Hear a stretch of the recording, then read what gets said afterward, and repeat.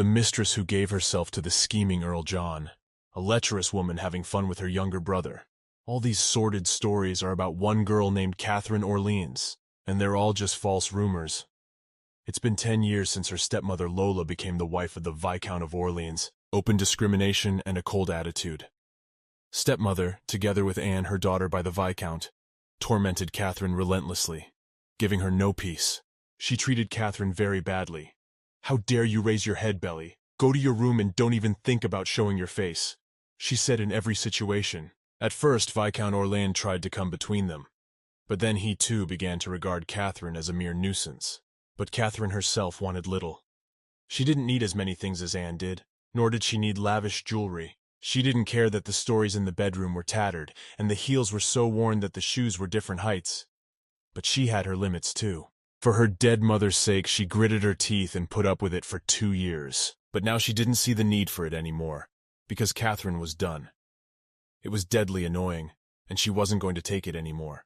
One day, Catherine's stepmother, namely Lola Orleans, called her in and started yelling and saying that their family didn't need such a daughter. At that moment, the girl thought that there was nothing surprising about it, and it happened all the time. Catherine pushed back her chair and sat down on it. Lola began to tell her that the eldest daughter had no manners at all, because the guests were standing and she was the first to sit down. The stepmother then asked if that was what she had taught her. At this point, Catherine thought she hadn't learned anything, because she'd rather call a passing bug her homeroom teacher than her stepmother. Besides, she did not realize what kind of guests they were. In front of her stands only a miserable person, namely Catherine's fiancé, a man named Charlotte Kilhold. After a little silence, Catherine asked, "What does she want from her and why is she pestering her?" The stepmother, pretending that she had already said she didn't need such a daughter in their family, asked if she had any hearing problems. But Catherine let this insulting remark pass her ears and asked her, "So you mean to tell me to get out of here?" But then suddenly another girl came running into the room. She shouted to her sister and told her never to say that. This girl was Lola's daughter by Viscount Orleans and Charlotte's mistress. Her name was Anne Orleans. The girl said that all these rumors couldn't be true and she believed Charlotte. The man asked Anne not to cry because her tears were not worth all this. The girl said that when she thinks about how her sister is suffering, tears come to her eyes. While Catherine watched all this, she thought it was clear as day that it was Anne who had started all these rumors. Not to mention that right now, these two are openly hugging right in front of her. When the stepmother saw this picture, she said that her daughter had such a tender heart, it touched her, and then suddenly she heard Catherine's voice. The girl said that so-and-so would leave. The stepmother began to ask why she had suddenly decided to go. But the girl interrupted her at once and said, "Was it suddenly you yourself who just said that I must go away?" Lola replied to her that did she really think it would only be enough for her to simply disown the family to dispel the foul rumors. At this point, the stepmother made such an evil face with a smirk that the girl thought she could at least try not to make such an expression. Thinking about it, Catherine asked her, then suggesting that she kill herself right now, and here. Without waiting for an answer, she turned to Charles and asked if he agreed. If she did so, a part of the House of Orleans, its dignity, would be restored if she hanged herself right now. As he continued to hug Anne, he started to say that he didn't think things were quite right. But the girl immediately interrupted him. The girl went up to her sister and asked her not to say so, that she would leave them, because it was all her fault, and let her rather blame it all on Anne. At that moment, Catherine thought how sick she was of it all. Her noisy stepmother, her stupid fiancé, and her hypocritical younger sister. After all this time, Catherine has become completely disillusioned with all these people. That's why it won't be hard for her to leave this house. The girl pulled her sister's hand out and said that she understood that silence was a sign of agreement, so she decided that she was going to go pack her things. As the girl left, Anne shouted after her from behind. At that moment, Catherine thought that she was acting as a loving sister to the last, and it was worthy of respect. As Catherine packed her things, she noticed that she had only filled one suitcase. She had already started to leave. Suddenly her stepmother runs up to her and starts asking her what she's doing. How dare she steal the family's valuables and even called her a lousy girl. Catherine said that if they're chasing her away anyway, so why can't they at least let her leave in comfort? Lola got even more pissed off and asked, "What is it with her today, because that's all she does? That's how it is all day long, bickering." The girl replied to her that she heard her and let her shut up already. At that moment, Catherine thought she was defying her stepmother for the first time in her life. But if she had known it was so easy to express her emotions, she would have done it much sooner.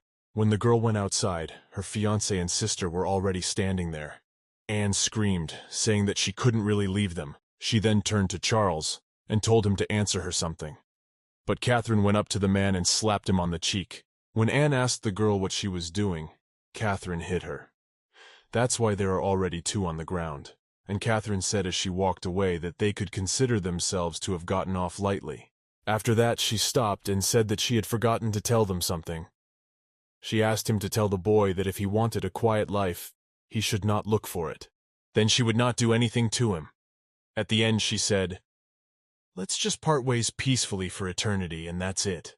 When she stepped outside the gate, she thought it was perfect. The sunlight was like a divine blessing to her. He's so bright and flawless. At that moment, she wondered if she had felt more free in the past few days. Everything was perfect. As she got into the wagon, she thought that the first thing she needed to do was to leave her home. But now it was time for her to decide where exactly she was going to go. When the carriage pulled up to her, the coachman asked where to take her. Catherine answered him that it was beyond the Viscount Orleans lands to begin with. After that, she pulled out her map and looked at the fact that, judging by it, her father didn't really have that much land. And yet all this time she had been living on that piece of land and couldn't even breathe easy. The girl sighed and thought, "I'm sorry, Mother, but I've been patient for several years as it is. Now it's time to find my own way." As her musings were interrupted by a man and asked her if she had decided where they were going. The girl said she had just figured it out. The most prosperous region in the east of the empire. "Take me to Christopher County," Catherine said. That's where she would begin her new life. After a while the cart stopped and the man said that they were already there. After that they got out of the cart. They stopped next to a large and beautiful house. When Catherine looked at it, she was enchanted, and the coachman said the house was for sale. So it's exactly what she was looking for. Catherine chose Earl Christopher's domain as her new home for one simple reason. Not only were these lands renowned for their high level of economic, cultural, and artistic development, but they were also under the patronage of the famous wizard, Grand Duke Cesare. All in all, the city was extremely lively. But the mere fact that Catherine had to leave the Viscount of Orleans land cost her a lot of money and time. The change of destination on the road also cost her a lot of money. Because Catherine decided to leave Liana's Roeder and take her mother's maiden name, Fanny, she was unable to use the bank account recorded in her old name. The only thing that saved her was the fact that the coachman was in her position, so that the danger was averted. It had been nearly 15 days since Catherine, who had been searching for lodgings, had stayed at the inn. And now, after all these days, the good news finally came to her. She was still lucky enough to find a suitable house for sale on the outskirts of town. This old mansion she's visiting now is exactly that. When the girl scrutinized the house from the outside, she said that for that price it was just huge. The coachman said she was quite right. This is the largest residential building in the northern part of the city. There are 2 other buildings almost as large as the main building. She couldn't find another lot like that anywhere else in Christopher at that price. After looking at the agreement, the girl turned around and moved closer to the rock, saying that the view was also amazing. And the view was indeed marvelous. From that mountain, the whole town was visible. "Well said," added the coachman. "And from there to the harbor is very near. So it's a great place to admire the sea." But Catherine interrupted him. She was troubled by the question, why was the house so cheap if it was so lovely? The coachman stammered and said that she was just lucky. Nowhere else on the continent could she find a second house like this, so she was very lucky. At that moment, Catherine thought that it was still very strange. It couldn't be a mansion like this for such a small price. After a while the coachman asked, so she thought. Sure, the house had been empty and a bit neglected for a long time, but nothing was falling off anywhere. Catherine then asked what the problem was. Why is the house so cheap if it has all the perks? The coachman said there was no problem, she was just lucky, that's all. The girl interrupted him and said then she was leaving. Alia said that the house looked lovely, had a big garden and a great location. In general, she liked it, but apparently the mansion has serious flaws that could overwhelm its virtues. That's why she said she wouldn't enter into a contract. She also said that she no longer trusted him, so she would no longer need his services. The coachman tried to calm her down and bring her back, but the girl didn't listen to him and started to walk away. She thought that she knew it. She was asking too much in her position, so she would have to look for a house nearby and much more modest. Well, then suddenly the coachman ran up to her and told her to stop and not to go away because he was guilty before her. The man stopped, resting, and said he would explain everything to her. Catherine stopped and waited patiently for him. A few minutes, the coachman said that they actually say that a ghost appears in this mansion and it lives in the basement. On full moons, screams are heard from there, and some say they even hear women's laughter. Juan said he can't state how accurate this information is, but in the last 2 years as many as 4 tenants have moved out of there. But the girl interrupted him and said that she was ready to sign the contract. She took a piece of paper and began to sign it, saying that such a house would suit her just fine. She would be lonely without friends anyway. You're not going to get bored. She's not going to get bored in this house because there's a lot to do. So she said it was just perfect for her. After that, she handed over the deed. It was nearing evening when she got there and started cleaning. The house was very dirty.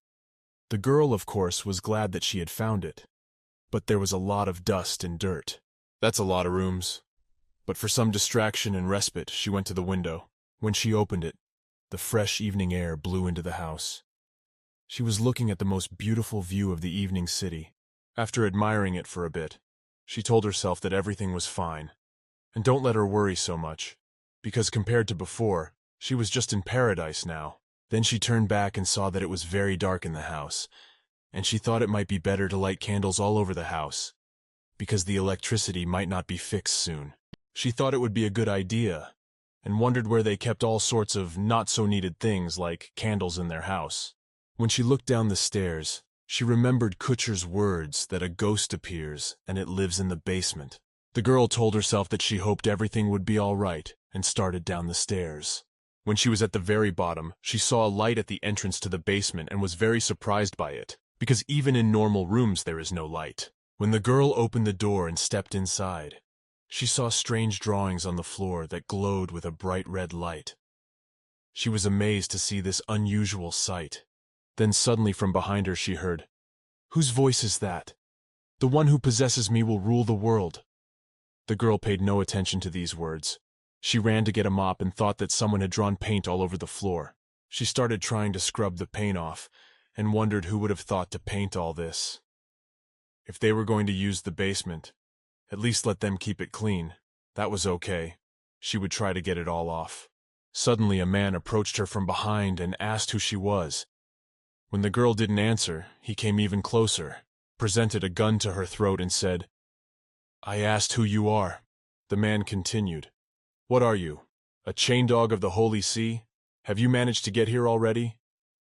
The girl had only one thing on her mind. She didn't realize who this man was. The stranger said it was praiseworthy. But Catherine began to scrutinize his appearance. He had almond-shaped violet eyes, white skin like marble, a face of extraterrestrial beauty. The girl speculated that it might be the previous master of the house. The stranger continued to talk. He said his outfit was very believable. He said she was like the most normal city girl and he almost bought it. The girl started to slowly back away from him. The man said they were getting farther and farther away every day. At that moment, Catherine thought she'd had enough, so she punched him in the chest and shouted, "Paul!" The man didn't understand what she meant. Then Catherine backed off and said that she didn't understand a word he was saying, so she'd better let him start by scrubbing the floor. She said that she had been cleaning the place in her sweat and he had come and trampled on it. She also told him not to swing his sword. Not only did he break into someone else's house, but he wants her to report him for attempted murder. And he wants her to report him for attempted murder. The guy didn't know what to say. He certainly wasn't expecting that kind of reaction. After a bit of silence, he moved closer to her and told her it wasn't even funny, and asked if she thought it was time to stop pretending like she didn't know anything. After that, he moved away from her and said that he was in a great mood today. So if she would tell him everything, he would spare her. At that moment, Catherine remembered her mother telling her back when she was very young, "Never go in with strange wizards." Got it, my favorite Catherine. If you want to live together with your mother happily ever after forever, remember my words.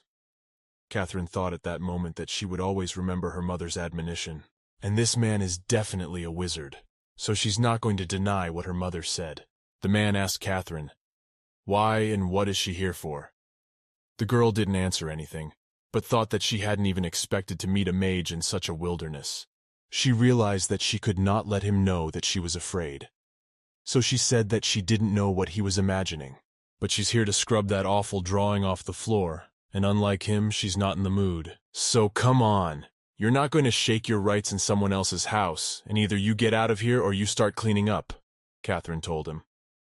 When I don't get introduced, hearing this, he was very surprised that she said in someone else's house.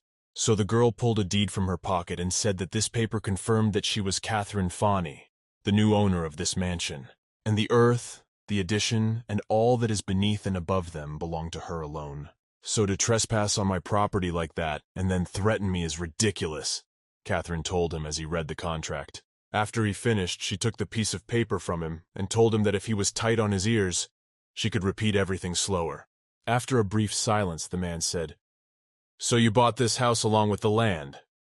The girl confirmed his words. The man then said that if it turns out that she is the new owner of the place, then let her start by letting her apologize to him.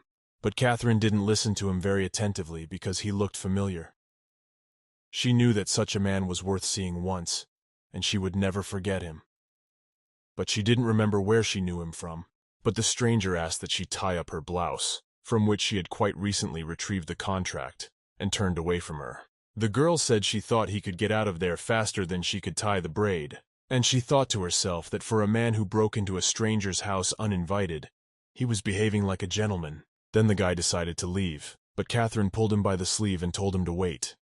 After that, she explained that she didn't have candles and asked him if he could leave this flower that was next to her here. And things had been pretty quiet since that day. She was most concerned about the magic circle in the basement, but at some point it stopped burning and seemed to turn off. So she was able to focus on cleaning. The mansion was really huge, so it took her a few days just to clean it all up. But she was enjoying her long-awaited freedom. She could do what she really wanted to do, and in the mornings she sat quietly and drank tea. As she thought, living alone was just fine, and she was glad she had decided to leave that house. It was all good until this man moved in with her. The man asked if she heard any strange or scary noises at night. Catherine replied that she did not hear anything like that. Then he asked, could it be that the house is shaking for some inexplicable reason? She replied that it wasn't. He asked what about the nightmares. The girl replied that she had no such dreams. It's worth explaining what happened. Just as the water was boiling and she was about to enjoy a cup of tea, the man suddenly appeared. To her questions about when, where he came from, and why, he didn't answer and just sat down at her table defiantly. After that, he started asking all sorts of strange questions. After these questions, he apologized for pushing her around like that, and asked if she wanted to look for another house. Catherine replied that there was no way she wanted to change it. Then the stranger suggested that maybe it was hard for her to talk to other people. Well, the girl said she's talking to him, so she was fine in that respect. At that moment, Catherine thought that she was not really going to answer so one-syllable to his questions, but she didn't know what to do, because she really hadn't heard anything strange, and she wasn't having nightmares. "Put the cup of tea down," she said, as she recalled the real estate agent telling her about the strange noises too. At this point, the man asked, and she still, hearing even that, had decided to buy the mansion. Catherine replied that yes, and it was no problem at all for her. At that moment, the girl wondered why she was so obedient in answering all his questions. Maybe she was so mesmerized by his face. The man now looked extremely elegant, as if he were an aristocrat from some noble family, and he did not remind her of the tramp he had been when they first met. He also had a completely different eye color. Catherine supposed maybe it was the darkness of the basement that made her think she saw purple.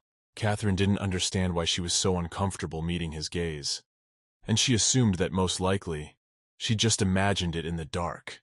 "Think it over," Catherine said. If she had answered all his questions, could he please leave her? Otherwise, I'll really have to report him for trespassing. But the man did not answer her. He continued to sit in his chair. Then Catherine jumped up and asked him what he was thinking about. and whether he was going to leave or not. Started to get up from the table and said then they were done for the day. Catherine said, "Since when does he decide?" She wouldn't do anything now. She said to let him know that next time she would indeed file a report on him. He seemed to ignore her words and started pulling something out of his pocket. Said something else. After that, he put the money on the table and said it was for her for tea. When Catherine heard this, she was very much surprised. But then suddenly the door slammed shut and she screamed, asking herself what it was all for. When he left, the girl thought, in big cities, do all men behave like this? What if they came out with a handsome face, so can they behave like shameless men? But she decided not to think about it anymore and to see how much city men paid for tea these days. So she picked up a bill that was lying on the table. When she unwrapped the bill, she was surprised, because it was 100 leads. With that amount of money, you could keep 6 servants for a month. She wondered even more, who was he that was throwing around so much money? 5 days had passed since she was left with 100 leads for tea.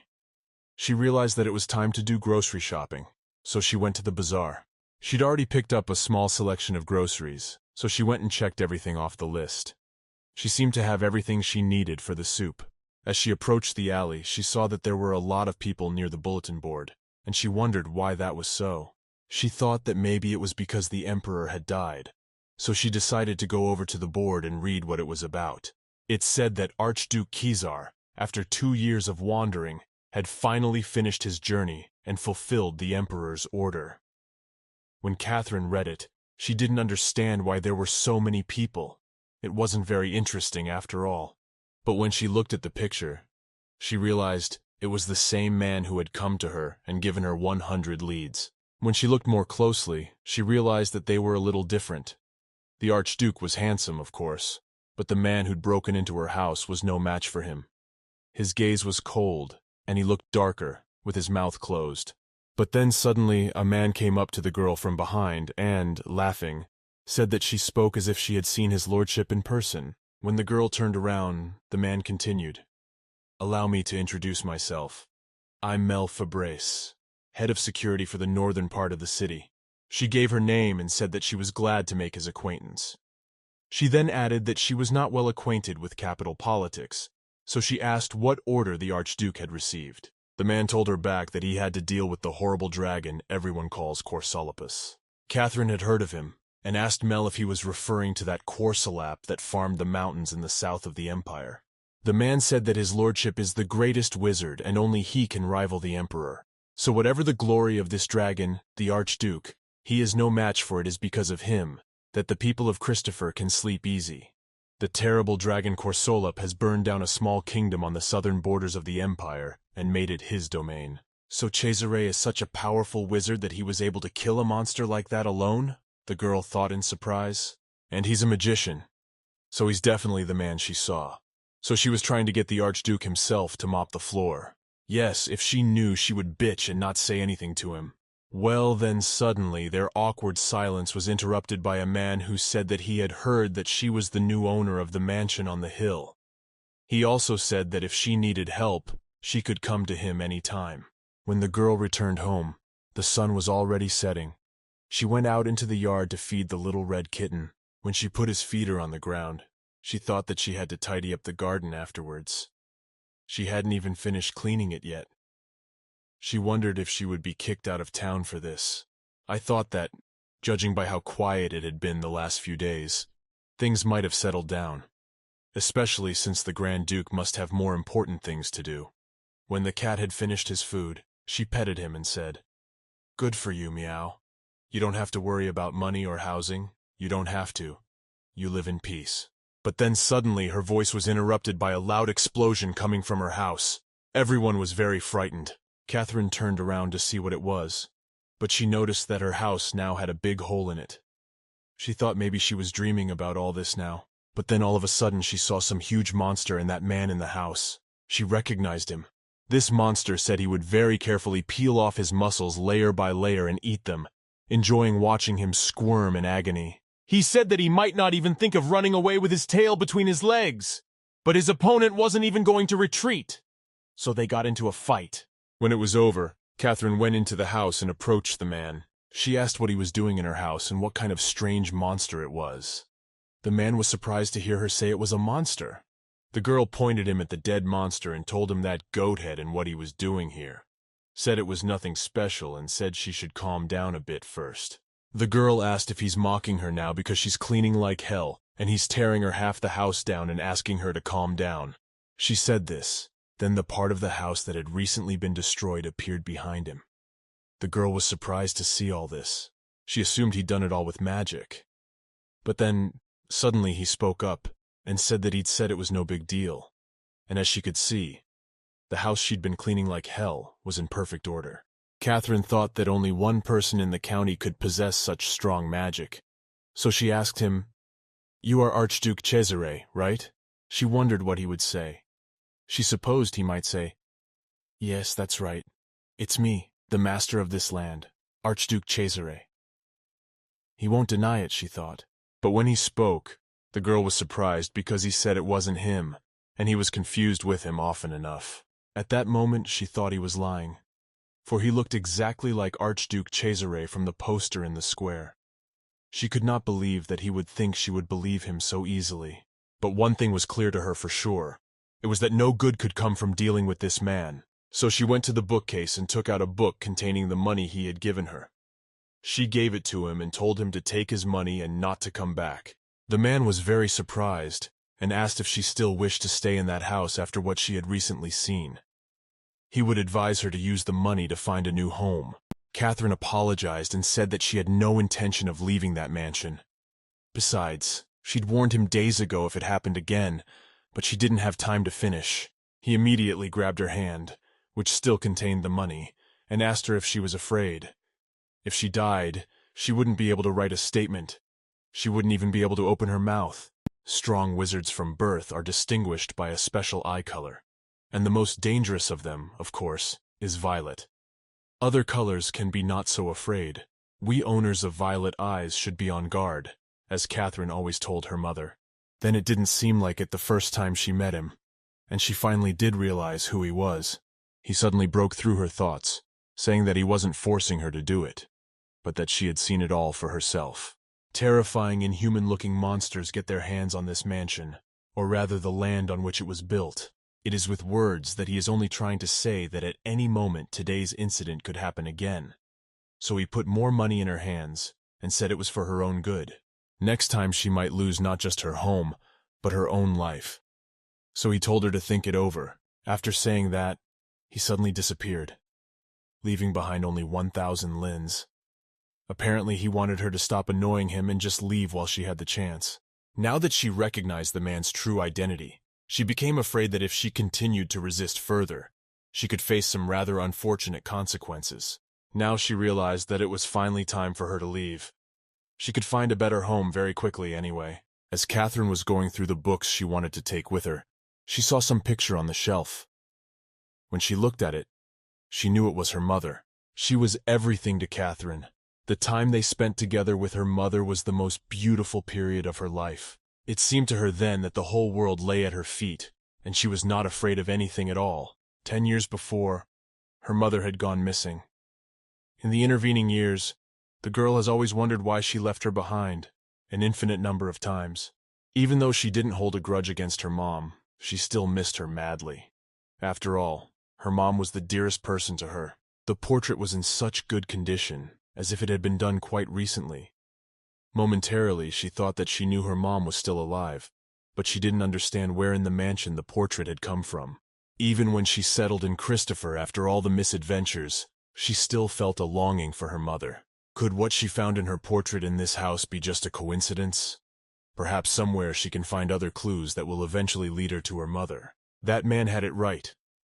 If it happens again, she may indeed be in danger, and then it is not a fact that she can save herself. Still, now that she had found her mother's picture, she would not back down so easily, and would never leave this house until she knew what had happened to her mother. Over the next 4 days, a lot of things managed to happen. Together with Roz, they searched the entire house for clues that might find Catherine's mom. Catherine decided to hire a maid named Roz. Thanks to her, they found so many things in the mansion. As befitted an old house, the interior was full of hidden spaces and obscure objects. It was obvious that the previous owner of the mansion had been into some very unusual things. That's what Catherine would have thought if she hadn't seen a giant monster in the house earlier. One evening, as Catherine sat by the fireplace reading a book, there was a knock at her door. It was her maid, who asked if her mistress was asleep. The girl was very surprised because she didn't realize what Roz was doing at such a late hour. Catherine went to the door and opened it, asking the maid what was wrong. Roz looked very frightened. The maid apologized to her mistress for disturbing her, and asked if she could stay with her for a short time. Catherine, of course, allowed her to enter, and herself thought that the girl was shivering so much that she was overcome with pity, and she suggested that the maid might have had a nightmare. Catherine asked her if she could get her something to drink to calm down, but Roz grabbed her arm and told her not to go there, because it was dangerous and there was someone in the mansion. Catherine didn't believe her, and said it couldn't be. The maid said she had heard strange noises from the hall during the night. Roz explained that first there seemed to be a woman's laughter, then the sounds of children's feet and a string quartet playing. They torment her every night and she has lost all sleep. At that moment, Catherine remembered the man's words about nightmares and strange sounds. She thought he'd made it all up. As the girl sat the maid down on the couch, she said she needed to check something and asked Roz to stay here and try not to worry. When Roz wanted to object, Catherine said that it was her house and no one would go in there without her permission. After that, she left the room and closed the door. Roz tried to stop her, but it was no use. At that moment, Catherine thought she must hurry, for the maid had said that she heard strange noises only at night. If she didn't get there before sunrise, she wouldn't know anything. She still has to live in this house, so she can't turn a blind eye to everything that's going on. Until she finds out what this house has to do with her mother, she will hold on to it until the end. With these thoughts, Catherine walked down the dark corridors and thought it was very quiet, and she could hear nothing but the sound of the rain. She decided to start by checking the basement. Suddenly, as she passed the window, she saw the same man in it. He was just standing there in the rain. Catherine didn't understand what he was doing there in such a heavy rain. So she ran to him and asked him what he was doing in her house again. When she touched him, he immediately fell to the ground. When Catherine wanted to ask what had happened to him, she felt his face and noticed that he was very cold, like ice. The girl realized that if he didn't get help now, it could end badly. So she decided to act. After a while, she still managed to bring the stranger into the room and put him next to the fireplace. The room was damp at first, but thankfully it warmed up. Catherine barely remembered how she'd gotten him into the house. It was as if she had gained superpowers. The man was very large and heavy. Catherine walked over to the stranger and covered him with a blanket to keep him warm. She hoped he should feel better now. The girl realized he wasn't human, but she couldn't understand why he was standing in the middle of such a heavy rain like he was going to die. But then suddenly Catherine began to hear voices. They were telling her to leave him and not to fulfill his wish. Voices everywhere parasitized anything dark and gloomy. Apparently the mansion was no exception. They were darker than shadows and nastier than dirt. They reeked of rotten water. These voices, appearing from her childhood, tried to ruin the whole mood. The voices kept urging her to leave him and promised to fulfill her every wish. Catherine got to her feet and said that it was getting too noisy. She asked them to shut their mouths and leave her alone. She began to threaten them, saying that if they twitched, she would make sure their spirit never stayed in that house again. She was surprised, as they didn't understand why they couldn't convince her to leave it. After that, the voices disappeared into the darkness, and Catherine was able to exhale quietly. She hadn't realized they existed until then. At a thought, it became clear to her that she and this man were of the same berry, even though they occupy a lower position. Catherine lay on the couch next to the stranger, and thought that these voices were saying the same thing. She realized that persuasion couldn't steal them away. They cling like leeches. They kept bugging her mom, too. Now she had done all she could and hoped the rain would stop tomorrow. She would have to start planting the garden with Roz. Still, Catherine didn't understand why this stranger was standing in the rain. She fell asleep with these thoughts. In the middle of the night, when the stranger woke up, he noticed Catherine lying next to him on the couch and decided to move her to bed. He laid her down in the bed, carefully fixing her hair so it wouldn't catch. Sitting down beside her, he whispered her name softly. Catherine. That day, Catherine's mother witnessed her husband cheating on her. She kicked him out into the street. He stood pathetically and begged her to let him back in. As she watched the maid with whom her husband had cheated on her being dragged away, she said to her daughter, "Catherine, this should be a lesson to you. If someone is rude to you, you must put a stop to such behavior without fear or delay. Only then will people understand their place and not dare to look down on you." She said it in a detached way, as if what was happening had nothing to do with her. But her voice was stern, as if she were talking about the worst thing in her life. Her mother told her that day she would make the woman who coveted another man's husband pay without fear. Catherine wondered at that moment if her mother wanted her to be like her in the future. At these thoughts, she woke up startled, looking up at the ceiling while lying in her bed.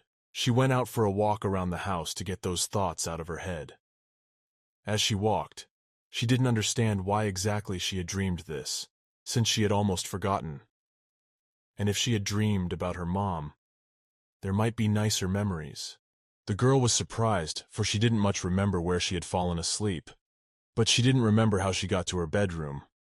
Suddenly, walking down the corridors, she noticed someone. She saw that strange man. He was standing by the window. She assumed he had come to his senses, but she didn't understand why he was still here. So Catherine went close to him and began to speak indignantly at him. But he immediately interrupted her and told her to come up. After that, he told her to shut up and look out the window. Catherine walked over, but she didn't understand what was wrong. When she looked out the window, she saw some strangers in dark cloaks. She didn't know who they were. After that, she took a closer look at them and saw the armor. She realized that they were knights from the Imperial Guard. After a brief silence, the man said that apparently the Imperial people had learned of what had recently happened in this house, and he'd told her that if she stayed there, she'd be in a lot of danger. Even if it was people this time, knights are quite capable of killing a man. All it takes is one little excuse, and the others will only have to bow their heads and close their eyes. Catherine asked if he was implying that they had come for her soul. The man replied that it could be said that way. The girl looked out the window again and said, "There you go. Thanks for the warning, but I still don't want to leave this house. So you all better just give up." The strangers were surprised at her phrase, "all of us." The girl explained that for her, he was almost no different from those knights, because he was just as likely to break into her house and disturb her life. They then moved away from the window and started to leave. The man said that this was already offensive and asked her to remind him who had carried her to the bedroom when she fell asleep.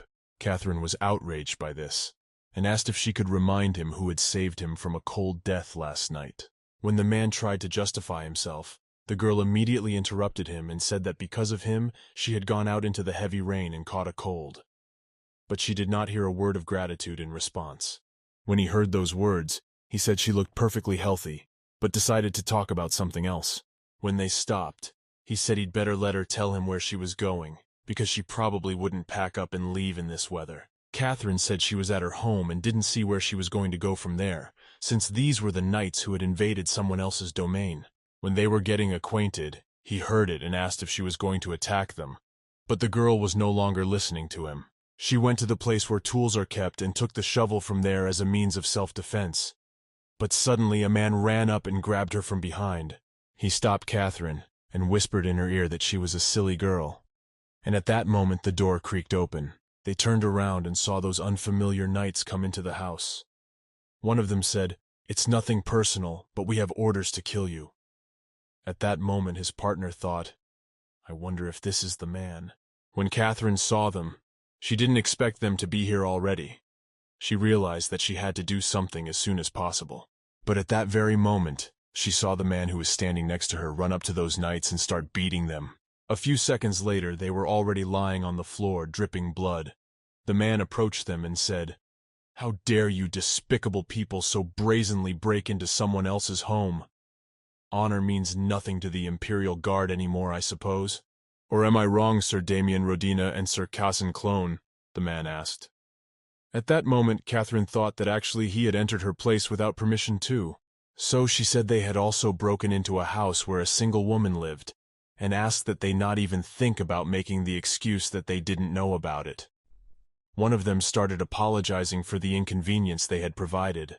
The other began to shout that they were only looking around on orders, and they had no idea what was going to happen there. But the man interrupted him and said, "Cesare, Thoth continued and said that they did not know what was going to happen there, Mr. Cesare. At that moment, Catherine whispered to him that not only did he have a similar appearance, but his name was exactly like the Archduke's. Cesare replied that he often heard that. Suddenly their whispering was interrupted by the voice of one of the knights. He asked what Mr. Cesare was doing there. His partner elbowed him and asked what he was saying. At that moment a man came up to Catherine, put his arm around her shoulders, and said that he had dropped in on his beloved. They, the invited guests, had spoiled their fun by breaking into the house so late at night. He turned to the girl and asked if he was telling the truth. At that moment, Catherine thought his strategy made sense, but she didn't understand how he wasn't ashamed to say all this. Still, she could see he was trying to help her, so she decided to play along. She said that was right, and asked how he could not be upset when he'd had such a hot night ruined. When the knights heard this, one of them apologized and said that they had nothing to answer in their own defense. The other confirmed it. When Cesare heard this, he said to them, "Nothing, and I see you're still out of sorts. Come and see me when you return to the castle, will you?" At that moment, he leaned over to Catherine and said that he thought he had paid her enough for saving her from a cold death. But Catherine still wondered why he had intervened, for it surely wasn't just for her. After all, they weren't that close yet. Cesare shouted at the knights and said that maybe they would stop standing and finally leave if they were done. When things calmed down, they went back to the room with the fireplace, and he asked the girl what she was going to do with one shovel. Maybe she wanted the guardsman to die laughing. Catherine told him that if he still cared about his life, he shouldn't do it again in the future. He put his arm around her waist and noticed that she was cold, so he invited her to sit by the fireplace. Catherine thanked him for his help. He looked at her carefully and said he was always at her service. When she sat down on the couch, she said that she would now give him the money he had left last time. Cesare said he didn't need it, because he didn't take money back. He then leaned closer to her and said that he had better let her give him the book, for it was very interesting. He would borrow it from the girl for a few days. He also told her not to tell him not to do it. He's going to take it anyway. Catherine was surprised to hear this, but told him to take it. He got excited and said that was the end of it. After that, he walked out the door. At this point, she thought he was quite good at surprising. The next morning, as Catherine was eating breakfast, Roz came up to her and asked if she had heard that Sir Percival was coming through town. Catherine was very surprised when she heard that name. Then the maid said, "Don't tell me you haven't heard of Sir Percival, the Paladin of Lilies." The girl said she might not have heard.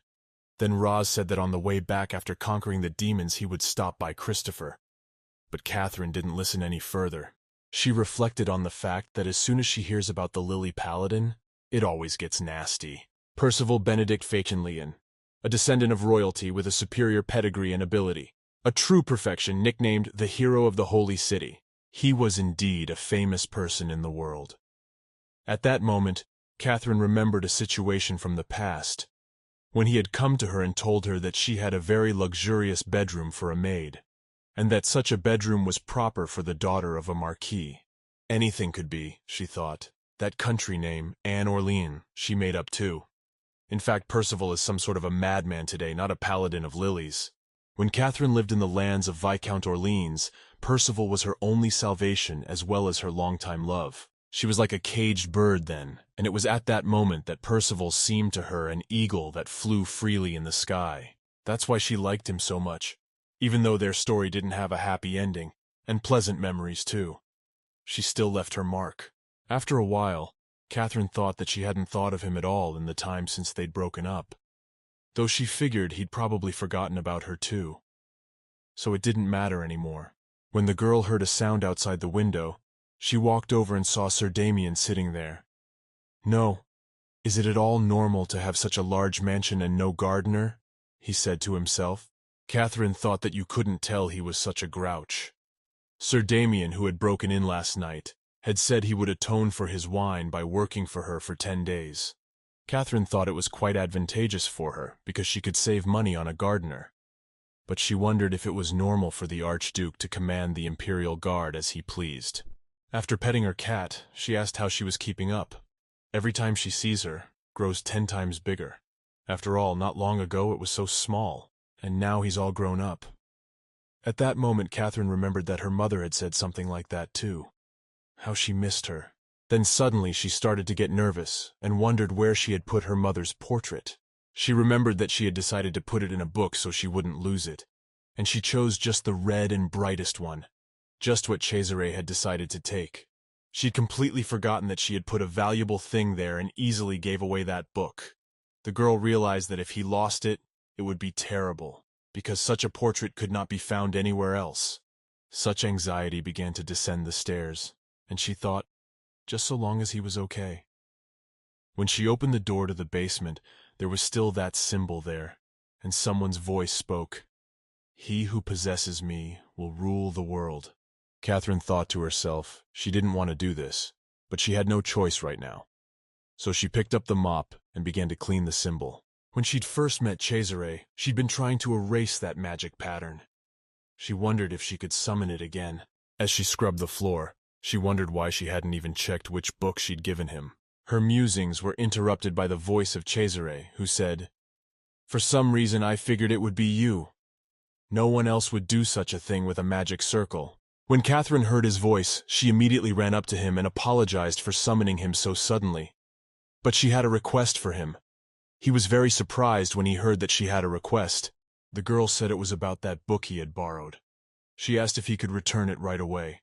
He said he would give it back now. Afterward, he asked that Catherine go to him, held out his hand, and they flew together. Before she could think of anything else, Catherine took Cesare's outstretched hand, and in an instant, instead of a horrible basement, she found herself in a magnificent mansion. When she looked out the window, she thought it was very peaceful and cozy, and if she was right, it was Duke Christopher's domain.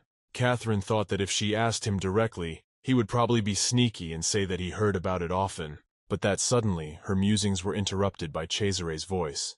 "Lady Fani, Soul and Memory, did you need this book?" Catherine walked over to him and said that was right, that's what it was called. The man said it was the only book with a drawing between the pages, and if it was so dear to the girl, why didn't she remember its name?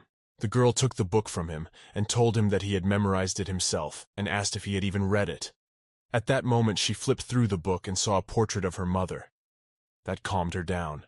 She then showed him the portrait and asked him casually if he knew this person. He replied that he was seeing her for the first time. He also asked who it was. Catherine said it was the man she was looking for, just a portrait. It turned up in the bedroom of her mansion, so she thought he might know her. At that moment, the girl thought that perhaps even Cesare couldn't know everything in the world.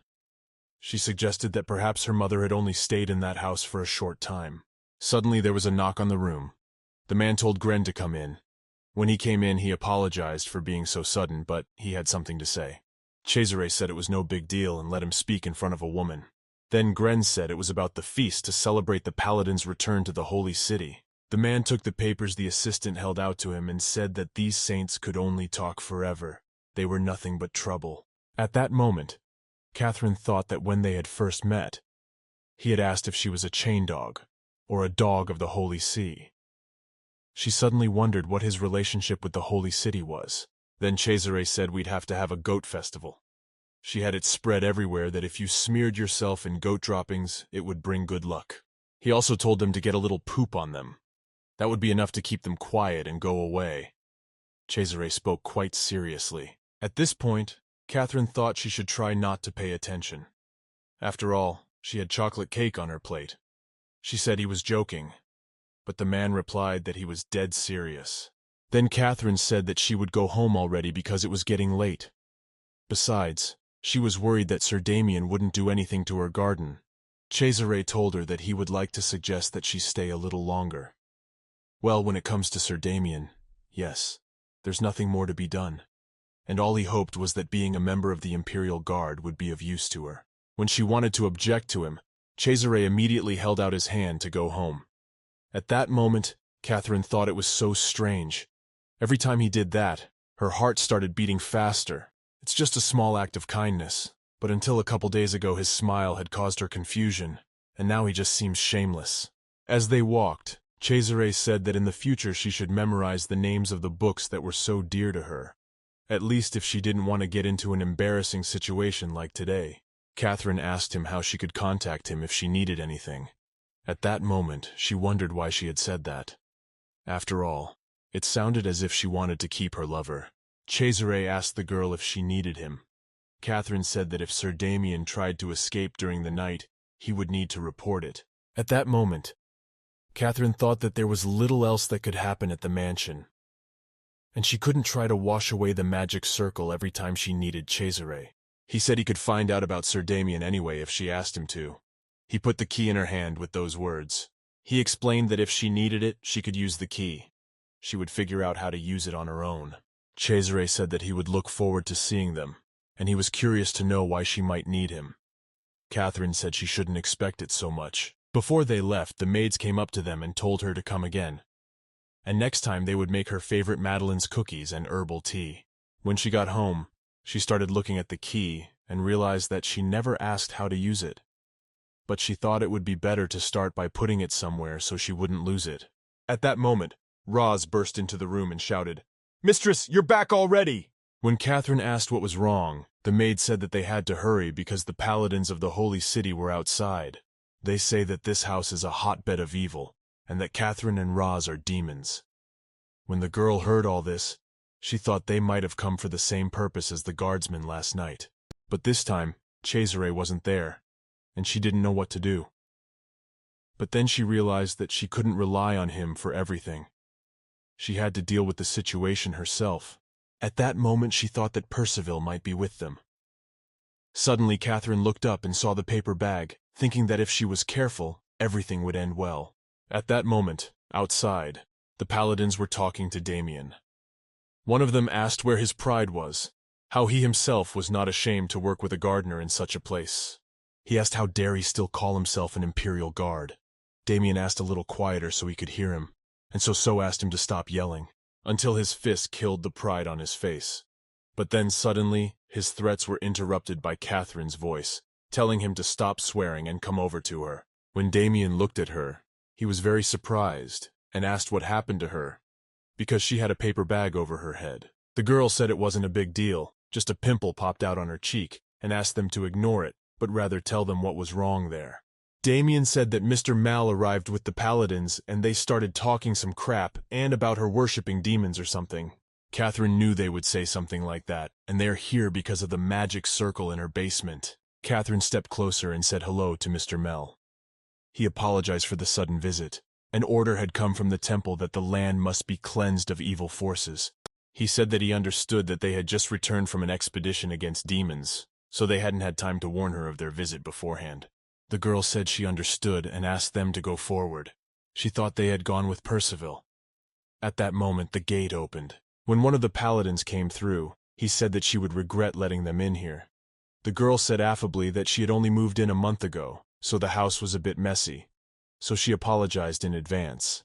When he walked a little further, he said that an unholy energy hit his nose. Then he looked at the grass and said that this cat was controlled by evil. When Catherine heard this, she asked Mr. Mal if he had definitely brought real paladins. Ignoring her question, he told Carlos that it was the most common street cat. Yes, Carlos heard it. Then he started yelling for her to shut up and asked how dare she interrupt when the paladin was speaking. But the girl didn't listen to him. She wondered why the cat had gotten smaller, but notwithstanding, Devon said he had been holding himself back for a long time, but this was too much. He went up to Carlos and said that paladins always ruin everything. When Devon tried to hit him, he accidentally flicked his wig off with his hand, and now Carlos was standing there bald. Everyone around him was surprised. As everyone started laughing, Catherine turned her attention to the meow. At that moment, the cat said, "Everyone saw his wig come off. Now that's funny." She couldn't believe her eyes. The cat was actually talking. Carlos said he knew it all along, and he wasn't going to let it go. He started to draw his sword to get revenge. But at that moment, Percival joined them and said that it was all very boring, and that Carlos had finally decided to spoil all the fun. Catherine knew that Percival would be with them, so she was glad that she had decided to wear a bread bag on her head. Percival came closer and said that if it were him, he would run away in shame. When Carlos heard that, he was surprised and asked what he was saying. He didn't understand how one could run away when evil was right in front of them. Carlos asked how Percival could express himself like that. but the man got angry and asked why he had to obey him. After that, he walked closer to him and said, "You think I came here because I trusted an idiot like you? Make no mistake about it. I was just bored spending the morning in this dull little town." Percival said that may not be the case for a loyal paladin like him, but working as a dog of the Holy See and punitive expeditions are enough. When Catherine saw the whole picture, she knew that Percival had not changed at all. His demeanor and speech were completely out of character for a paladin. It was exactly as she remembered him. After a short silence, Percival said that if he had heard him, that was the end of the comedy, and ordered him to return to the hotel because he was already hungry. But he suddenly stopped and said there was a strange thing. He looked at the girl and said that she reminded him very much of someone. With that cocky look, voice, and physique, he said she looked so much like her it was sickening. Catherine became nervous. At that moment, Percival stepped closer to her, slapping his hand against a tree. He asked if she happened to know who he was talking about. When the girl didn't answer, he asked her name. At that moment, Catherine thought, "Why did I make contact with him again?" She didn't know what to make up in her defense, and that's when the girl said, "Goat droppings." Percival was not surprised by this, and he told her to be careful. "Carlos has nothing to be proud of but his background and his mansion," he said as he left. When all the carriages had parted, Catherine thought that Percival had obviously meant her by goat droppings. She took off her mask. Catherine thought he had already forgotten her existence. She couldn't believe he still remembered her. The next day, Roz asked if Catherine wanted to see the procession of paladins.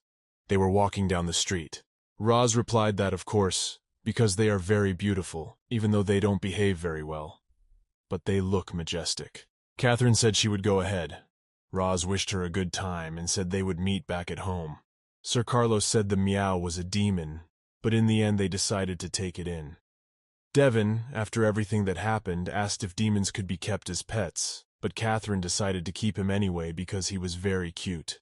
Before he left, Mr. Mal said that this demon cat almost got him in trouble. In other words, Mr. Mal didn't care if the cat was a demon or not. To become a wizard in this world, one must necessarily make a contract with a demon. That's why in Christopher, the land of the great wizard, people exalt mages and are quite friendly to demons. When the people in the crowd saw Percival, they began to say, "Oh, pride of the holy city, Sir Percival, paladin of the lilies, look here, I am here. Ah, have I lived to see him with my own eyes?" At that moment, Catherine remembered a moment from the past. "Let's drop everything and run away, and meet tomorrow at noon under the elm tree. I'll be waiting for you." Those were Percival's words from long ago. Of course, Catherine wanted no part of his foolish scheme, but she had no choice. Then suddenly a man riding a horse passed by Catherine and noticed her. He turned sharply, and the girl tried to run away. As she ran, she thought it must be a joke. She didn't understand how he could have spotted her in such a crowd. Catherine thought that she had come to this procession for nothing.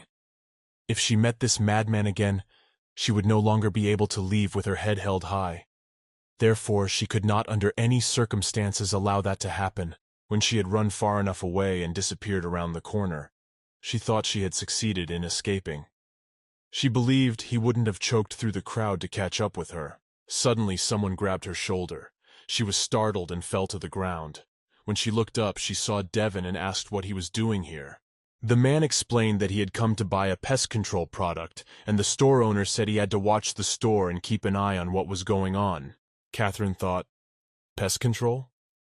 She looked around and realized that she ended up outside a flower store in the square as she ran. She ended up coming back to the same place. Devon speculated that perhaps the man was madly in love with Catherine, and that's why he was chasing her. Well, love and love. "Why secret at once?" questioned Catherine. "They say he's been engaged to someone since birth, rumored to be a fearsome beauty," said Devon. "Percival used to have a bride, according to rumor. It was a girl from birth who had poor health and was often sick," he added. "Her existence had almost no impact on his life, while there were many contradictions in Catherine Orleans," Devon continued. "She tried to hide her true face as much as possible and not to clash with anyone. And outside of it, she wore the mask of a cunning girl who was quite capable of bullying any paladin of the Holy See," he explained. "So even if Percival didn't have a fiancée, still couldn't stay together." At this point, Catherine asked Devon what he thought if a man offered a girl to run away together. What would that say about his attitude toward her? Devon replied that it meant he loved her, and asked, "And what did he offer you that?" After a brief silence, Devon asked the girl, "Did she really turn him down?" Catherine rose to her feet and said that she had given her consent, and they had eloped on the appointed day. The girl then asked from a rational point of view, "Isn't that absurd?" Then the man said that it turns out she was a ruthless realist from a young age. Catherine asked that they end the conversation about the past on that note. If he bought everything, she said, they could go back to the mansion. Catherine at the time also thought that with the help of strong love, one could overcome any obstacle, but she didn't know if Percival thought the same way. She assumed she was just haunted by the memories of that day. After all, they are not close enough to pine for each other or regret what happened back then. As the sun began to set, Catherine and the gardener finally returned home. Roz ran up to them and said that the lady was a little late. Then she asked what they had bought. Catherine explained that Devon had asked her to buy weed killer and gardening tools. Afterward, she looked in her purse and thought it was good, of course, that he was working for free. But his purchases had hit her wallet hard, and now she really needed to start earning money. Catherine thought, maybe she should look at the ad in the paper. When the girl entered the room, she asked her maid, "Where is today's paper?" But then suddenly a man was in the room, and he said he had taken it first to read. Catherine was very surprised and asked Cesare, what business did he come to see her about? The man explained that he had just stopped by to see if she was okay. Cesare told her to sit down by him, and the girl asked, "My place?" The man asked how her mansion was, and if there were any strange things going on that scared or confused her. Catherine didn't even know what to say to him about it, but she said she was fine, but Rose had suffered until she got used to it. The girl said that her maid had told her about strange noises coming from the hall, and she had nightmares almost daily. So the girl gave her a room next to her own, and after that, all the weirdness magically stopped. Catherine suggested that it might be all about the magic circle that was in the basement, but then suddenly there was a strange sound in the window, which was very loud. Outside, instead of entering through the front door, Percival broke down the fence. Cesare said that she had an extremely uninvolved visitor, and he smelled like a burst sewer pipe. He then asked, "Is it possible for one of the paladins to visit her?" But the girl remained silent and just walked to the window. When she saw the broken wall, she thought she hoped she had gotten away safely, but he had managed to follow her all the way to the mansion. Catherine then told her guest that she needed to get away for a while. The man asked if it would be okay to go down to his place alone. The girl said that everything would be fine, and even if he heard any noise, let him not go outside under any circumstances. And she herself thought it unlikely that she would be able to regulate the situation without a quarrel, but today she must deal with Percival once and for all. When Catherine went outside, Percival said he kept wondering why her voice sounded familiar. At that moment he thought that she simply couldn't be in such a place, so he thought he was an idiot who still couldn't forget her. But his assumption was correct. Afterward, Percival said that they hadn't seen Anne in a long time. Catherine said hello to Percival. Afterward she asked, what did he come for? And she said that he had certainly not come to vent his anger on her. The guy walked closer to her and said he wanted to ask her something. Why didn't she come that day? Percival told her not to misunderstand him. He just wanted to temper his curiosity. And he asked why she hadn't been under the tree that day. Catherine said at once that she had not been there because she had not wanted to come. Then she added that he, too, had not come to the appointed place. The girl said that not only did she not show up at the designated place, and he wasn't there either, but she wouldn't ask why he didn't show up, because Catherine, unlike him, doesn't tend to dwell on the past. In fact, she wasn't going to participate in Percival's foolish escape plan from the start, but she was a little curious as to whether Percival would really come to that tree.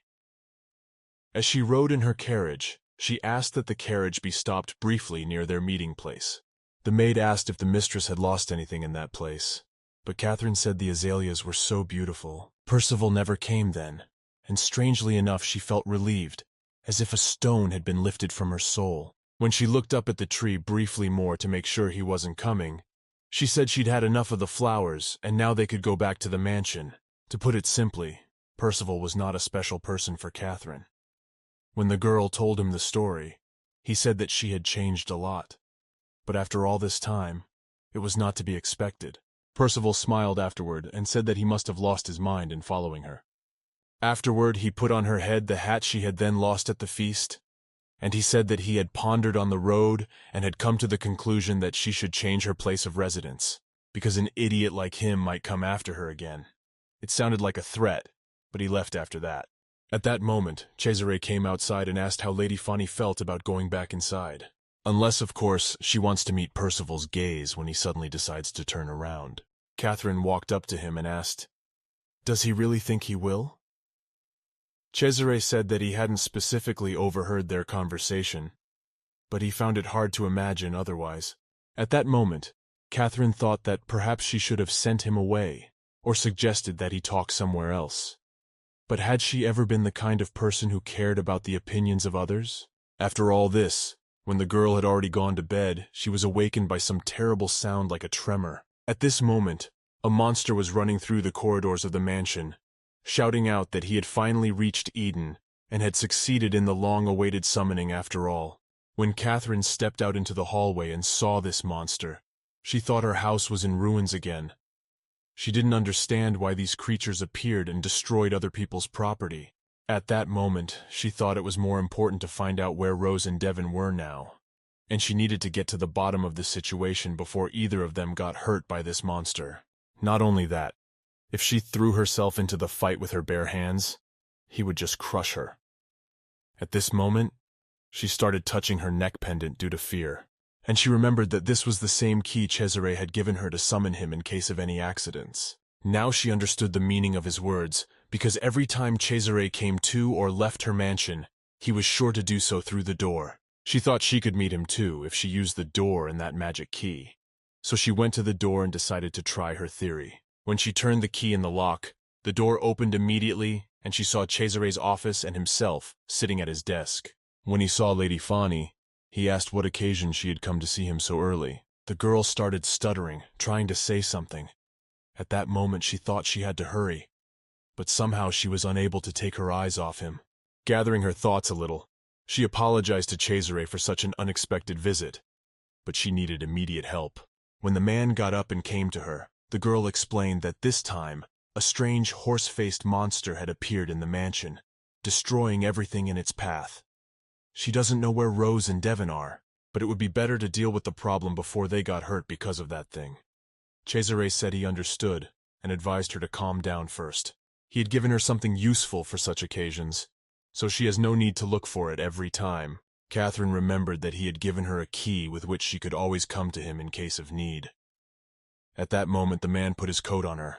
The girl said that even if she had gotten the key from him, he was not obliged to fulfill her requests all the time. And she thought to herself that I was ashamed of him, because Cesare was absolutely right. Catherine didn't understand why she was trying to solve her personal problems with his help.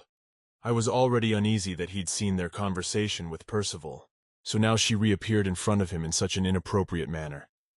The man said she had misunderstood him, and he didn't mean it. He hadn't explained it to her properly, and that was his fault. That Cesare is not so kind as to convey to everyone the meaning of his words, but in the present situation he has nothing else to do. He asked Lady Fanny if he could look at the key. The girl immediately gave the man the key. As Cesare began to examine the key, he asked, "Did she really carry it around her neck all the time?" Catherine said it was exactly like that. But at that moment the man laughed loudly. The girl did not understand what made him laugh so funny, so she turned it around and told them to go to her mansion quickly, and if we delayed, there would be no stone left of the house.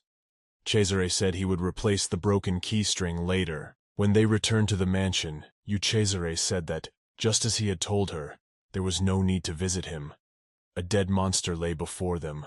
At that moment, the girl thought that this was the same creature that had destroyed the mansion after all. She wondered who had dealt with such a bulky man. At that moment, Devon came up to them and asked if Mistress was unharmed. He was very frightened when he thought the monster had eaten her. Catherine said that was exactly what she was going to say. Then she asked where Rosa was. Devon explained that Miss Rosa had gone into town early in the morning to buy some groceries, so she was perfectly safe for now.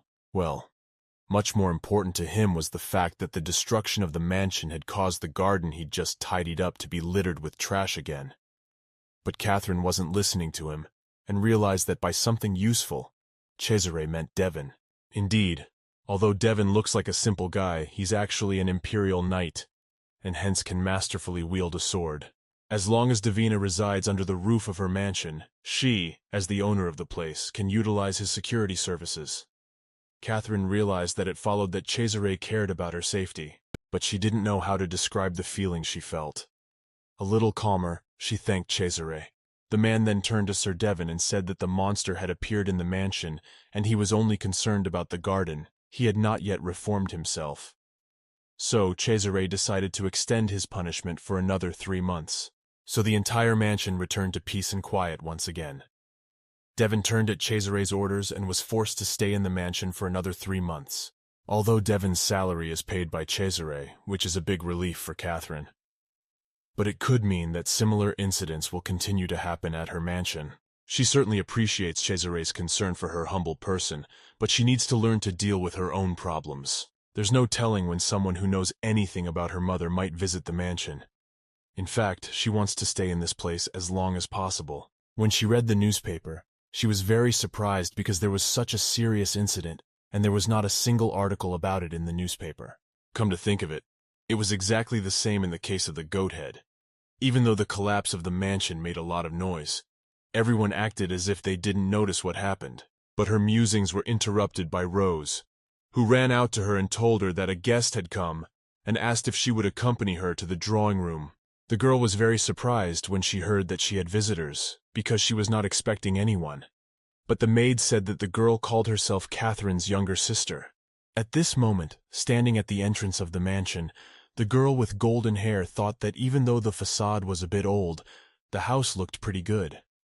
At that moment, she thought that perhaps things hadn't turned out so badly for Catherine. When her sister came out to the girl, she said she was exhausted from walking up that rough road.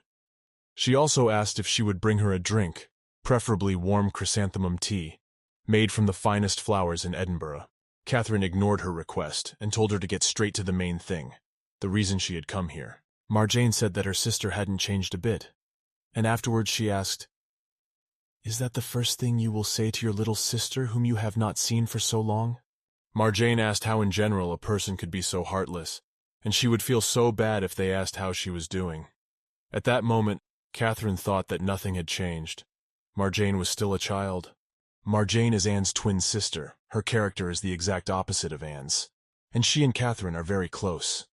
And of course, if Marjane has come all this way to find Catherine, then prepare for the worst. The sister said. Good. Since she had started the conversation in such a manner, she would go straight to the news most interesting to her. Marjane said that Anne was getting married soon. When Catherine heard that, she realized that it wasn't as bad as she'd thought. She asked her sister if she was serious. Marjane said that everything was serious, and her chosen one was not Catherine's former fiancé, Charles Killholder, but Earl Miriam Chen. When Catherine heard this, she was surprised because Miriam Chen is an old man who has already passed his 6th decade, and said that Anne's pride would not allow her to marry such a man. That old man fell in love with Anne, gave her a villa and all his jewelry, and is willing to do anything for her. Marjane asked Catherine if she had forgotten that Anne loved money. When she saw the luxury that was not even close to the wealth of the Killholder family's modest estate, she immediately fell for the Earl's bait. Even though he had already seduced 2 young noblewomen in the same way, he also divorced each before they celebrated their 25th anniversary. Anne is absolutely confident. She believes she can keep an old man under her thumb even when she's in her 40s. Marjane pulled out an envelope and said it was an invitation to Anne's wedding. I took 5 envelopes from her and am distributing them to her enemies, in case someone shows up and disrupts this horrible wedding ceremony. Catherine took the envelope and asked if her sister thought she could sit back after saying that. Marjane said that was to be expected from her sister.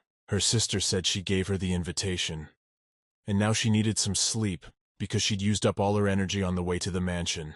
Catherine didn't mind and told her to rest and asked if she would be woken up before dinner was served. Marjane said she would be woken up earlier if she didn't get up. The girl then took a blanket and covered her sister with it, and thought it was the first time she had met any of her family since leaving the Orléans residence. But for some reason she had an ambivalent feeling at that moment. Afterward, Catherine went into the drawing room and read the newspaper. There was a knock at her door, and she asked Lady Fanny if she could come in. When she allowed it, Cesare came into the room. The girl was very surprised and asked what business brought him in. He asked if she could spare him some time. As they began to talk, Cesare asked, "Didn't I promise to pay Sir Devon's salary the other day? I need it at the Imperial Bank too." At that moment, Catherine wondered why she had so many guests visiting her today. But she replied that only 3 months' salary needed to be paid, so she offered to pay him in cash. Cesare said that even if it was 3 months, he still wouldn't recommend that she keep the money in the mansion where anything could happen. Catherine said he was right about that. But the Imperial Bank already had an account in Catherine Orlean's name. She decided to agree with him so that he would get off her back. Because if Cesare confronts Marjane, she will have more problems. So Catherine told Cesare that she heard him. But since she hasn't used her bank account in a while, she's not sure if it's really okay. So she needs to check. Suddenly at that moment, Marjane came running into the room and said she was starving, asking if they had anything to eat. When Cesare saw the girl, he apologized. He didn't know Catherine had guests and asked if she could introduce them. Catherine immediately jumped to her feet, ran up to the girl and told her that this was her younger sister, Marjane, and he could address her simply by her first name. As Catherine was about to introduce Cesare to her sister, Margiana interrupted her and asked, "Your Highness, Archduke?" But the girl said it wasn't him, even though they looked very much alike. But when she wanted to say his name, the man stood up and said that he looked like Archduke Christopher. He then approached the girl and told her that he was pleased to meet Miss Marjane, and told her that she could call him Cesare. Marjane said that both the name and the face are the same, but he dares to claim to be a different person. The girl said it was a very funny coincidence. Then Cesare answered her that even such things happen in life, especially what was the point of lying to a young lady with whom he had never crossed paths before. He said that the world is originally made up of countless coincidences, even though one day these coincidences come together and turn to inevitability. As Catherine looked at them, she thought there was a sense of tension in the air for some reason, but suddenly, Marjane interrupted their awkward silence and said that she'd completely forgotten that she was supposed to meet her friend in the evening. Hearing that, Catherine was surprised, but her sister said she was glad not to see her, and she would be on her way. Catherine said it was nice to see her too, and to be careful. Marjane said that she knew the address of the hotel where she was staying, so she could come to it whenever she wanted. Then she wished them a good time. When she was out the door, Catherine immediately apologized to Cesare because her sister's manners left a lot to be desired. But initially, she was quite different. The man said that everything was fine and she didn't have to worry about it. At this point, Catherine thought she was worried about her sister because it seemed to her that her well-being had suddenly deteriorated dramatically. Cesare asked, before they finished talking about finances, if she could first close her eyes for just a second. When Catherine heard that, she was very surprised. Even though there was nothing difficult about it, she didn't want to do it. But looking at him, she said she would grant his request. At that moment, she didn't understand why he suddenly asked her to close her eyes. She figured he wasn't the type to do strange things anyway, so she had no reason to refuse. When quite some time had passed, Catherine wondered to what length she should stand with her eyes closed, and at that moment she opened one eye to check. But she was very surprised when she opened her eyes, for it appeared that Cesare had already left the room. At this moment, she thought that maybe it was just her imagination, but the atmosphere in the mansion was eerie. It felt like it was getting colder, but she couldn't figure out where Cesare had gone, leaving her alone. When she stepped out into the hallway, she didn't see anyone in the mansion. She started shouting out different names. "Cesare? Rosa? Devon? Where are you all?" But as she walked down the stairs, she noticed something strange. Her maid Rose was lying in the corner, and when Catherine saw her, she ran to her at once, took her head and asked if she was okay. But the girl didn't answer. She was unconscious. When Catherine took her hand, she realized her body was warm and there was a blush on her cheeks. When the girl assumed her maid was just sleeping, she thought it might be some kind of spell, so she decided to check on Devon as well. When she ran outside, she saw him lying under a tree. When she got closer, she figured Devon was always asleep, so it was hard to know if it was the spell or not. But right now there was no way to wake him up. Then Catherine assumed that the whole mansion was enchanted. The girl wondered who could have created such a thing. She thought the first suspect that came to mind, But then suddenly, her thoughts were interrupted. A cat came up behind her and asked why the spell didn't work on Catherine. When the girl turned around and saw the cat, she realized it was the cat's meow. She wondered if he had enchanted the mansion. The cat came closer and said it wasn't him. He had come because he was worried that something bad might have happened to her and resented her suspicions. The girl apologized for her accusations, and then the cat came closer to her and said that it was the work of a man, a fearsome and strong creature who came to her often. Because of its smarmy appearance, an even more annoying silver-haired devil. Catherine told the cat to be quiet. She explained that she shouldn't talk out loud about who he really is. The cat said that Catherine was very strange, because she calmly talks to the scary and disgusting creature and protects him in every way possible. And judging by the fact that she's the only one who isn't mesmerized, he can conclude that he likes her. Catherine said it was because magic didn't work on her. It's been that way since she was born. That's not to say she's immune to any kind of Vedo magic, but it must have been her incompatibility with magic that allowed Catherine to see Cesare's true nature from the start. The meow replied to her that anyhow, love relationships between a man and a woman are complicated and not always fruitful. And anyway, he made sure she was safe and sound, so he would go and sleep somewhere. It didn't take him long to come in for some refreshment, and he ended up making a mistake. Catherine thought that, as she'd suspected, the spell had been cast by Cesare. She was shocked that he'd managed to put the whole mansion to sleep. She wondered for what reason he had decided to use such a powerful spell. No matter how much she ponders, no answer comes to mind. She thinks she should return to the living room before Cesare finds her awake and walking quietly around the mansion. When she passed the basement, she was surprised because she had definitely closed the door there, but now it was open. Maybe she didn't realize what that vein-chilling energy was. Catherine realized that it was clearly coming from the room where the magic circle was, but suddenly a man came crawling to her from the basement. He asked her to help him and save him. The stranger said he would never set foot in this house again, and begged to be rescued. When Catherine tried to climb down to somehow help the stranger, she tripped over a step and fell. Suddenly she heard a voice saying, "Ah, here's the thing. Now I finally understand why you can't hear, see, or feel anything." Stepping over the pool of blood, the man said that by the same token she had overcome the spell that had been cast and was standing before him as if nothing had happened. It was Cesare. His eyes were glowing purple at the moment, and he asked, "Isn't this the annihilation of magic?" Magic annihilation is the ability to neutralize magic that was given from birth. At that moment, Catherine thought that because of a foolish mistake, her secret had been revealed. Cesare explained to Lady Fani that those with the ability to nullify magic were unique geniuses, and as a future subject of the Empire, she was to receive magical education in accordance with imperial laws. It was also mandatory that the subject of demonology be part of the curriculum. Cesare asked if he was in the right.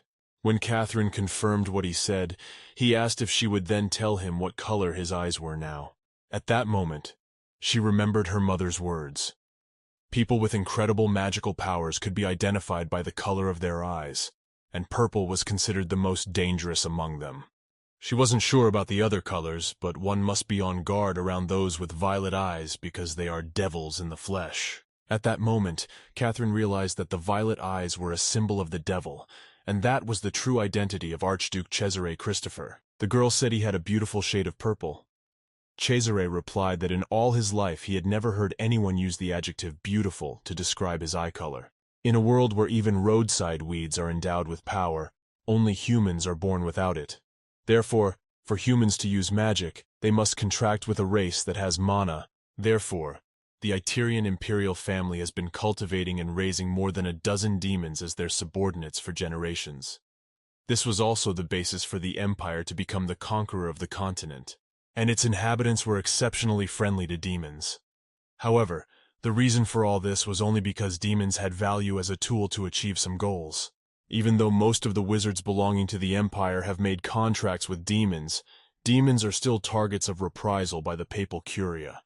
If it became known that one of them was among the ruling class, there would be serious repercussions. In other words, Cesare will try to get rid of Catherine, who knows his true identity. At that moment, the man snapped his fingers, and Catherine thought he must have broken the spell cast on the mansion.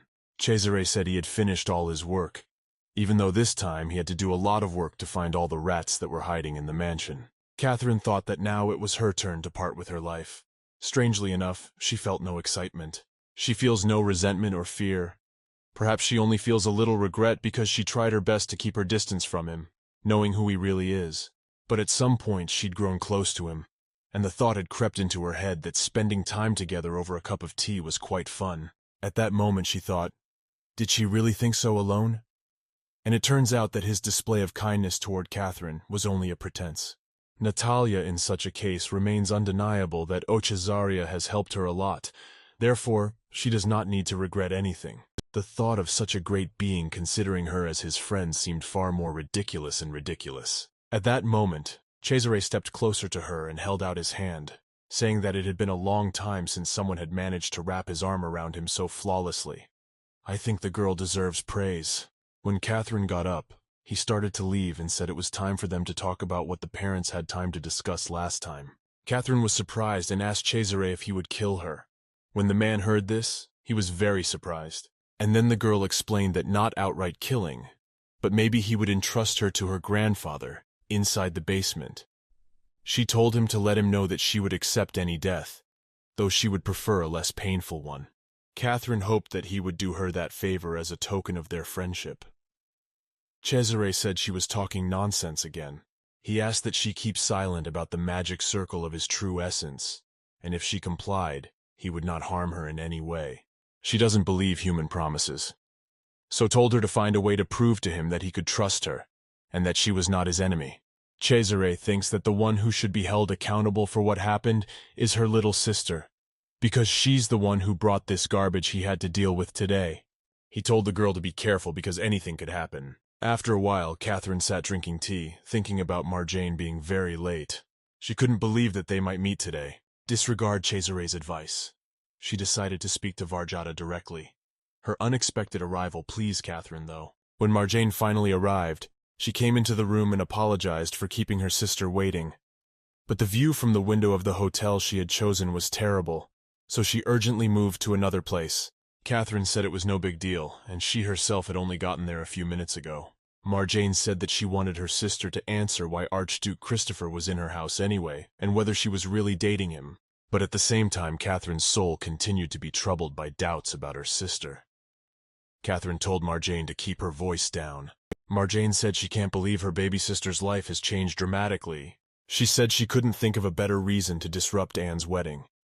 She had thought she had no such relationship with Cesare at all, but she had already missed the moment to give a full explanation. So Catherine said she would get right to the point and asked what purpose her sister had in appearing to her as soon as she learned that she was living in the mansion. Marjane said that she was just about to tell her sister everything, but because of the Archduke's sudden appearance, she was unable to do so. She said that Anne was the reason, and the mere thought made her furious. Marjane said that Anne had probably told her mother some nonsense, and a few weeks earlier, her mother had unexpectedly told her that she had found her a worthy candidate to marry. So Marjane has to quit her studies immediately and return to her father's house. She's going to sell herself to an old man of 70 and get a gold mine in return. When Catherine heard this, she thought it was no surprise, because her stepmother, having become rich thanks to Anne, had decided to take advantage of her second daughter as well, because she was constantly rebuking Marjane, saying that there was no point in a woman getting an education at all. So Marjane turned the house upside down and ran away, completely cutting all ties with the family. When Catherine heard this, she was shocked and asked what her sister was doing now. The girl said that she got a job at the Imperial Castle on the professor's recommendation. Yesterday, she was also going to that mansion for work. It had never occurred to her that he would turn out to be her property. Catherine was very surprised that she had taken a job at the Imperial Castle. Then that man was a man from the Imperial Castle. Catherine wondered what kind of work Marjane was doing in the Imperial Palace if she had come to her accompanied by those men. She didn't understand what Cesare wanted to warn her about. She should be wary of the Imperial Castle or of Marjane herself. Her sister said that before she was kicked out of the house, she made a huge scandal, saying everything to her mother and Anne for Catherine and herself. When she asked if Catherine had done well, she didn't know what to say. After a little thought, she said that she had done a great job, and she wished she could have seen their faces at that moment. Marjane said they were very angry, and it was the first time she had ever seen her mother's face so twisted with anger. She did not even know how to describe it. Catherine figured that Marjane was just doing what she was told. Without knowing the details, she would never have come to the mansion if she hadn't known that Catherine might be in danger. They may not be sisters, but they are still family to each other. In the evening, as Catherine was getting ready for bed, she looked at her mother's picture and realized that she had never learned anything from Marjane. But she doesn't want her death to be useless, if possible. She'd like to see her mother, and she's sure her mother is still alive. Besides, that's all Catherine does. So it is cleaning the mansion and dealing with all sorts of monsters, so she cannot enjoy her freedom to the fullest. If, while continuing to live at the same pace, she suddenly dies, she will no doubt regret it in hell for 100 years. Cesare's words about not believing in human promise must mean that he will renounce vows that are only words, or for which a certain price must be paid. Then the only way is to make a contract with the devil. There are others, of course, but this method alone is an extremely serious offense under imperial law, because the collateral of the contract with the devil is the human soul. When the life of a person who is a magician ends, the devil eats his soul and gets great magical power. In other words, the soul becomes part of the devil's power. Moreover, it will take a century for the soul absorbed by the devil to completely disappear. But they only live once anyway, so it's worth going all in, even if Catherine has to become devil's food. She wants to live this life right. Then the girl went straight to Cesare's house. When she came in and he saw her, he said that he had said he would give her as much time as she needed. But judging by the look on her face, she had already made a firm decision, he said, closing his book. When the girl entered the room, he asked if she was okay, and sure enough, she didn't want to think it all over again. Catherine said that she felt that no matter how much she thought about it, she still couldn't find a better way, and she had already made up her mind. She then asked him to sign a contract with her. Cesare said that if she had already made up her mind, then that's what he would do. Catherine thought at that moment that he had agreed to it all too quickly. The man said there were still some things she needed to know before signing the contract. He came closer to her and told her that those who had made a contract with the devil and I would be able to break it, no matter how hard they tried, and she will be reborn time after time with the memories of her past life, until her soul is finally gone.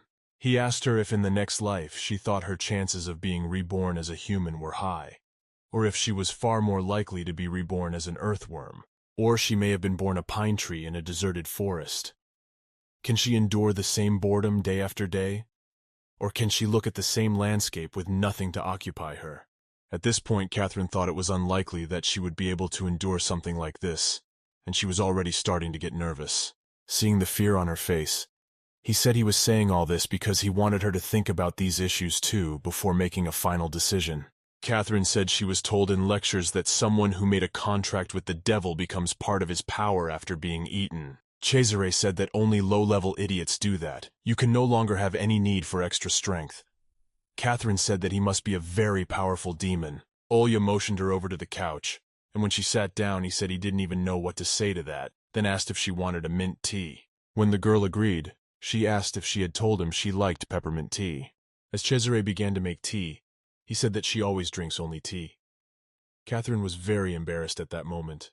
After a brief pause, she asked what he would do if she was an earthworm in her next life. Cesare replied that he would fill the whole room with good earth and take care of her until she died. Then the girl asked, "What would happen if I were to be reborn as a pine tree?" The guy replied that he would put her near the window in his office so she could see how his days were going. At that moment, she thought, is he really willing to go that far? She said she understood and laughed awkwardly. When he heard the laugh, he said that he was sincere after all. She replied that his sincerity put her in an even more awkward position. She thought Cesare was really polite. He wanted to make sure she knew what consequences she would face by making a contract with the devil. But she'd assumed she'd be perfectly fine with Cesare by her side, especially since, for the sake of preserving her life, she had nothing else to offer but her soul. So she told the man that her decision remained unchanged. So Catherine asked if they could make a contract. Then the man asked if she was sure she wouldn't regret it. The girl said she honestly doesn't have that confidence, but she wants to do it because there's no other way anyway. She held out her hand to him and told him to let them live in peace and harmony for the rest of their lives. Cesare looked at her and was surprised, asking, "For the rest of your life?" Said she had heard that it takes tens of centuries for a soul to completely disappear, and asked if that wasn't enough to use the phrase, "for the rest of my life." He smiled and said that sounded good. After that, he put his hand on her cheek. Then Catherine asked, "What is he talking about?" At that moment, Cesare moved toward her and kissed her gently on the lips. The girl certainly hadn't expected it. After what had happened, she returned home and tried to sleep. When she was lying in bed, she thought it was her room, but at some point she lost her senses. Cesare sat on the chair next to her and said that exchanging soul particles was one of the conditions for a full contract. He gave her as much of his soul as he himself absorbed. So for a brief moment there was darkness in her gaze. Catherine asked him, "Did you have to do the soul exchange process through a kiss?" Cesare turned a page in his book. Only then did he say that this is a custom among demons that has been passed down from ancient times from generation to generation, and asked, "Does she have any problems about it?" At this point she thought, divorced she is a race that honors tradition. Leova said there was no problem, just let him ask her opinion further, because having a contract doesn't mean they are in a relationship where they can kiss each other. Cesare said there was some truth in what she said, and he would behave with more restraint. Well, anyway, only 3 conditions need to be met for the contract to be fully finalized, including the exchange of souls, Cesare told her. And secondly, since he has decided to become the master of her soul rather than devour her, he needs to fulfill one of her most cherished wishes. She put her back to bed and said she'd give her 2 days, so let her think hard about what wish she wanted to make. Catherine said 2 days was too short. Cesare asked if she thought that if he added another day for reflection, it would help her better decide what her heart desperately craved.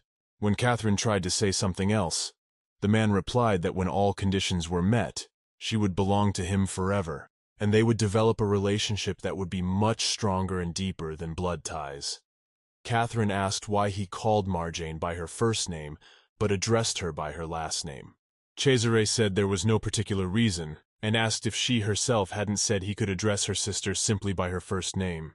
Catherine replied that in that case he could also address her by her first name. She asked him what he meant by saying that he intended to continue to address her in such a distant manner, saying that they would form a bond that would be stronger and deeper than the ties of blood. Cesare said he'd never thought of anything like that. Then he decided that it was hers, and he would call her by her first name. Catherine immediately asked that he then say her name right now.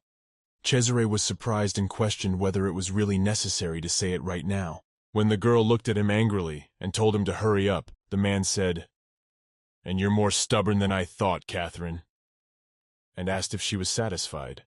Catherine said that now she was very pleased, and let him always address her that way from now on.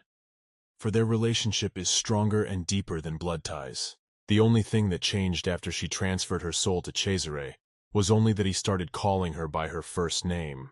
As one passage in demonology states, the older the demon, the more human it looks, and the older the demon, the closer it is to immortality. Therefore, to protect himself from the destructive influence of eternity, he periodically erases his memory, leaving only the most necessary information.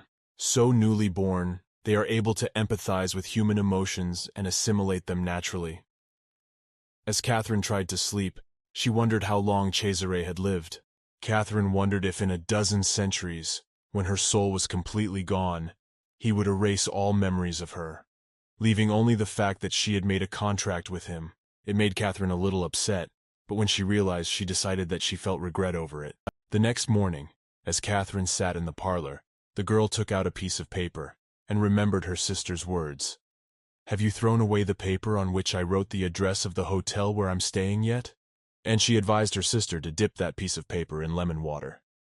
At that moment, Catherine thought that she had written something important, and it was good that the girl had not thrown that paper away.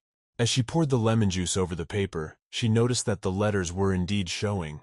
After a while, the letters revealed themselves, and she could read on the piece of paper, "Succession to the throne." Cesare approached her. "The struggle for the right of succession to the throne of Archduke Cesare is dangerous," he read, and said that's what it said on the piece of paper. The girl thanked him, because without him, she would never have read what was written on the piece of paper. Then suddenly she realized that he hadn't been here before, and asked when he had come. or rather since when he had been standing at her back. Cesare said he wasn't sure, but probably from the minute she started humming, "Let's try making lemon water." Catherine said she hadn't done anything like that, at which point, he took the note from her and asked who had given it to her. Catherine said it was Marjane, her younger sister, and asked if he remembered her. Cesare said it was the perky girl, and now he understood. Asked what exactly had become clear to him. The man explained that the one whom Miss Marjane was serving was Crown Prince Sephiran. Cesare is not on the best of terms with him, so he advised the girl to be careful. Now that he knows they know each other, he'll do everything he can to stop her. Catherine asked why his relationship with the Crown Prince was strained, and wondered if he might consider him his rival in love. Cesare explained that it was all because the Crown Prince had a passionate and fervent love for him. When Catherine heard this, she was shocked. The girl said that in any case, for the Archduke had nothing to do with them, so everything must be perfectly all right. Because Cesare, just by pure coincidence, has the same appearance and the same name as the Archduke. Catherine said that, for what it's worth, she thought she should go to Devon to help him clean up the garden. When Cesare heard this, he asked, "Isn't the garden still in order?" Catherine said it was because Devon was too lazy, and she didn't have the money to hire a gardener, so she sometimes helped him. Cesare asked if she had forgotten that she could make one wish for him in exchange for signing a contract with her, and asked why she wouldn't wish for a huge fortune or something.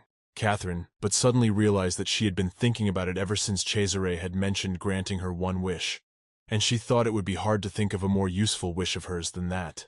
Then Catherine said that let it be her wish. Let him make sure that she would not be short of money for the rest of her days. Cesare agreed and told Lady Fani that she had now fulfilled 2 of the 3 conditions for making a contract with the devil. But when he was about to announce the 3rd condition, the girl interrupted him and said that they had agreed to call each other by their first names. He apologized and told Catherine that, one way or another, the contract wouldn't be finalized until she knew the devil's real name. Cesare explained that because demonic names had hidden power, they should be spoken with caution. Catherine asked him what his real name was, and that's when Cesare called his name, Leviathan. He explained that it was not a name that could pass carelessly from her lips, but in case of mortal danger, she could say it. No one would dare to mistreat her if they knew that he was her master. The girl said she understood. She thought that the name Leviathan sounded familiar to her. Catherine realized that the moment he'd said his real name, she'd felt as if countless small cuts had been made on her skin. Cesare was a more powerful devil than she'd thought. After a short silence, the man asked if it was time to start fulfilling her wish. Catherine was surprised and said that she needed to change her outfit. When he wanted to go after her, she told him to give her some time. She asked him if he was doing this to her on purpose. Cesare said of course not on purpose and laughed.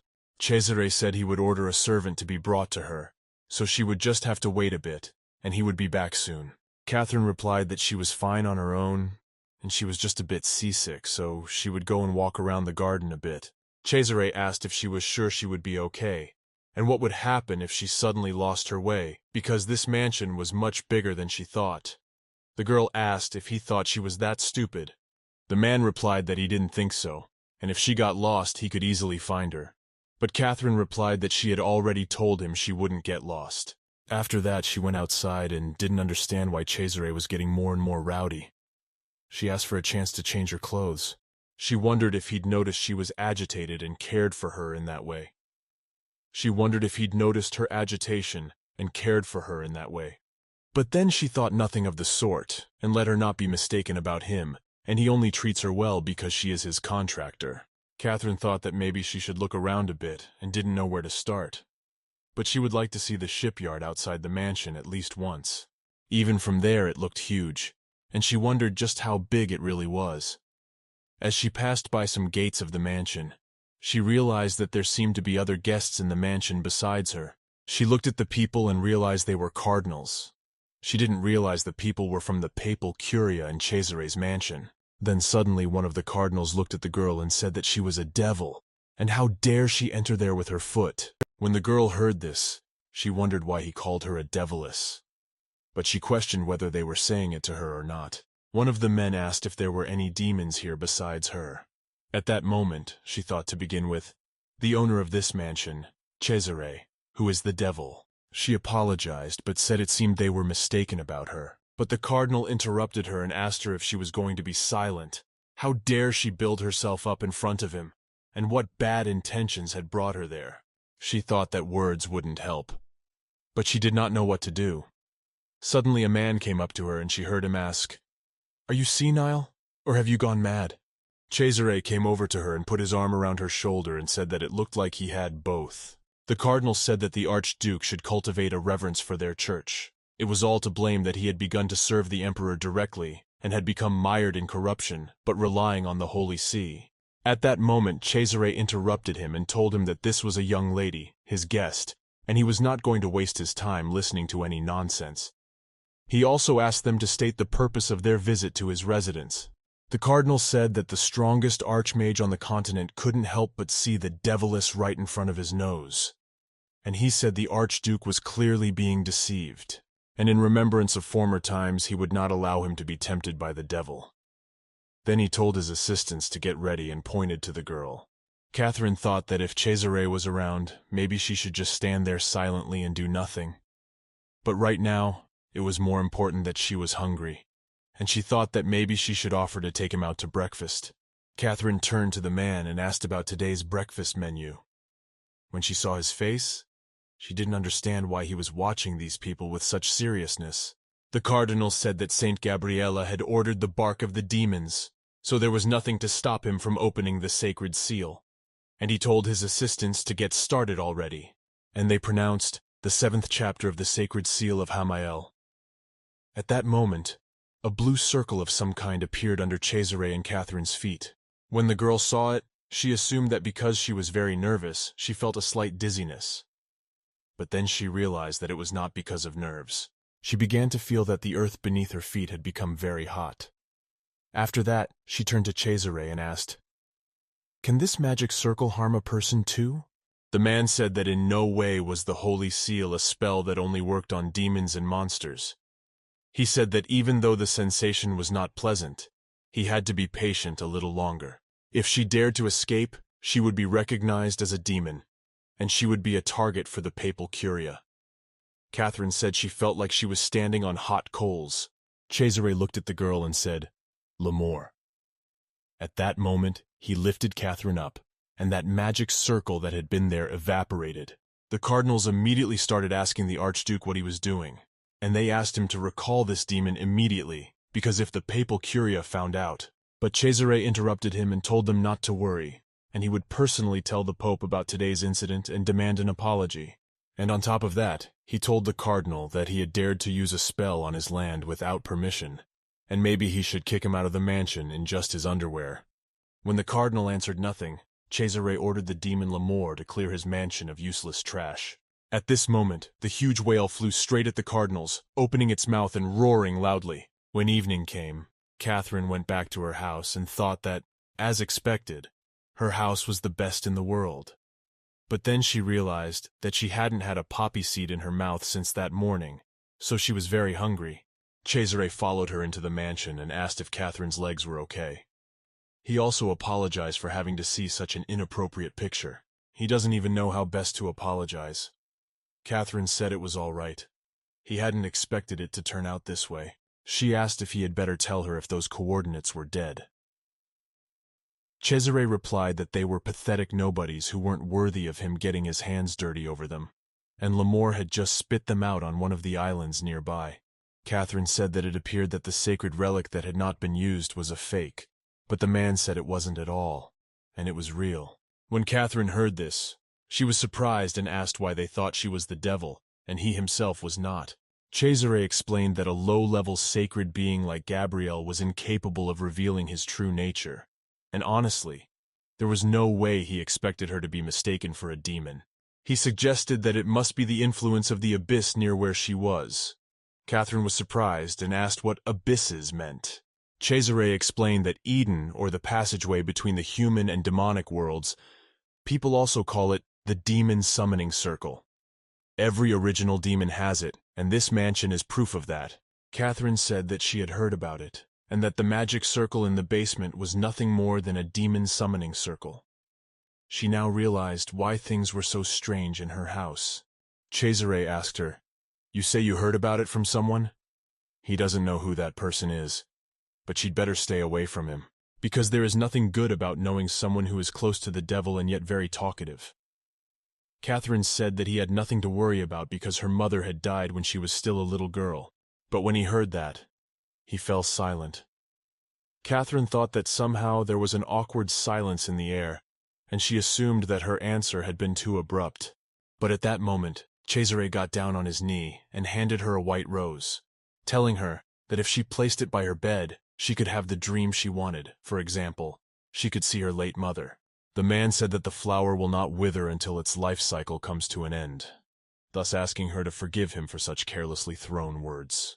Catherine said his words didn't hurt her at all, and thanked him for his concern. Cesare said he had something else to give her, and at that moment he took an envelope out of his pocket.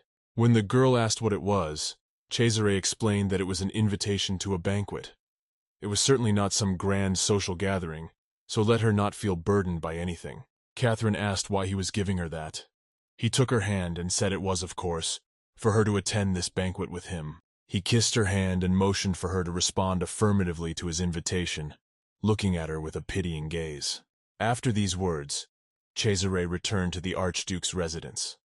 Catherine, to whom so much had happened, was so exhausted that she could not even open the bag of money Cesare had given her.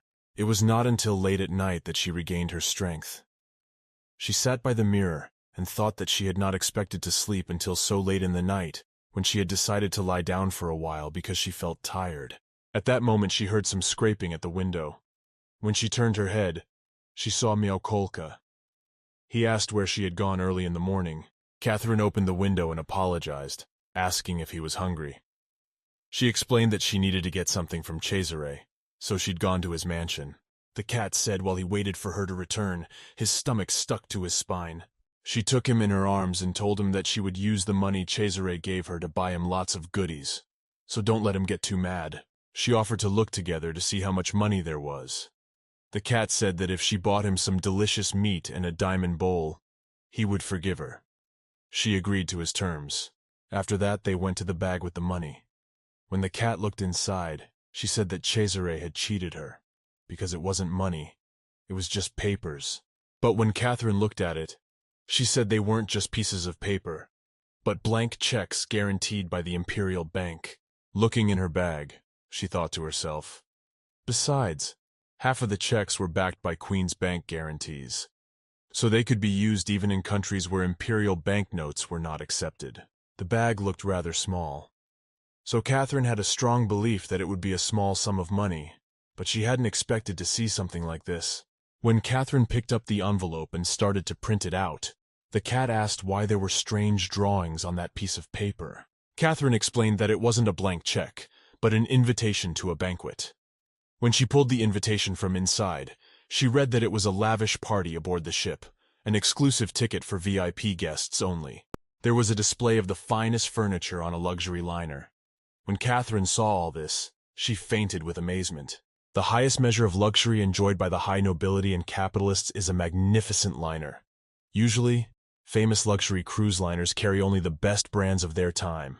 And when it comes to the Archduke Christopher's luxury liner, there's sure to be an exhibition of the most high-end furniture brands on board. When Catherine woke up, she thought that now she had an important mission, to fill the empty mansion with furniture, taking advantage of Cesare's wealth.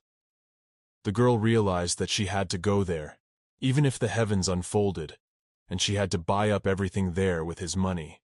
When morning came, Miałpok was sitting on the window, and told Catherine that he was saying this because she might not know, but Cesare had come to the mansion a couple minutes ago.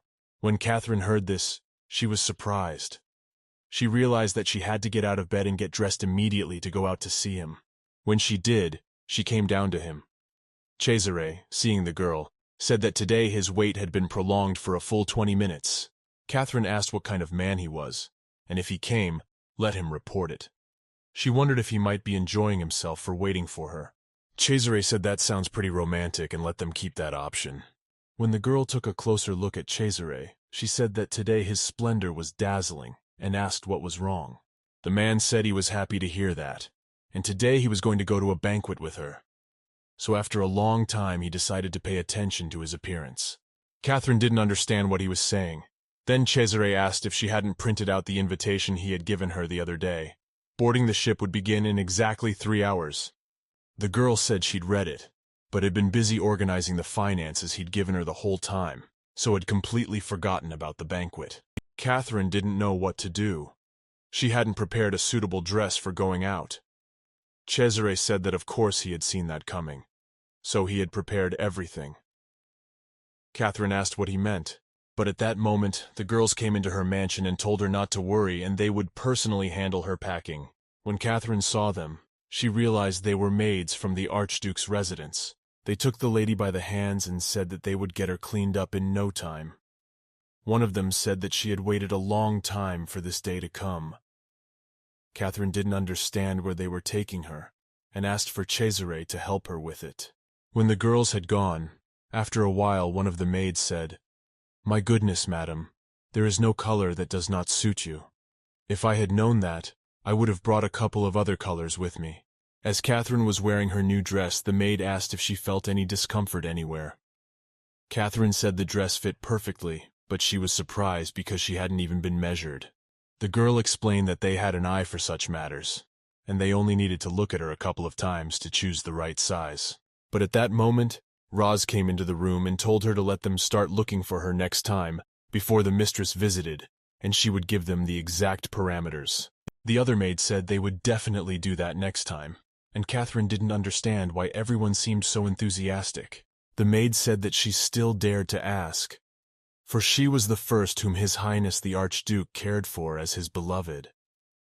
Catherine asked if that was true. The maid replied that of course it was true, which was why their hearts were fluttering with excitement. She asked that if Catherine became an archduchess, that they be allowed to take them as their personal servants. At that moment the girl thought that there must have been a great misunderstanding about her. While Catherine was getting ready for the cruise, then Cesare's assistant said that any way you look at it, he had too much business piling up, so he probably shouldn't accompany him to the banquet. He said that when he and Miss Catherine returned from their week-long cruise, a fully landscaped garden would be waiting for him. Devon asked Cesare if he was listening to him or not.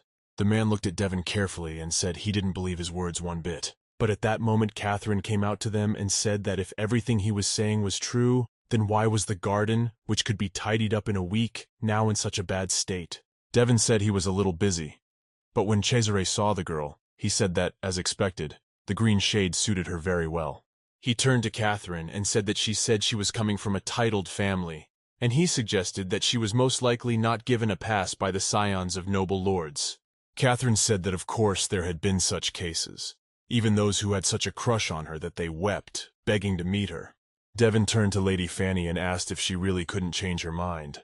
Though she looks at him as a crazy youngster, he is actually a very famous knight. As a consequence, there are many with whom he doesn't get along. Catherine told him to stop looking for excuses and to take Miawalka and get in the other carriage, and also that he should remember to tell Rose that she was granting her a week's vacation. When Catherine climbed into the carriage, she said it had taken too long to get ready, and asked what would happen if at this rate they were late for boarding. Cesare said nothing like that would happen, and the drive to the harbor would only take 10 minutes. Catherine was surprised and asked why the trip would take so little time. Then the man explained that it was not a horse-drawn carriage, but a magical machine that had been manufactured in the west of the empire. It was much faster and safer to travel without a horse, using the mana stone as an engine. When Catherine looked out, she saw that there was indeed no coachman or horses. Cesare said that's also one of the reasons why Crown Prince Sephiron loves him so much that he wants to kill him. The girl asked if he was referring to the magic machine. The fellow said he had, and explained that he had bought out all the trading rights to them in the East, and had also heard that the prince had come to such a frenzy that he was sick to his stomach. Catherine asked why he was telling her all this. Cesare explained that knowing how much wealth and power he possessed would help her use that power more effectively. A girl asked him, seducing some girl, what he usually says to that effect. She thinks anyone would be charmed. Cesare looked at her carefully and asked her then what it meant that she was now enchanted with him. Catherine became embarrassed and said it was a question she had no need to answer. The man said that he wished she did. Just as Cesare had said, the carriage, that is, the magical car, was moving very fast. making it take 10 minutes instead of 20 minutes to get there. They were not late for boarding, and thankfully, Catherine was able to leave the magic machine before Cesare would have started making obvious fun of her. When Catherine got out of the car, she said the liner was very large and you couldn't even see the edge. Cesare says he'll go check in for boarding with Glenn and she'll wait for now. Have him here with Devon, Catherine agreed. Afterward, she told Devon that they had come to rest, so don't let him look at her with that unhappy face. Devon said that for him, this trip is just like work. He asked if they had to bring Meow Talk with them. He said that they would have to spend a whole week on the Lilith, and asked what to do if there were any problems because they had brought a monster with them on the ship. Catherine said it was fine, and just in case, she and Meow Cat practiced the pretend to be a doll skill. The cat said that if there were no people around who were allergic to monsters, no one would know about him for sure. Devon asked if there was such an allergy at all and added that he was in favor of something weird. But at that moment, a man passing by sneezed violently. Catherine wondered if there was a monster around. When he saw Catherine, he apologized for appearing so inappropriately before the noble lady. Catherine said it was okay and asked him to ignore it. Then asked what he had said a second ago about the monsters. The man said he's just allergic to them, and if a monster shows up nearby, he immediately starts sneezing like crazy. The man said that she didn't have to worry because there would be priests from the papal curia on the ship. Even if a monster appeared on the liner, they would take care of the problem instantly. The man said that he wished them to enjoy this last journey, and that it was time for him to go. Catherine wished him the same. But it was the phrase, last journey, that bothered her. She asked Devon if he'd heard what the stranger had said. He said she probably looked like a commoner who had managed to get on the ship by pure chance. He looked away and added that Cesare seemed to be coming back. When Cesare approached, he apologized for keeping her waiting so long and asked if they could board. As they boarded, they heard an announcement that first-class passengers should use the gangway on the other side, and second- and third-class passengers would have to wait a bit. As they passed the people in line, Catherine and Cesare heard one of the girls say that it was His Highness, Archduke Christopher, and he looked even more handsome in person. Some people began to whisper in the crowd and expressed surprise that they didn't expect to see His Highness so close. But no one understood who she was. The lady who was beside him. At this point, Catherine thought it was exhausting to have everyone's attention not only on Cesare, but on her as well. Catherine approached Cesare and asked if he could fulfill her request. Cesare agreed and said he would do anything for her. She asked if by chance he could change her appearance with magic for the time they would be on the liner. She explained that she thought there were a lot of people there who were hostile to her, and she didn't want any unnecessary rumors. Cesare said that she was saying very interesting things, but if that was what she wished, so be it. Catherine added that she wasn't actually joking, and his reaction surprised her. The man said it wasn't that he didn't take her at her word at all, but that no one in this world was in a position to cause them trouble. He said she had him, so she didn't need to worry about such useless things. Despite Catherine's best efforts to hide her hard-beating heart, it was noticeable. The ear-splitting roar and sound of the sea, the receding shore, the people waving goodbye, and the people next to Catherine. The roar and sound of the sea, the distant shore, the people waving goodbye, and the people next to her. Catherine thought it was a very different feeling from the day she had left the Orleans residence. She really did feel kind of strange now. At that moment, Cesare came up to her and threw her coat over her shoulders, smiling. As expected, she had done the right thing by contracting with Cesare. When they went to the room, Catherine took a bath. Cesare asked how she was feeling, and she admitted that she did feel like Catherine Fani. The girl explained that it wasn't surprising, as she had only taken a bath with the potion he had given her and had changed so much. Looking at herself in the mirror, Catherine thanked him, but the man said it wasn't worth a thank you. She asked if she could do something like that if she studied magic. Cesare said that magic is a science that requires talent and hard work, but she has potential, and if she tries to master magic, he thinks she has a bright future ahead of her. The girl asked if he meant that she would be able to solve any problems with his money. Cesare said that thought was also true, but what he meant was that she could safely use his magic or use the services of his subordinates. After the journey, he will reveal to her ways to use the demons and monsters he owns. Knowing her, he's sure Catherine will learn these skills quickly. When the girl asked him if he was telling the truth, Cesare said of course, and that he never lied to her. Then he took out a pendant and began to hang it around her neck. He explained that it was a royal pendant. Cesare thought it would be better to give Catherine the pendant than to provide cash. Royal pendants are a guaranteed status and a piece of ownership in the imperial bank. Such pendants are only issued to the upper class, and with this pendant, one can handle any financial matters even without carrying cash and jewelry. Catherine said she was grateful for such a valuable gift, but asked if she really needed to use the pendant. Cesare said that yes, that was why he had given it to her. Catherine thought that the thought of one day holding a royal pendant that she had only heard about could never have even crossed her mind. But to be precise, it was an item she had received in exchange for her life. Although there are many things in the world that you can't get even by putting your life on the line, Catherine thought she shouldn't complain. Catherine asked what she should say if others started asking what their relationship was, and why she had been given the royal pendant. Cesare told her to answer as she saw fit, because she could be whatever she wanted to him. In the evening, when Catherine went outside, she thought the deck was contentedly quiet. She supposed it was probably because everyone was getting ready for the party, and she was right to go out. Cesare said he had some things to take care of before the party started. Catherine decided that she should look around for a while. Suddenly Miaukalka came out of her bag and said that the wind was very refreshing. The girl agreed with her and added that the ship was sailing much faster than she had thought. Just then someone came up to her and told her that the ship had just sped up to get out into the open ocean sooner. When Catherine looked at him questioningly, he wondered if she wasn't talking to him and chattering to herself. The girl asked why he cared if she was talking to herself or not. Inner monologue. Where did he come from? His dazzling beauty makes me feel uncomfortable. She also asked the man if he knew her, and why he was talking to her informally. Catherine added that he shouldn't behave so tactlessly with someone he was meeting for the first time. The man said she just suddenly spoke to him informally, so he thought they knew each other. He apologized and said that he must have ruined her mood. Indeed, if he happened to cross paths with a beauty like her, he would definitely not forget her. This guy thought. She told the young man that she too apologized for carelessly calling him a man, and said goodbye. But the boy asked her to wait because he wanted to ask her something, and asked if there might be some mystery to her birth. When Catherine heard that, she asked what he was saying that was. The stranger told her not to be so careful. He was just glad to meet her. He then added that people like them can feel for each other to some extent, and asked if that should be called a sense of camaraderie. After that, he pulled out a piece of paper and said it was his business card. He wasn't some strange man, so he just wanted them to meet and talk.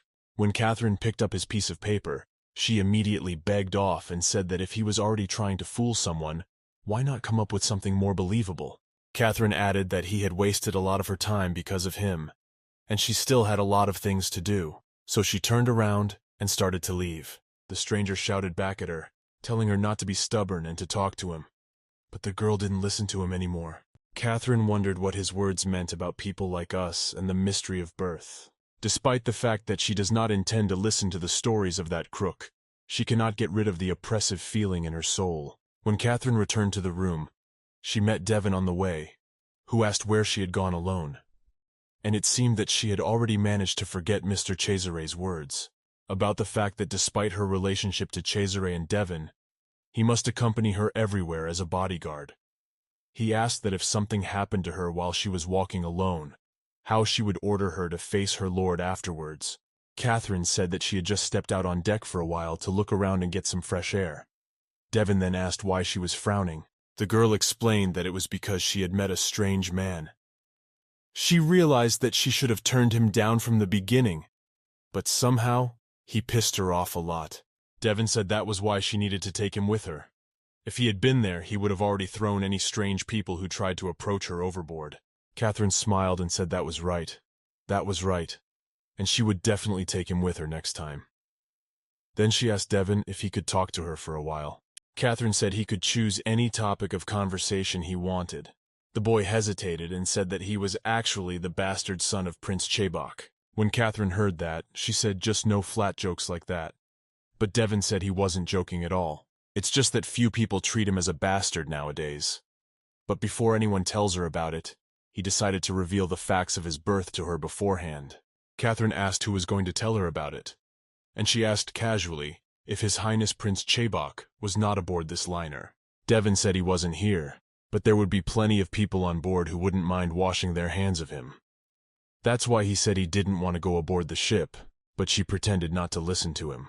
At that moment, Catherine thought she'd just decided that he wanted to rest. She couldn't even think of having that kind of history, and it turns out that Devon was having a hard time living with it too. When Devon shared his story with Catherine from beginning to end, she got the feeling that the fact that he was born into the imperial family was not such a big secret in his opinion. Among the flow of his words, there were also facts that Catherine was not particularly interested in, and which made her uncomfortable, but thanks to that, her mood, which had been quite bad, returned to its original state again, and in the process she was able to get information about the imperial family of Iteran. But suddenly, a knock on the door interrupted their pleasant conversation. When Catherine said they could go into their room, Cesare came in and asked if she was ready to enjoy the party.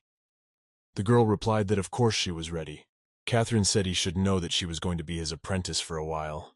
Cesare said she could do as she wished, but asked if there was a specific reason she had chosen to be his apprentice. Devon also asked if there was some special reason why she wanted to hide the fact that she was Mr. Cesare's lover.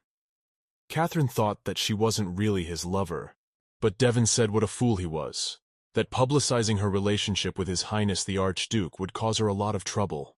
Ignoring her aide, Catherine said that she thought the public would react most calmly to her being his student. Cesare said that she did make a smart decision, because the attention being directed at her too must be very tiring.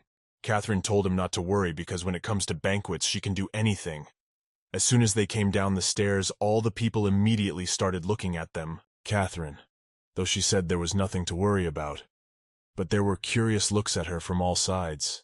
Suddenly a man approached them and addressed His Majesty Cesare. It was Chancellor Cole Sanders, and he congratulated him heartily on his successful victory over the evil dragon. Cole was immensely glad that after a whole year he had the chance to meet him again. Cesare said that the Chancellor must be living well, for his face had grown so round. Cole ignored his remark and asked who was next to His Majesty. When Cesare wanted to answer, the girl immediately interrupted him. She said to him, "It is a pleasure to meet His Lordship, and she is Anne Marjane, apprentice to His Highness Cesare." The Chancellor said that this is terrific news because 5 years ago, His Highness said that he would not take anyone on as a student. He introduced himself and said that he was very happy to meet her. Cole said that the news that His Highness the Archduke had agreed to train someone for the first time would make all the geniuses of the Empire turn green with envy. Catherine said she continues to worry that she won't be able to live up to His Highness's expectations. After saying that, she whispered that Cesare should have given her advance warning that he refused to train anyone. But he told her to ignore it, because there shouldn't be any problems. Cole asked the girl how long she had been trained in His Highness Cesare's magic. Catherine answered that it had been about 2 months, but as she looked to the side, she saw the silhouette of a man from the back, and he seemed very familiar. When she looked more closely, she realized it was Parzival. But Catherine didn't understand what he was doing on the ship. When Parzival turned around, she wondered why she had looked that way. He notices something like that right away, doesn't he? The girl realized that if she left the banquet hall right away, she would only attract even more attention. But she didn't understand what to do. Suddenly there was music, and Catherine realized it was the only way. Then she turned to His Highness the Archduke and asked if he would allow him to give her one dance, and she herself thought that by twirling in the dance, she would be the only way to distance herself from Parzival. When people saw them start dancing, everyone was whispering, saying it was a great view, and they seemed to be seeing His Highness the Archduke dancing with a girl for the first time. At this point, Catherine thought she had screwed up, because now there were even more eyes on her than before. But her outer appearance had been altered with magic, so she assumed no one would recognize her. When Cesare looked at her, he asked if she was thinking about something else while dancing with him and said it made him very upset. Catherine apologized and said she was just a little tired. Cesare said he understands her perfectly because Chancellor Cole Sanders, even in the capital, is known for talking a lot. But Catherine said that's not the reason. It's because the people around her have so many questions for her, and she's worried that any of her answers might put him in a difficult position. Cesare said she shouldn't worry about something like that, and just let her do what she wanted to do. Catherine said that he said that as if he knew what she intended to do here. The man said he was pretty sure she wouldn't run around the banquet hall waving the crown prince's underwear. The girl said she would never do anything like that. Cesare replied that he was just giving it as an example. Catherine asked if she could be the first to leave the banquet hall and return to her quarters. Cesare said she could certainly go and rest and think about what kind of story she wanted to get into. He also added that what a pity of a soul, he would have liked to leave with her too. But there were still too many people left that he needed to talk to. Afterward, he gently kissed her hand and told her to remember to take Devon with her. After that, he said they would meet at night. When Catherine heard this, she was shocked. She didn't understand what "at night" meant. As they left the banquet hall, Devon said he was curious to know how she had struck up an affair with Mr. Cesare. Catherine figured they weren't in this relationship, and nothing would change in the future either, no matter how much she said. Her words seemed as if no one could hear her. Devon said he knows him to be a man who knows no such meaning as love and has mercury flowing in his veins instead of blood. Catherine said he was not such a cold man, but the guy said that actually Cesare is the realest icebreaker ever, and asked if she took his side because she's in a relationship with him. Catherine said that he was just suffering nonsense day in and day out, which was why he looked like such a cold person in his eyes. And she asked Devon if he'd just seen Parzival in the banquet hall. Devon was surprised and asked if he was there because he hadn't noticed. He said it was possible, though, because the owner of the ship was Parzival's older brother. When Catherine heard this, she was very surprised. The guy asked if she didn't know, and he guessed everything, why she was in such an elevated mood. Devon says that's not the end of it, because the ship is full of bastards from the papal curia. Because that's where the reason the paladins kept their way through Christopher lies. Catherine thought the owner of the face was Parzival's older brother, Jenner Feinrichen. It's the same as walking on your own feet into a tiger's den. Catherine asked if all those paladins who had paid a visit to her mansion were on board. Devon said that he thought that was the case because, when it comes to paladins, they are all greedy for worldly fame and riches. Suddenly people came up behind them and said, "Who's this here? Devon Rodenin?" When they turned around, they saw people in front of them. One of the guys said he wasn't mistaken. It was the same idiot from their first night corps. Catherine looked at them carefully and realized that not only the representatives of the papal curia had come aboard, but the imperial knights as well. She thought it was hard to make a bad impression with such smarmy faces, but they managed. She asked him if he had been suspended because he had made a mistake somewhere, and asked him if he was now a part-time bodyguard. She also asked if he became an imperial knight for fun. He doesn't ask anything, though, because everyone already knows who is a disgrace to the Iteran Empire. Devon said he'd better start withering soon, so he suggested that Mistress just leave. Said bastards like that weren't worth their attention. As they started to leave, the guy shouted, "You're ignoring us, you bastard who hasn't even been taught manners. Then why don't you resign your knightly duties and just start trading your body like you're doing now?" He said that perhaps for a child out of wedlock like him, this way of supporting himself was a much better option. Catherine said that talking to a fellow officer, they had crossed the line. Devon apologized to his mistress and told her to return to her quarters first. The guy asked if he was going to hit them and also if he knew what the place was. But before he could finish, he was punched in the face and shouted that he was an idiot who didn't even think about the consequences. Devon said they must have missed his fist, because otherwise they wouldn't have gotten on his nerves. If it was about him, he could tolerate it, but he wouldn't let them insult his mistress. Catherine thought she probably should have stopped it all. But then suddenly another man came up to them and said there were too many eyes here. Addressing Devon, he told them to stop holding this fool by the pecs and stand up. He said that any act detrimental to the honor of imperial knights and society would be severely punished. Therefore, he would report the incident to the commander. Catherine wondered why Devon hadn't told her about the humiliation he was enduring from his coworkers. She assumed that they were keeping him quiet to prevent the situation from getting out of hand, as it did now. She realized that this was clearly group bullying, and she couldn't stand to watch him being ignored in silence. So she moved closer and said it was nice to meet you. Catherine said she would like to speak to her employer, Sir Devon. Her name is Anne Marjane, and she actually has something to say about the current situation. The man who had recently arrived said it was a pleasure to meet him, and that he was a knight of the First Corps of Imperial Knights, Kalian. He did not know exactly what had happened, but if she wished to make a complaint, have her contact the Imperial Knights Secretariat. Catherine said no, as His Highness Cesare's only student she could not bear such an insult. It was at that moment that he noticed the royal pendant on her. Catherine said that she would report the incident to His Majesty, and make sure that the perpetrators received the punishment they deserved for the insult they had not given her. The guy who just got beaten up said it was all bullshit, and His Highness the Archduke doesn't take anyone as his apprentice. Catherine said that the knight told Sir Devon to sell her his body. She had never been so insulted in her entire life. She thinks His Highness the Archduke will understand how upset she feels. When the knight tried to say something to the effect that if she kept saying this nonsense, she would only embarrass herself even more, he was immediately slapped in the face. The Knight of the First Corps told the man to be quiet and kneeled down now, begging Lady Anne Marjane for forgiveness. Then he stepped closer to the girl and told her that it was his fault for not training him properly, and asked that she only deliver the gist of the matter to His Highness. Catherine said that seeing him apologize fervently, she would not discuss the matter. But he should apologize to Devon too, because insulting her bodyguard Devon is an insult to her. It's like insulting His Highness Cesare.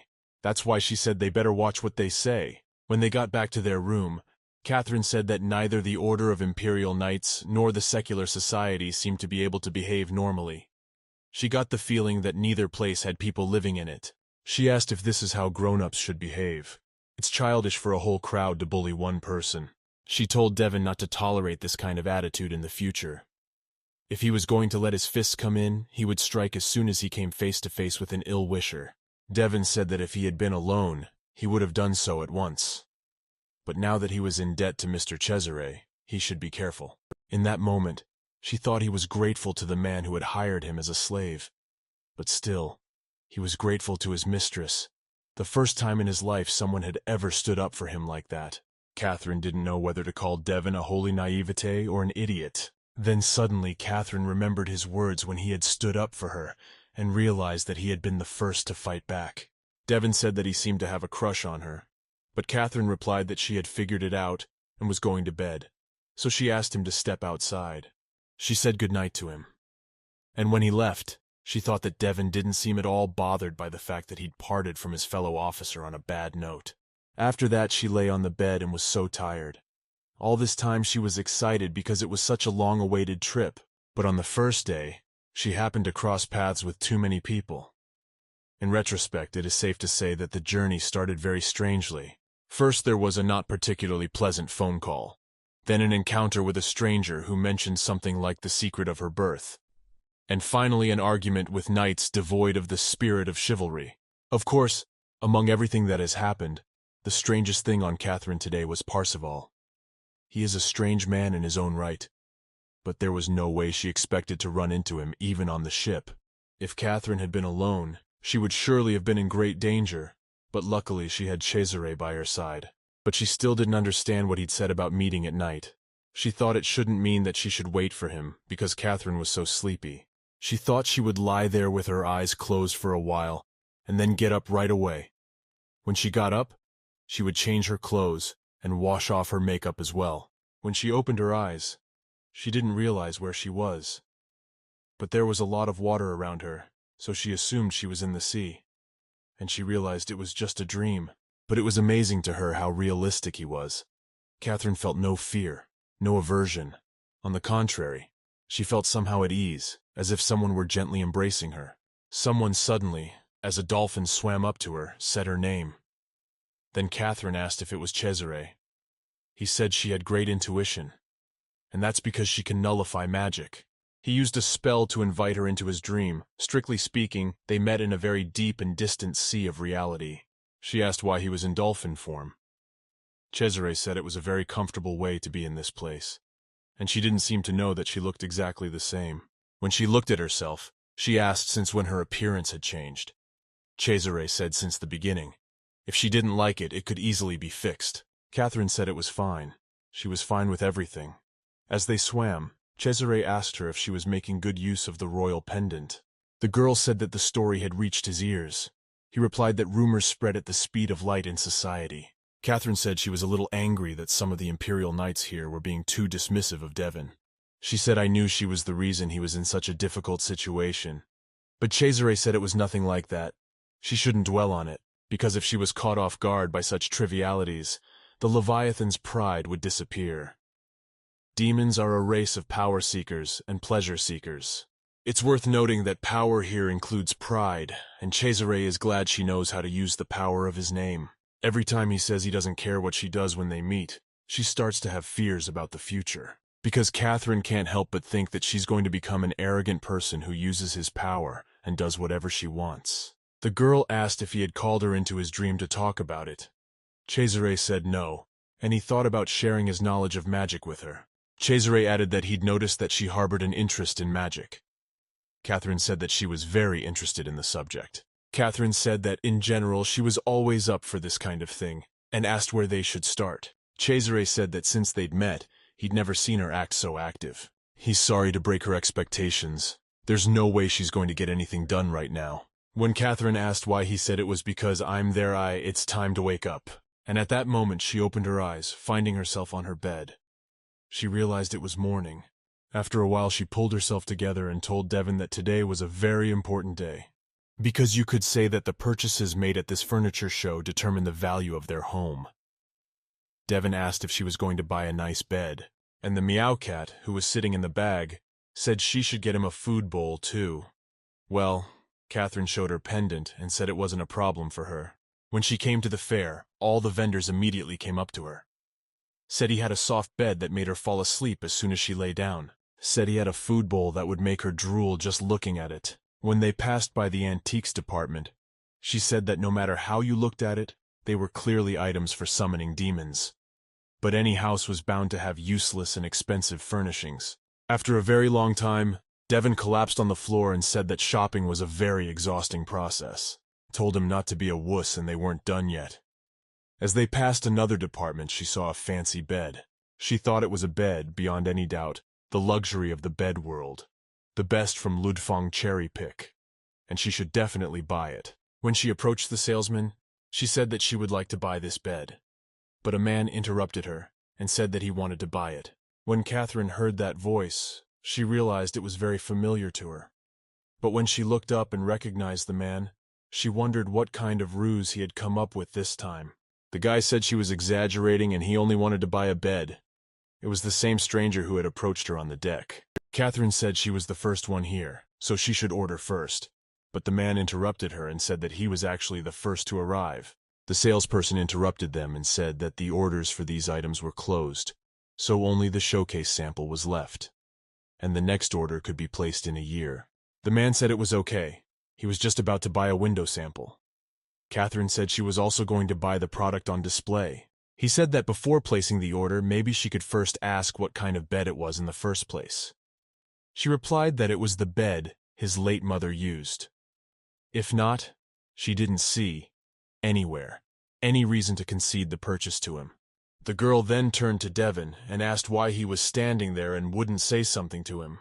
But when the guy didn't say anything back, she asked what was wrong with him and thought that no matter how much she shook him, he didn't even move. You could tell he was completely hardened. She realized it was as if time had stopped. And as she looked around, she realized that it wasn't just her assistants. All the people in the exhibition had frozen. The stranger said to her, "Mother, then, well said. I think I asked you a question yesterday, it seems. Didn't you ever think you had some sort of birth secret?" Catherine turned around and asked if it was all his hands. But he didn't listen to her and said what about the possibility that one of her parents was a great wizard. Catherine thought that he was absolutely not going to listen to what he was being told. She absolutely must get out of there and find Cesare. The guy said that someone who doesn't age, that no matter how much time passes and probably never dies. At that moment he swung his knife, which he held in his hand, and black smoke appeared from the bed. The man said that first of all she should know that the culprit was not him. The culprit was this bed, or rather, hiding in this bed, madame, and at that moment, the silhouette of a woman appeared from the bed. Catherine thought it was a demoness, and she couldn't believe that she had been hiding in the bed's upholstery all this time. But when she looked into her eyes, she realized they weren't purple. Catherine didn't know what to do. The man put her behind his back and told them to stop their exhausting quarrel and make things clear between them as soon as possible. Said he, "Madame Pompadour." He told her to choose whether she would follow him or close her eyes here once and for all. The Deviless replied to him, "Are you telling me that if I don't listen, you'll kill me? I'm only a couple decades younger than you, and you're already trying to twist ropes out of me." At that moment, Catherine thought he was 20 years older than this creature, yet he looked very young. She didn't understand who these people were. The man replied to the woman that without them, she would be a living disaster in this country.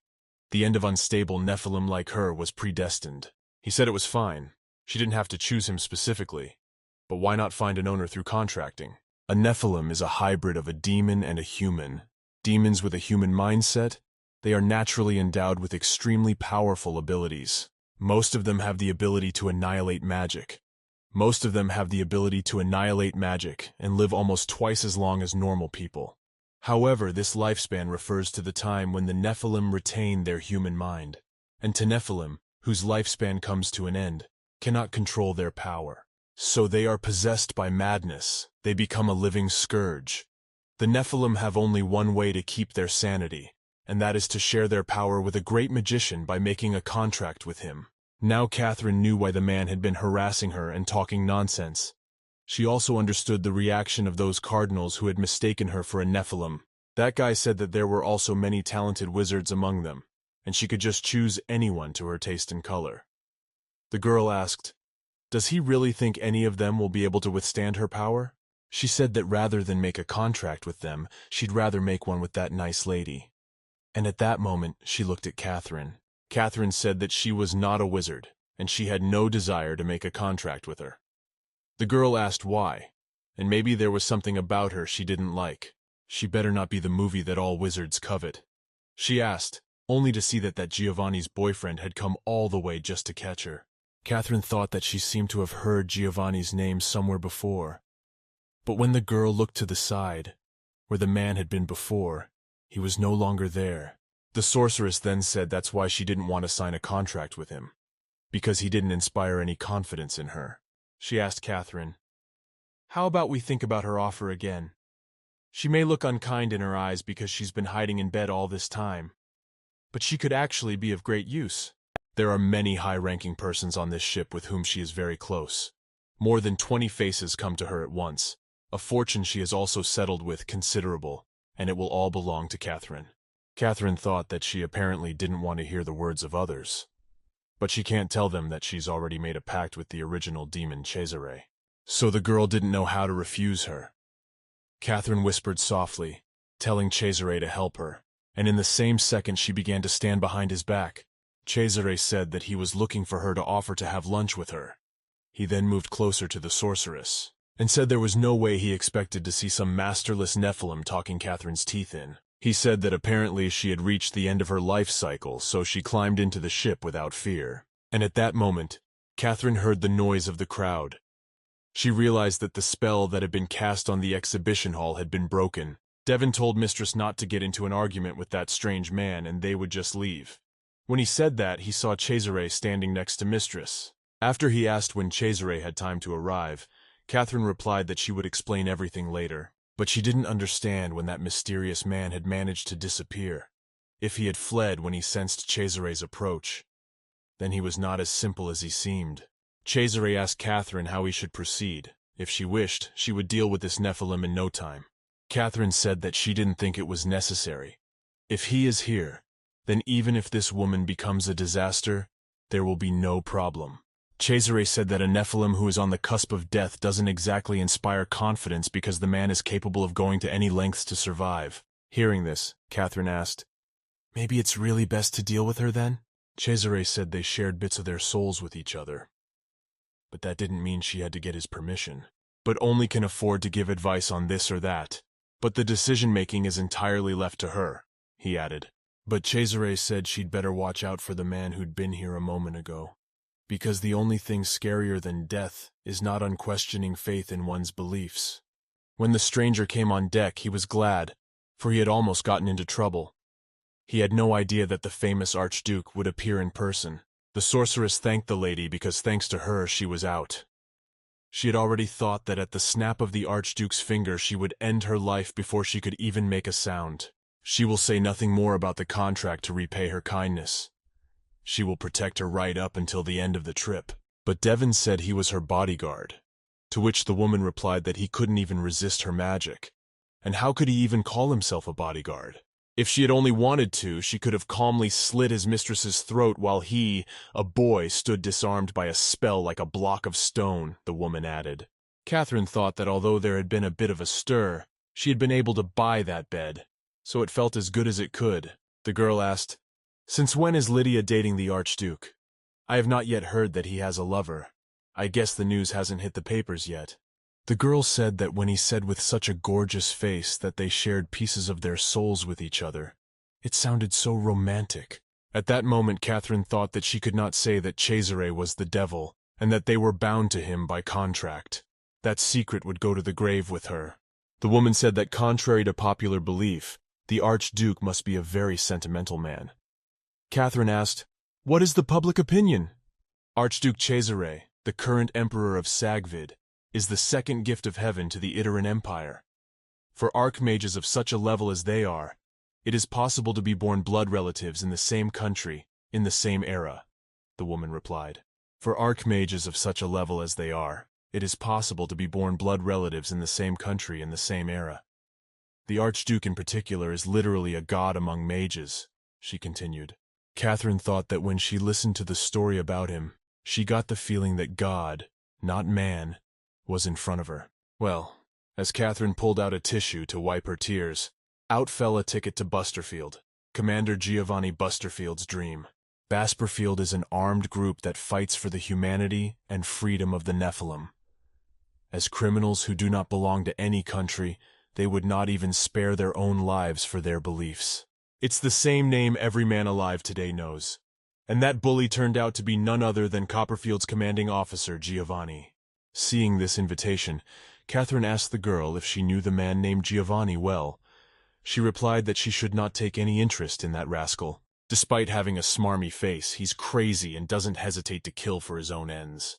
If he pretends to know her, just ignore it and get the hell away from her. Catherine thought she would put it aside to start with, and show it to Cesare later, and ask him what she should do.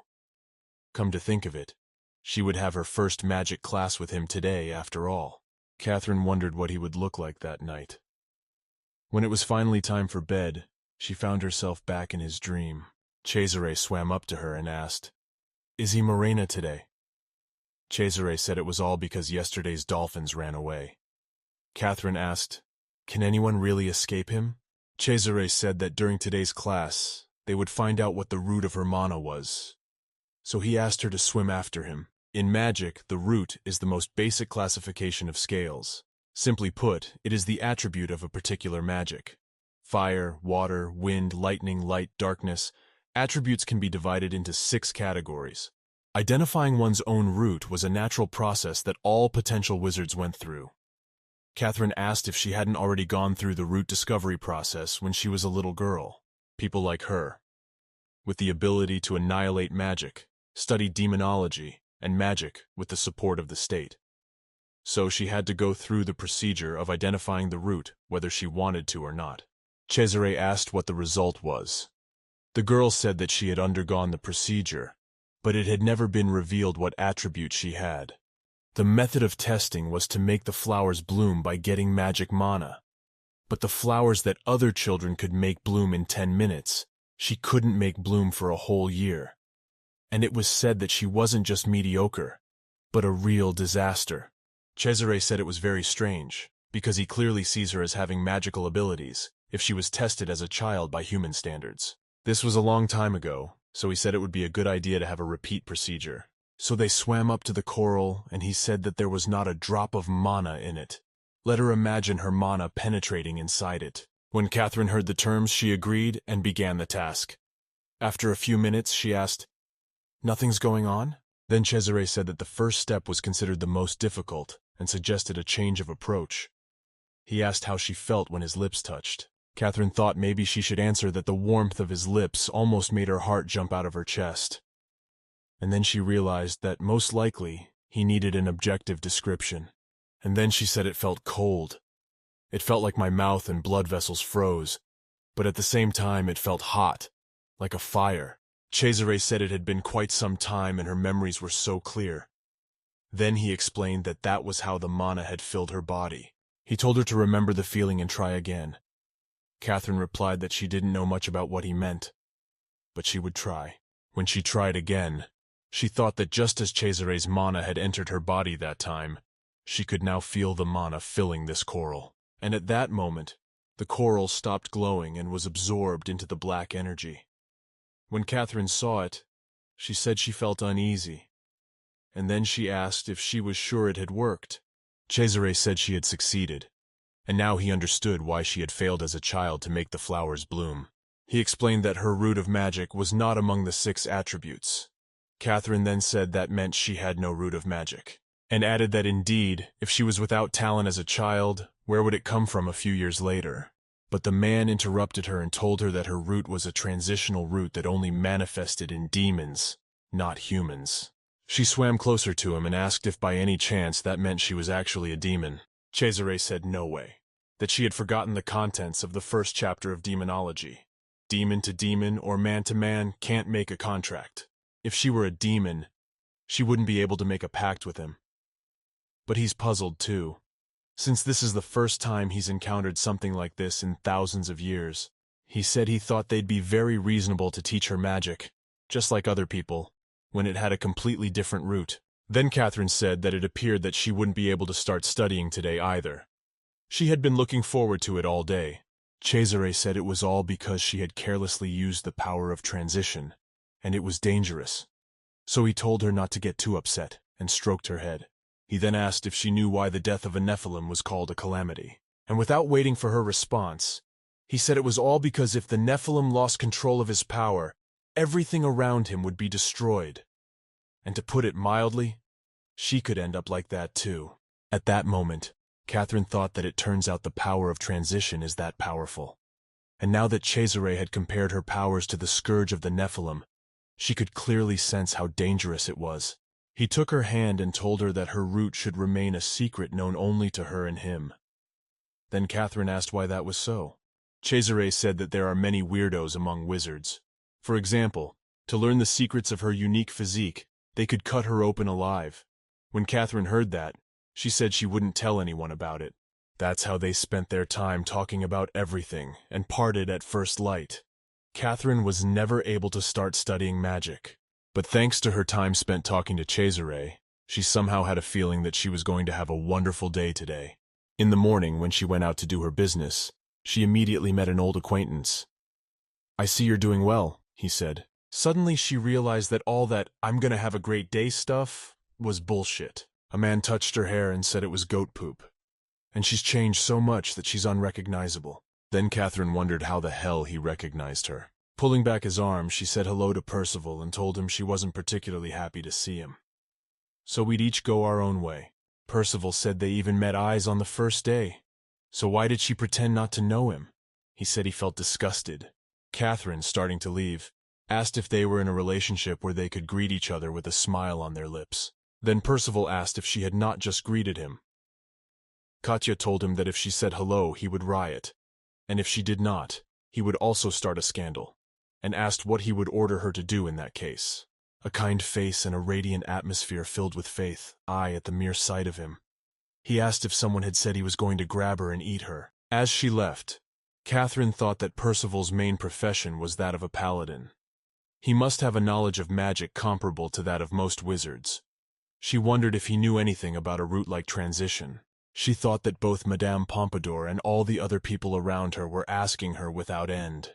So she sometimes felt that she was suffocating because she was unable to give an answer.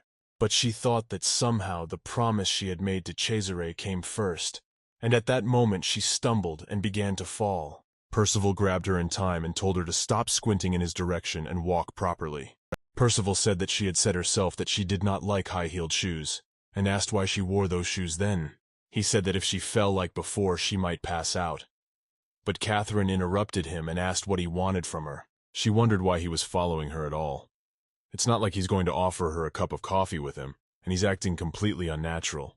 Percival laughed and said that even as crazy as he was, he had lost his mind completely, and he asked what good it would do to pursue her.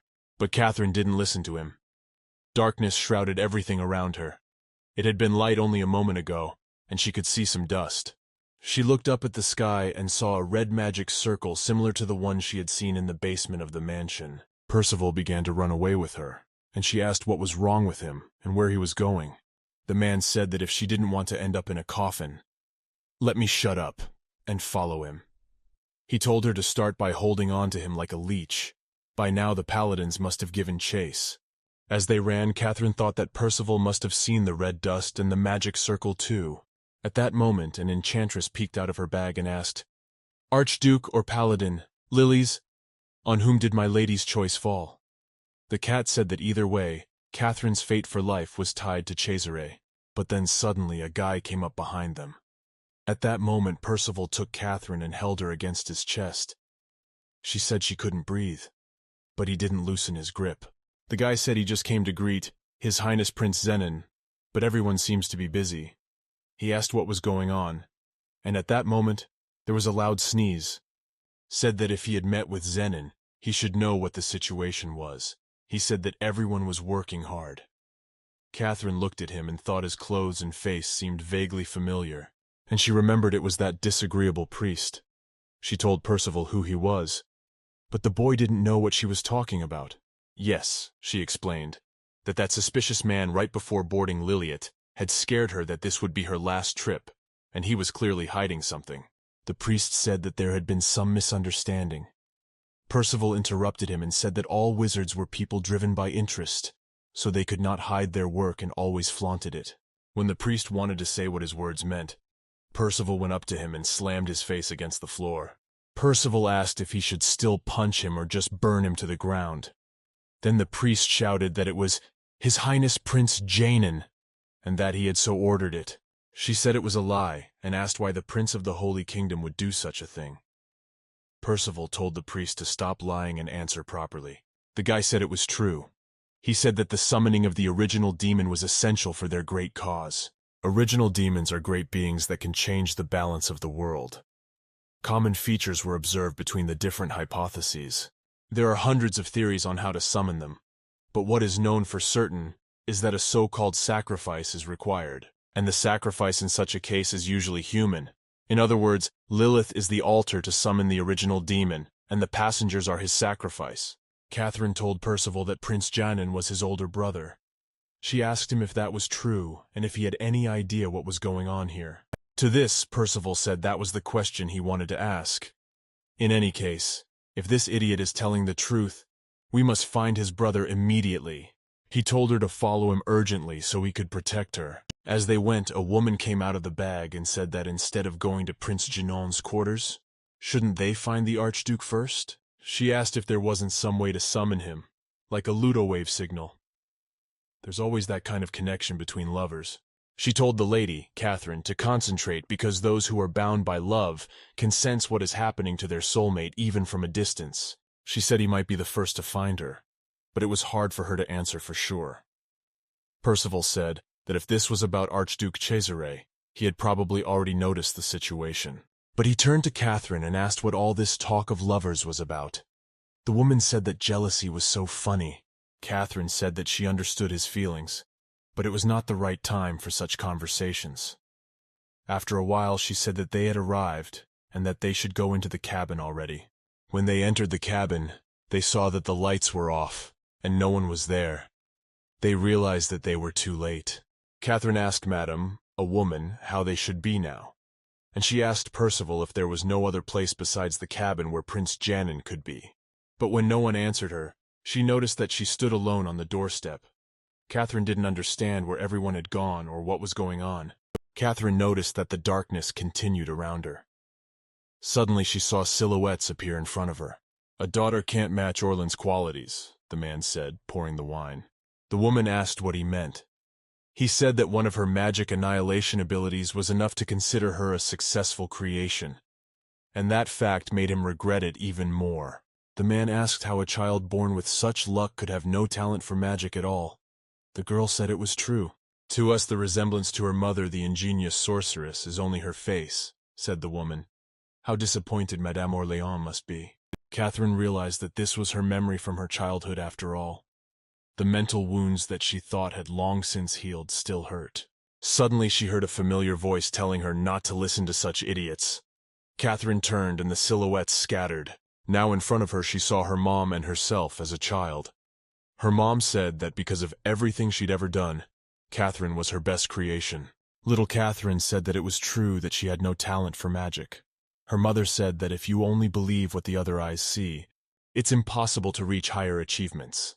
She said that Catherine should look beyond the others. The girl didn't realize if it was all just a dream or a hallucination, why she was seeing such memories in front of her as well.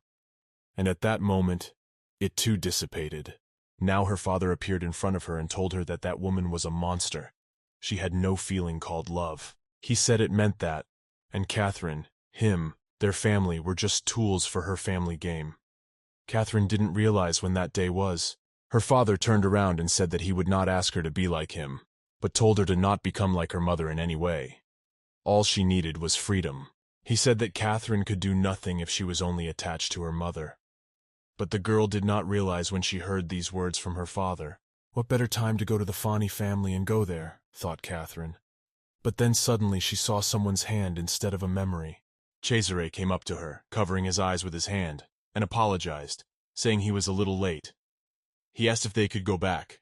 Catherine looked at his smile and agreed, smiling back. When Catherine opened her eyes, she realized that they were now in the mansion.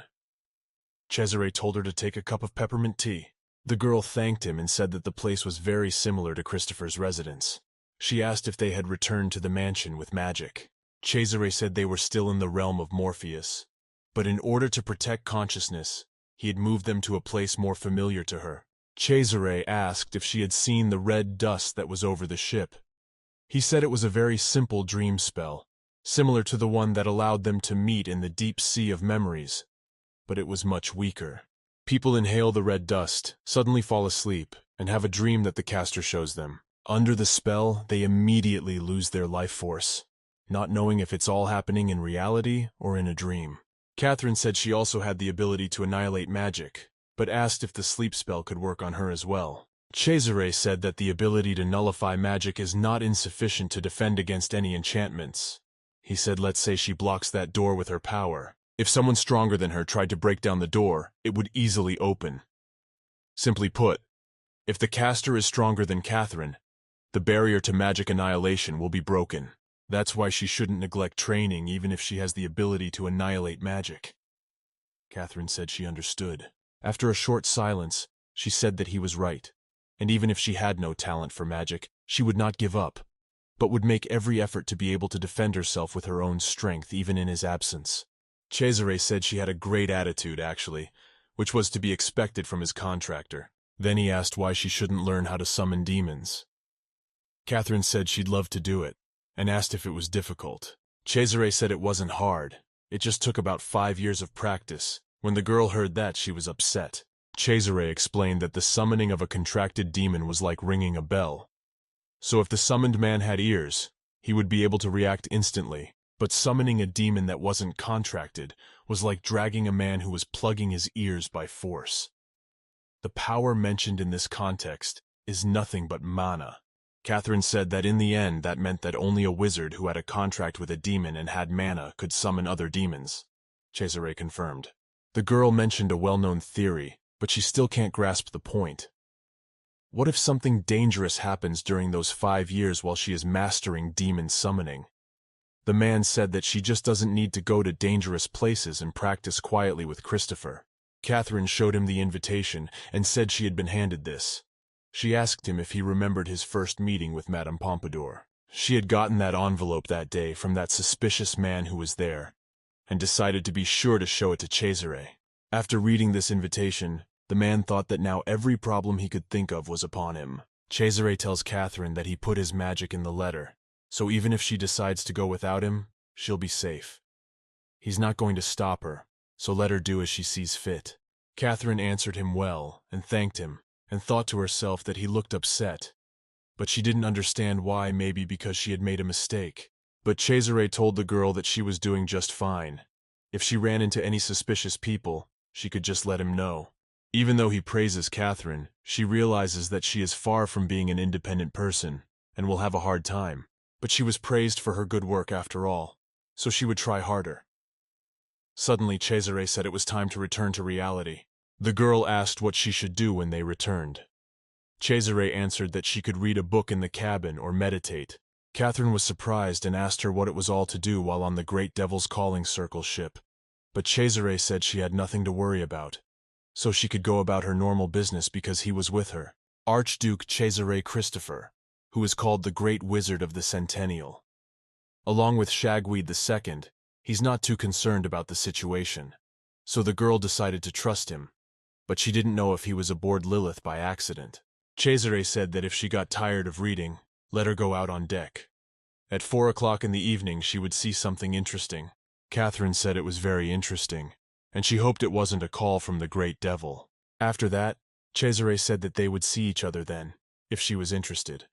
After that, he snapped his fingers, and the girl immediately found herself back on the ship. She was covered with a blanket, and on her feet was a ginger cat. As Catherine looked around, she realized that this was Prince Janin's quarters. That meant she was safely back in reality. Kotick woke up and asked Catherine how she had slept. The girl immediately asked, "I got the meows. Where are Madame Pompadour and Percival?" The cat said they woke up early, but his handsome sister said she'd find the stupid gardener, and Catherine's ex-boyfriend said he had some things to figure out and left. And the meow himself was left to protect Catherine, and fell asleep too. Catherine realized that they both had strong magical abilities, and that was why they were awake before she was. She thanked the seal afterward, and asked if they could go back to their quarters and get some sleep. Miowalka ignored her question and asked when the Great Devil's summoning was still scheduled. Putting the cat in her bag and leaving the room, she said it was okay because Cesare told her so. The cat thought that he usually got nervous when he heard that, but Catherine was very brave, so he was calm. The girl wondered if there was anything she could do in a situation like this. She decided that it would be better to keep quiet than to just bother others. Miowalka agreed with her and said that it was the right thing to do. But then suddenly Catherine heard someone's voice. A man said, "Let's go ahead. Time is of the essence." She was very frightened, so without even realizing it she hid, even before she realized it, because it was very unexpected. And not far from her, men in cloaks were talking. One of them said that it should end in the sea. The others agreed, and said that if they could successfully summon the Bronze Lord, they would have a great devil that the Empire and the Holy See could not ignore. Catherine heard this and was very surprised. The name Bronze Lord alerted her, so she turned to see who was talking. As far as she knew, only one creature was called that, namely the Great Devil Hippo. The girl was surprised that they had arranged all this just for the summoning of the Great Devil Hippopotamus. And then suddenly Catherine wondered when Cesare said not to worry. It was only because he knew about it. The girl decided that she should start by getting as far away from the place as possible. But then suddenly, as she was about to walk, her shoes started making a loud noise.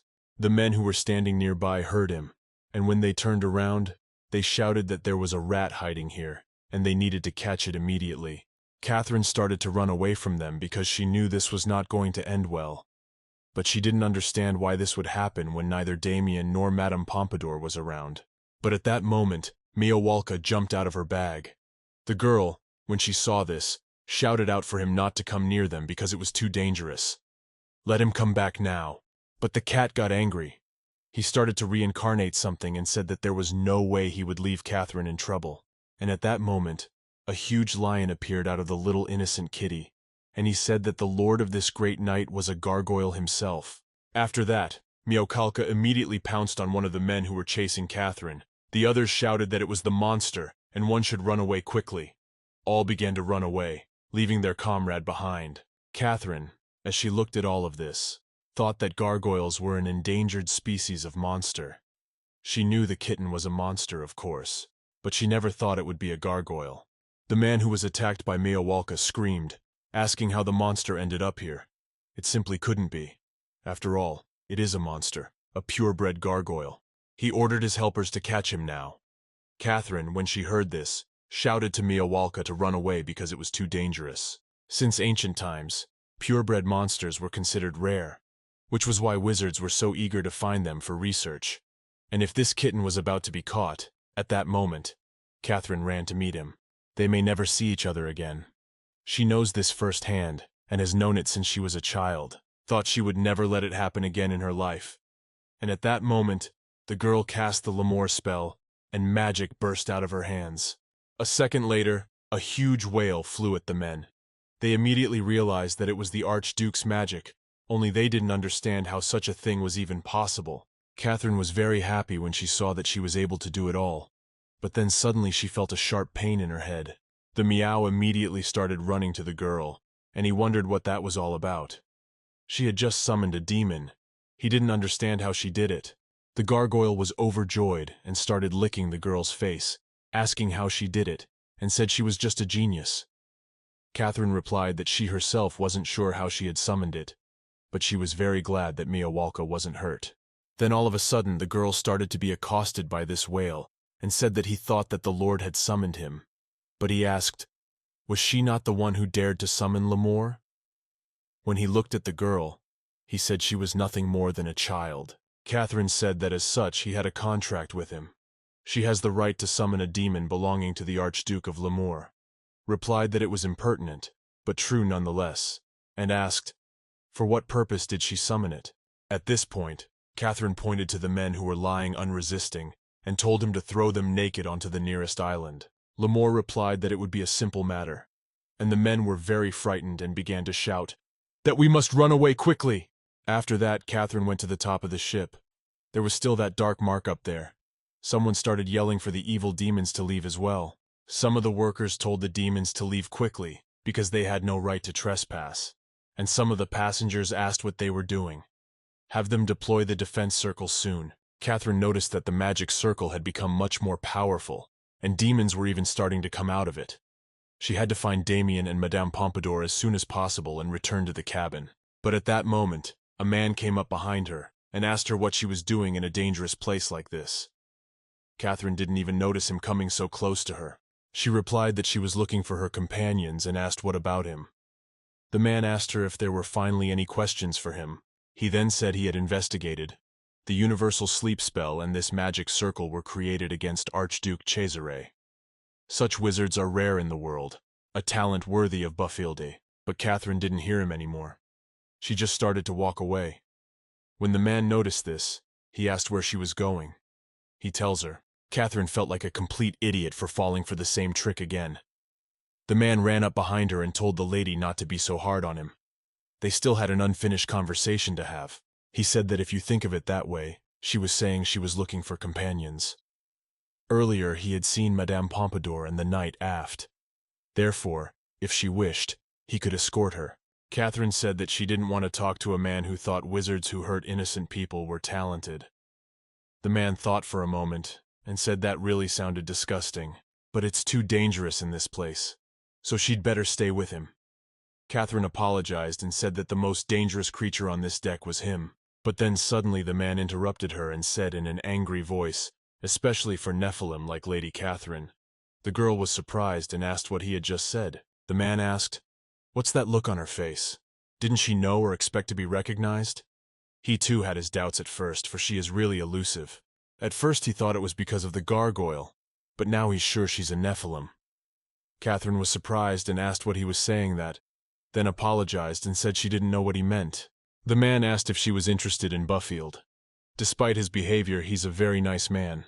He held out his hand to her and told them to go to a safe place and talk quietly. Catherine immediately pulled his hand away from her and said he was just an idiot, a real pervert. And at that moment, Catherine heard familiar voices.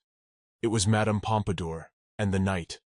The girl screamed at him to get his hands off her. Was he even aware of their age difference? The knight asked for the girl to step back because he would deal with this man. Catherine was very excited when she saw Damien and Madame. The man thought that now that he had been caught, he should run away. He whispered in Catherine's ear not to throw away the invitation he had given. Let her keep it. Catherine was very surprised. She didn't even know what to say to him. The man said goodbye to her to come to Buffield any time. He would look forward to it, and after that he left. Madame and Damien, who ran up to Catherine, shouted that they would catch him and kill him, let him stop, and they would deal with it. But Catherine was disturbed by his words about calling her a Nephilim. She didn't understand what it meant. But then she thought that now was not the time to worry about such a small thing. Damien and Madame Pompadour ran up to the girl and asked if she was all right. Had she been hurt, and had the guy done anything wrong? But Catherine said it's okay. She's fine. It hadn't been easy, but she was grateful they'd come. After that, she asked how they were doing, and what kind of demons they were. Madame replied that she didn't know for sure herself. She found a gardener and went to get the lady, but suddenly demons appeared and attacked them. Right now the combat staff is massacring them to protect the sleeping passengers. The girl said that obviously the plan was to sacrifice the passengers while they slept. That's why he summoned demons to kill the others. Figured. Was it really because she had just thrown those suspicious people overboard? In the end, that didn't solve the problem. Madame said it was all quite serious, and they needed to find the Archduke as soon as possible. Catherine thought she was right. They needed to find Cesare first. Only then would she be able to make sense of the situation and ask about herself. She said that Cesare didn't seem to have taken the situation too seriously, so he could still stay in the cabin. At that moment Miawalka looked up and said that something very terrible was coming. Indeed, something was happening in the sky where that deadly sign had been. At this point, one of the demons that was circling overhead said that they would all end up in Eden eventually, and called them idiots. He said that their king was waiting for them and wished them all dead. But at that moment something flew up behind him and knocked him down. After that, the demon fell to the ground, and Mr. Percival said he was going to die. He was the only one there. The people, when they saw him, began to rejoice that Lily-san was with them. Devon said it was nice to see someone like that boosting morale. But Catherine remained silent. She wasn't happy about it. But then suddenly one of the knights felt a drop on him. He asked if it was rain, but when he looked up, he realized that it was not rain, but blood. That demon who fell said that at last the summoning was over, and let them all worship their king. Devon hugged the ladies and said he had a bad feeling about it, and ordered that the two men not to take a step away from him. Madame didn't understand how this happened in just a day, and all the passengers on the ship were even alive. Because Catherine was being squeezed hard on both sides, she began to gasp for air. Then she looked up at the sky and thought, is this the last thing she will ever see in her life? And when Catherine closed her eyes, opening them a short time later, she felt like she was in some other place. The girl thought, was she really dead? But she didn't feel dead. Then she suggested that it might be someone else's magic. At that moment, Catherine heard someone talking nearby. She thought she heard Cesare's voice. Catherine wondered if he had come for her again. Even at the thought of it, it makes her walk a little easier. And at that moment, as she walked a little, and she saw the long table, and realized that it was indeed Cesare. Catherine, coming closer, saw that Cesare was sitting at the table, and some other child. The boy said that he knew he was uncomfortable, but could he not make that expression on his face? After that he said that they hadn't seen each other for a long time and called himself Leviathan. The girl did not understand who this child was. Cesare tells him that he called him into the abyss to say hello. That's funny. The boy replied that he didn't think the man would climb up and get in his face. Shouldn't he be repaid for his insolence? Catherine wondered if that was the abyss. It is also called Eden, the steamship between the human world and the demonic hell. However, according to Cesare, the abyss was a place where only the greatest devil could go. But Catherine didn't understand why she, as a human, was there. The boy said he didn't mean to provoke them on purpose, but he had heard that Cesare was playing the man lately. So he sacrificed sea creatures and demons, his water people. And if he killed the people, Cesare would be angry with him because of it. Catherine now realized the reason the great devil had been summoned. Though all of Lilith's passengers were unharmed, Cesare told the man to stop making excuses. If he was going to show him respect, he would choose land creatures first. The boy replied that of course the people who had summoned him wanted him to confront them.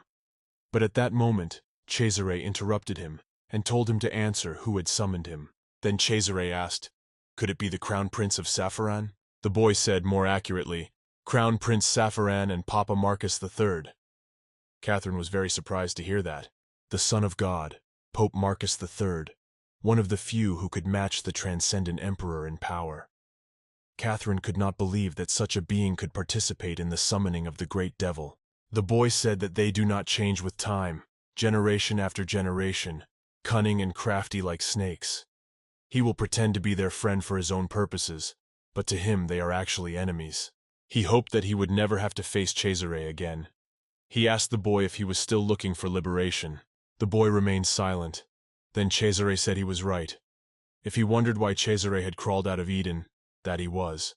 The boy is still young, so he has every right not to accept Lilith's death, but her days are really numbered. At this point, the guy got very angry. He slammed his fist on the table and asked him to shut up. Let him just tell him that it wasn't true. He said he promised he would never touch Cesare's heart again. So he asked him not to say that.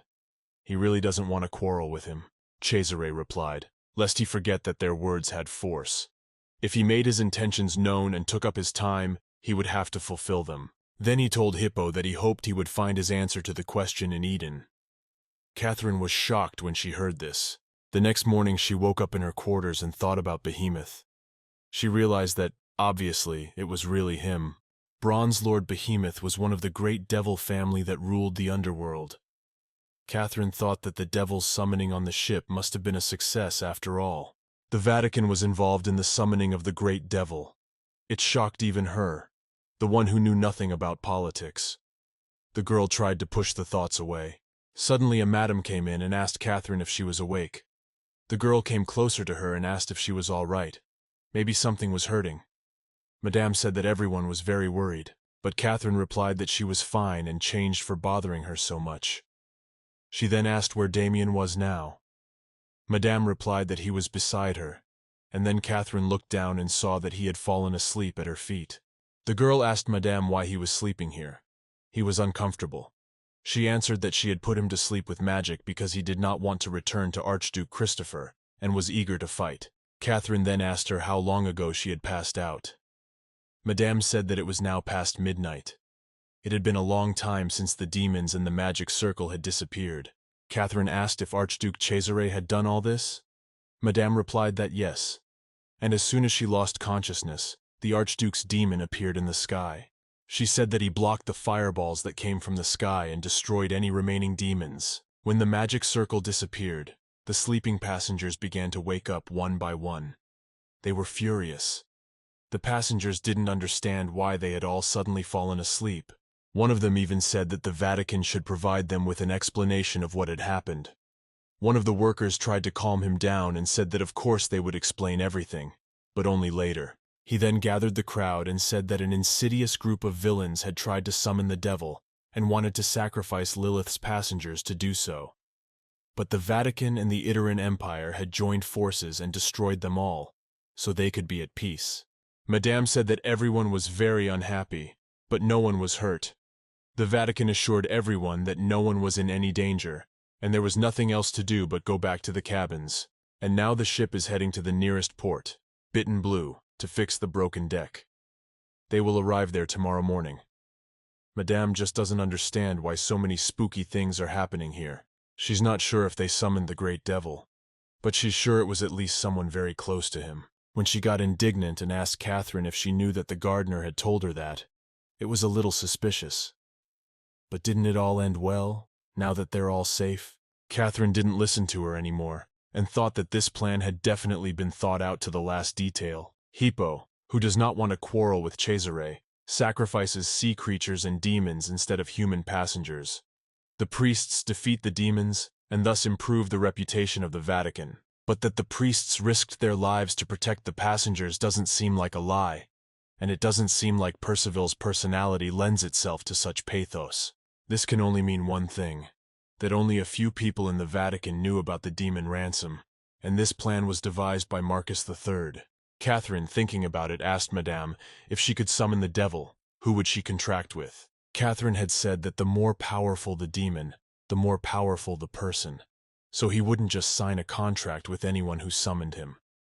Most likely, he would choose the strongest, most skilled in magic from those who summoned him. Someone who is powerful enough to contract the great devil Hippo might be Pope Marcus III himself. Suddenly Miaukolka, who had been woken up, spoke. He told Catherine that he was very sleepy and suggested that they talk about everything tomorrow. Catherine replied okay, and apologized for bothering him at such a late hour, saying he could rest. Madame said the lady must be tired, so she will leave her. If anything, she will be in the next cabin, and the girl can call on her if anything happens. She then turned to Devon and asked him how long he was going to sleep in the women's quarters, and asked him to get up already. Taking him by his shirt, she said goodbye to Catherine, and told him they would be on their way, and wished her good night. After they left, Catherine collapsed on her bed and thought that she was so tired. She had just wanted to enjoy the trip, but it had not gone as she had planned. The most magically gifted and powerful talent in the Vatican, leading the summoning of the great devil. No matter how much you think about it, she can't think of anyone but Marcus III. However, if it turns out that the Pope has made a pact with the great devil, there will be a scandal. Just a few months ago, her biggest problem was finding a house. She couldn't have thought she would fall into the epicenter of events. But she still didn't understand why she had fallen into the abyss, she thought. Maybe it was because she was Cesare's contract girl, the great devil. But if anyone contracted to the devil could visit this place, the great magicians would not try to learn about the abyss. Then she remembered the words of the man who had said she was a Nephilim. Catherine thought it was impossible. She couldn't be a Nephilim, and Madame Pompadour wasn't there either. The girl realized that she couldn't sleep because of these thoughts. And while she kept thinking about everything, time passed, and morning came. Lilith, on her way to the port cities to have her deck repaired, arrived safely in Bitten Blue. Lilith passengers stay for a while in Bitten Blue, where the fall festival is in full swing and you can enjoy a day out. Madame Pompadour said that even if they are staying for repairs, she is sure that the port has a schedule of ships that are due to arrive in that port. She asked this because the owner of the ship is Prince Janine. Devon whispered to Catherine that she had been continuing to insist on attacking the Fenrihan royal family since yesterday. Now it made sense to the girl why Madame was acting like this. When the man asked Catherine if she had arrived at Bitten Blue and was going to stay in the cabin, Catherine said she didn't like crowded places, so she would be more comfortable staying. Catherine said she didn't sleep very well last night, so she wants some peace and quiet. Devon said that it would really be better for her to get some rest then, but then suddenly someone knocked on their door. Catherine answered that they could come in, and at that moment, Archduke Cesare entered the room. He said, "Good morning, Catherine," but the girl immediately hid behind the knight and said she didn't look well today, and asked if he could speak to her from a distance. Cesare apologized to her and said then they would talk next time. Then suddenly Devon whispered and asked that Miss not use him as a screen, but the girl ignored his words and told Cesare that it wasn't that bad. So she asked what was wrong. Cesare replied that it was nothing, just Chancellor Yakovlev gave him 2 tickets to the festival. He was going to ask her out under this pretext. But if she was in a bad state, it was better to let her rest. Catherine immediately closed the door in front of him and shouted that she would be ready in a minute. The girl then turned to Madame Pompadour and said that she wanted to ask her for a favor. The latter, in turn, said that she could say what she wanted. Then Catherine asked Madame to pick out some dressy clothes for her date with the Archduke. And after a while, Catherine was finally ready. Descending from the deck of the ship, she thought that getting ready to go out had taken longer than she had planned. The girl asked Madame Pompadour for help in choosing a dress, but she didn't think the word date would excite her so much. As soon as Madame heard about it, she took a gorgeous red dress and said that in it she would definitely win the Archduke's heart when she wore it. When she came down, she immediately saw Cesare standing nearby. Catherine went up to him and apologized for being late. The girl said that Madame Pompadour had detained her, but Cesare, taking her by the hand, said it was all right. It was a gentleman's duty to wait for a lady. After that, they started walking, and Cesare said that while he was waiting for her, he read a brochure of dating tips recommended by the Bitten Blue Tourism Board. He said the first thing they should do was visit, but the girl wasn't listening to him anymore. Catherine thought that when Cesare told her directly about the date, she got nervous. But the girl tried to reassure herself that Cesare was just calling her because he needed to talk. He was joking as usual, so she shouldn't make such a big deal out of it. But then suddenly they stopped, and he asked, "Isn't this too much? We can go back to the cabin and just rest." But Catherine said it was fine. She was just thinking for a second, so they could continue on their way. After that, they started walking to different points in the city together, eating ice cream, and even Cesare bought a flower for her. For a second, Catherine thought it really does feel like a real date. They're walking around and having fun, like they're in love. Cesare said that the final place in the dating tips recommended by the Bitten Blue Tourism Board was tasting tea with chrysanthemums. Then he asked Catherine, "Is she ready?" The girl calmed down a bit and replied that she was. Afterward, they went into the establishment, but no one was there, and Catherine asked, "Is it a work day?" Cesare smiled and replied that he had rented this cafe for the day because he wanted to socialize with her. Catherine was surprised and asked, "Is that even possible during the festival?" But the guy replied that everything was fine, and money and their time solved everything.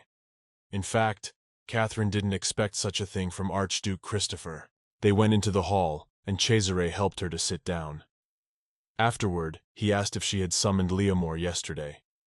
Catherine answered that she had, because Miawalka had been in danger when they'd been chased by suspicious people. Cesare was surprised and asked how it was persecuted. The girl said that she heard them talking about summoning the great devil. Besides, once those people found out that Miawalka was a purebred gargoyle, they tried to capture him.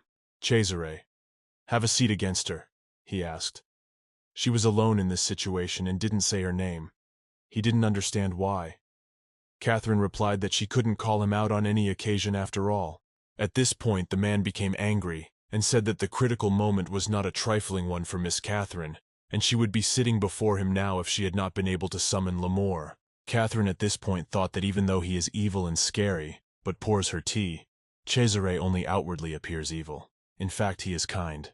Then she asked, "He's naturally quite fiery, isn't he?" She was surprised at how harsh Cesare was when he was in the abyss. And at that moment, Cesare, who was just handing her a cup of tea, froze and asked how she had gotten into the abyss. His face was very frightened. He wanted to say that it was impossible to visit the abyss. The girl interrupted him and said that he meant that she should be careful and keep quiet about it. Otherwise, the crazy wizards would kill her. Catherine replied that, okay, she understood. But then she said she wanted to ask why she, being human, had gotten there yesterday. She couldn't sleep for a long time thinking about that reason. Cesare was still in shock. He replied that he didn't understand why it had happened.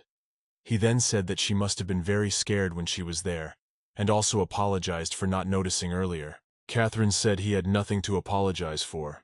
She thought she had another for always being in trouble. Cesare was surprised and said that she hadn't done it on purpose, so he had nothing to scold her for. Catherine said right.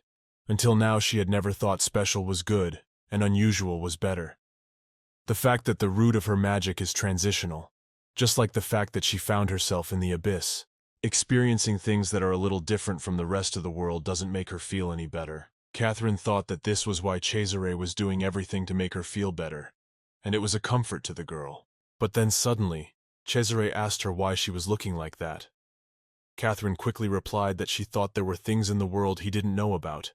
The man replied that he knew of many things, but usually in the negative. When Catherine got scared and said that maybe her abilities were an anomaly and she would die young, Cesare replied that even if she died, he would bring her back to life. Don't let her worry. He would learn about her roots and why she had fallen into the abyss. As long as she has a contract with him, then the girl is in no danger. Catherine replied that she was glad to hear that, but she still wanted to be able to stand up for herself when he wasn't around, and she hopes to learn magic soon. Cesare said he'd like to see her summon Leomore then. The man then said that if she wanted, he could show her something that would help with determining her abilities. Catherine was surprised and asked how it was here and now. She needs to summon a giant whale. Cesare said she didn't have to worry. If the building collapsed, he would take full responsibility. Catherine, getting up from the table, thought that even her collapsed house had been fixed by Cesare in a flash, so everything should be fine in case of anything. She looked at her hand afterward and thought that she shouldn't be nervous. Just have to do things the way they were then. The girl then gathered her thoughts and said, "Leomore." And at that moment a sign appeared on her hands, just as it had then. And after a while a small whale appeared under her hand. The girl was happy that she had succeeded. Cesare was shocked. He asked, did she change Leomore's size on purpose because she was afraid the cafe would collapse? But Catherine said no, and it was much bigger last time, so it was strange enough. Cesare then asked how she had summoned him last time, but the girl replied that it was the same as now. She just held out her hand and called his name. Catherine was so embarrassed. She wanted to show him all her successes, but at that moment she felt a sharp headache. Cesare, when he saw this, immediately ran up and caught the girl so she wouldn't fall. He then asked if she was all right and suggested that she return to the cabin.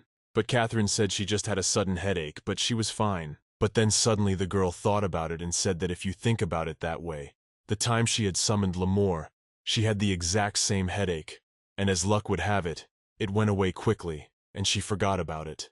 Cesare was surprised and asked if it was like this the last time. Then he turned to the whale at once. A man asked L'Amour how he felt when Catherine first called out to him. Keith replied that he thought it was the master calling him. Cesare said that he understood everything now, and thought for a moment. Catherine looked at him and asked what it was that he understood. The Archduke said that he could now explain the reason for her transitional root magic.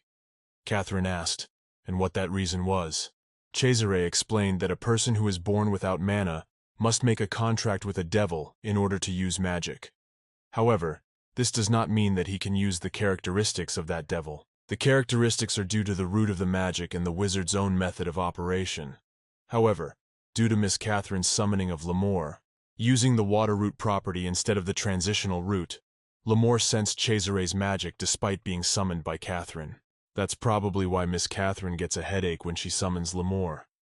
Using another source of magic other than your own puts a lot of strain on your body. Catherine said that she understood the theory in principle, but she didn't understand what it meant. Cesare replied that the answer was simple. Miss Catherine is a very brilliant sorceress, and if she puts her mind to it, she will become the greatest sorceress in the history of the empire, and will even surpass Emperor Shegvid II.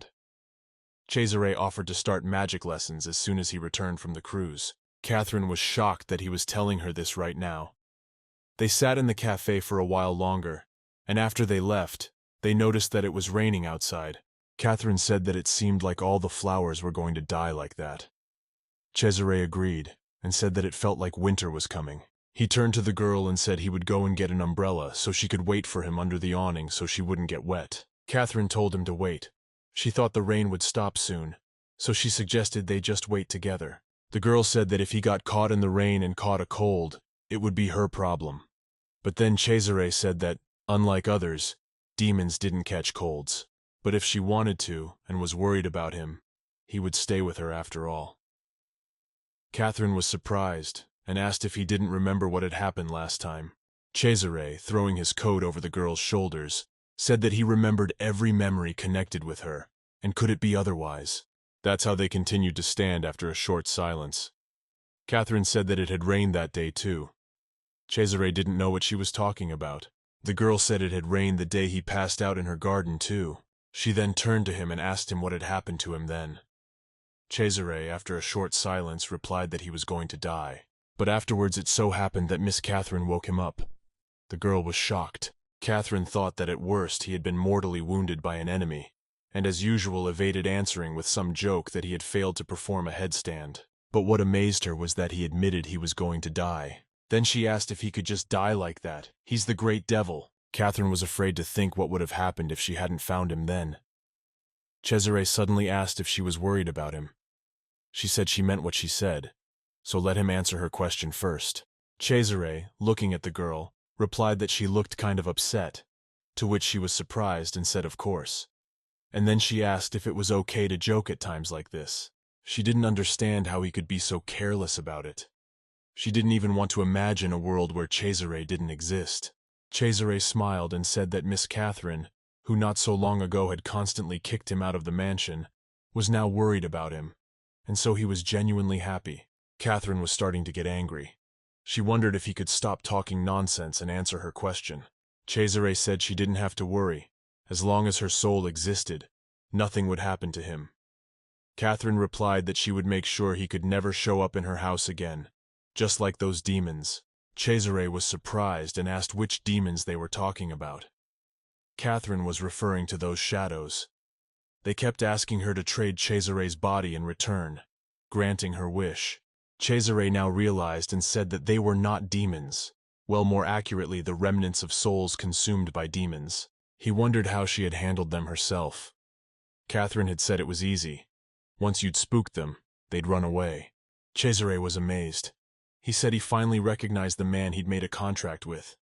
And after a while the rain did stop. In fact, they stood under the awning for a long time, waiting for the rain to stop. And only after the street vendors came out one by one and opened their stalls did they leave the place. Although Catherine had had many opportunities during this time, she had never been able to ask why Cesare had accepted death so easily. In an eternity of time she doesn't even dare to guess. She doesn't realize what has happened to him in all this time, what he was like in the past. Suddenly Cesare stopped and held out his hand to the girl. Catherine smiled and said he was just walking too fast. Afterward she took his hand, and Cesare replied that he would take that remark into consideration. Catherine couldn't imagine what she could do for him. After they approached the cruise, Cesare apologized to Catherine and said that Chancellor Cole was waiting for him, so he had to talk to him. He said it was probably because of what happened on Lilith, hence the urgency. He would like to be with her for the rest of the festival, but unfortunately he can't. Catherine said it's okay, she can be at the festival alone. Cesare, hearing this, was very much surprised and asked if she was not going to return to the cabin, but would walk alone in the city. Katrina replied that of course she had heard that there would be fireworks in the evening. How could she miss such a thing? Cesare was upset and said how he wished he could watch those fireworks with her, but the girl replied that they could come to this place next year. Lastly, Cesare told her not to stay late at the festival because it could be dangerous, as the hippo's summoning had been successful and the man he had contracted with might be nearby. Catherine was outraged and said that he was just like her, so why should she be careful? Cesare was surprised and said that sounded very frivolous. The man said that this great devil could change the course of human history.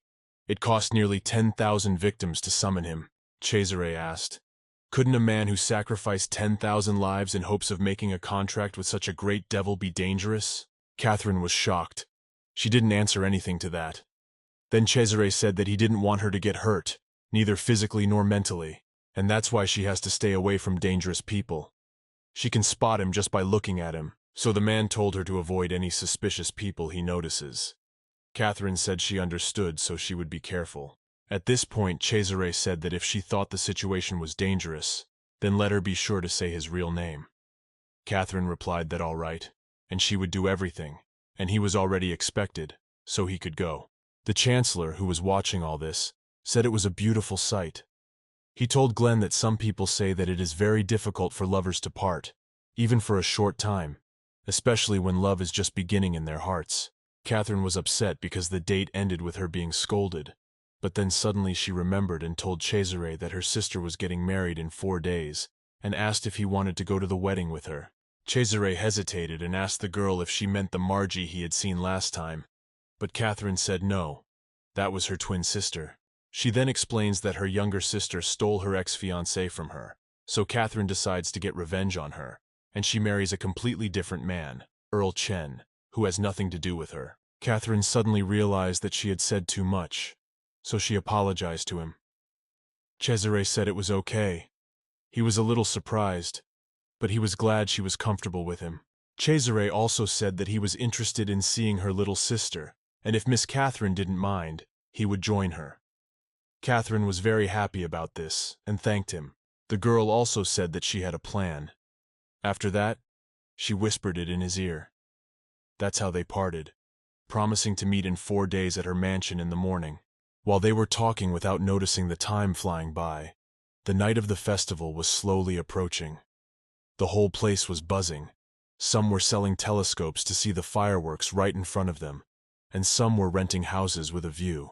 Catherine thought it was quite crowded despite the rain. She was glad she had come to this place, for it was a great place to watch the fireworks.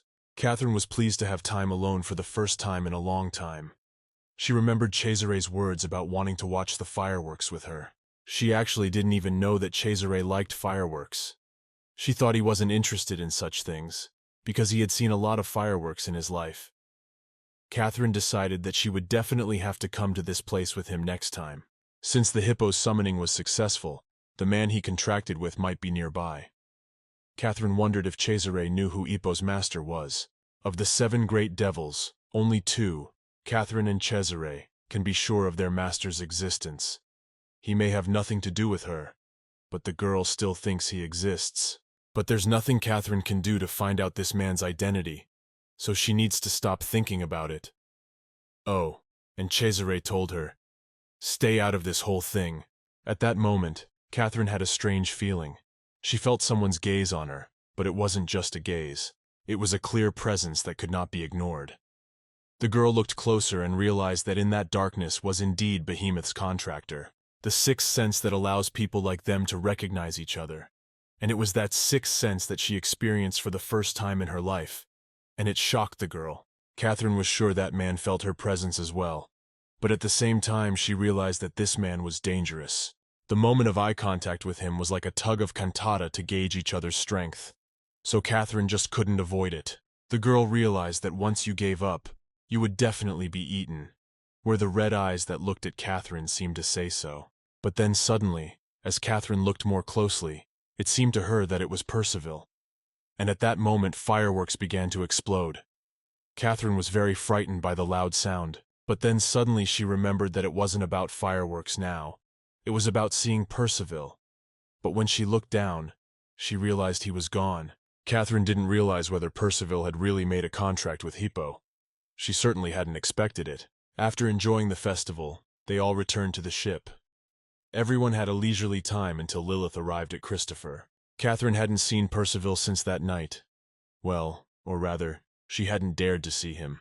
The girl was very surprised that the contract with the devil was made by Percival and not the Pope. After all, ordinary citizens like Catherine had nothing to worry about, because peace on earth is guarded by the heads of countries and organizations, and the hero should be someone other than Catherine. After all this, they returned to the estate. Madame Pompadour was shocked when Catherine told her that her sister, who had stolen the groom, was getting married. Besides, she has left him and is now marrying someone else. Madame said it was simply impossible. She could not recover from such a thing. She told Catherine to leave it to her. Her little sister would be in charge. She has so many dresses that would be appropriate for such a day. Catherine thanked her for her help, and said she was just about to ask Madame about the look. Afterwards, Catherine said that she would leave the house for a short time in the evening with Madame Devine. He was surprised, and said that he was her chaperone after all. The girl said it was all right. He would stay at the mansion and tend the garden. Devon said he could do it in half a day if he tried. Madame told him not to deceive them, and asked if he had even seen the state of the garden. Damien got angry, and asked which one of them was the gardener. 10 days after stepping off the ship, Catherine only now realized, as she sat at the table with her family in a house that had become noisier than before, that she had come home to her real home. When Cesare had given her that magic key and told her that she could use it to get anywhere, not just his office, the girl was still doubtful about it, but decided to check it out. Well, when she'd turned the key and unlocked the room in her room at her parents' house, it had been just like that all by itself, and she'd thought it would be easy. But at that moment, a girl came up to her and asked, "Is she really from a noble family?" Although it's already clear, her every posture and words are full of dignity. She asked if Catherine would like to say hello to her family. After all, she had been away for a while, and she herself would be present in the room. She asked if she wanted to say hello to her family. After all, she had been away for a while. Madame immediately apologized and said that she just wasn't thinking. At this point, Catherine conceived that she really liked this cool part of Madame's character. Catherine said she would look for some of the things she had left behind, so Madame could look around for now. At this point, Madame reflected on the fact that Catherine's half-sister had stolen her fiancé, and now she was living alone, separated from her family. The girl understood the reason for her leaving. Lady Jalali must have been kicked out by her stepmother and younger sister, and that's why they bullied her. But then suddenly, passing by, she saw the picture. The girl was surprised. Was it really Green? Then Madame asked Catherine, "The lady in the picture, is that Miss Green?" Catherine replied that that was correct. It was Green Payne, her mother. Madame ran up to the girl and said that it was just incredible to be around Green's daughter and not recognize her. She could tell that Catherine was the complete opposite of her mother. Catherine was surprised and asked Madame, "Does she really know her mother?" The girl replied that of course she did, for she had once lived with the Payne family. Madame said her mother, who was 15 years old at the time. At that time, Green was a magic genius with a reputation on the continent, as well as in the Idaran Empire. Madame lived with the Paynes as part of an academic exchange. Since Green had married, they had stopped communicating and never saw each other again. Madame had heard that she had left Orléans long ago, but she did not even know that Pain had a daughter as well. The girl said that if she had known then, she would never have left Catherine alone. Madame Pompadour's gaze was full of warmth and love, so that the girl was even a little embarrassed. It was from the fact that for the first time someone was happy with the existence of Catherine Orléans. Madame Pompadour suggested that Catherine should sit down and talk. "What kind of girl is she? She has such a beautiful name, Catherine." Madame explained that her name had been coined by Green and herself. Catherine was surprised and said it was the first time she had heard of it. Madame said she left the Pain family just before Green's wedding. On her last night at the estate, her mother asked Madame. She wanted Pompadour to choose a name for her daughter to be born a little later. Madame was surprised and asked how it was that she was not even married yet, but she was already asking for a name for the child. Besides, she could have a son. It wouldn't have to be a daughter. But Green protested and said she would have a daughter, a child who would look a lot like her. And among the 3 names Madame chose at that time was Catherine. When the girl interrupted Pompadour's story and said that it meant that she was her godmother, Madame replied that in a sense it did. Of course, Green had never trusted a child to Madame. The girl had only chosen the name, so if Catherine feels burdened, she can just guffaw and she'll understand. But Catherine smiled and answered that she liked everything, and rather it was she herself who was not good enough to be her goddaughter. Madame was very much surprised, and Catherine said she was going to see her grandmother later, and she thought the latter would be pleased, and Madame Pompadour. The girl said well, she would find a contractor soon, and as her godmother, she would be someone Catherine wouldn't be ashamed of. At this point, Madame continued the conversation and said that she didn't know that Green would end up going to Orléans. Green was a beautiful and capable sorceress, plus, the only daughter of the Marquis of Pain. Among the many families who wanted to be related to Pain was the imperial family, so Green had to choose from all of these. In that moment, Catherine thought that her mother had chosen Orléans even among such high-ranking and prestigious families, provincial nobles on the outskirts where history, wealth, honor, and estates didn't matter. But the girl did not understand why her mother had long known that the ship called Orléans was too small for her, and this fact was one of the reasons for the discord in the family. But it's all in the past now, so Catherine doesn't have to worry about it. The next morning in the Archduchy of Christopher, Catherine arrived at Cesare's house. The man saw her and asked if she'd had a bad night's sleep. Catherine was surprised and asked how he knew. After repeating what she's already been through, Catherine has officially decided to learn magic from Cesare. So that's the state she's in.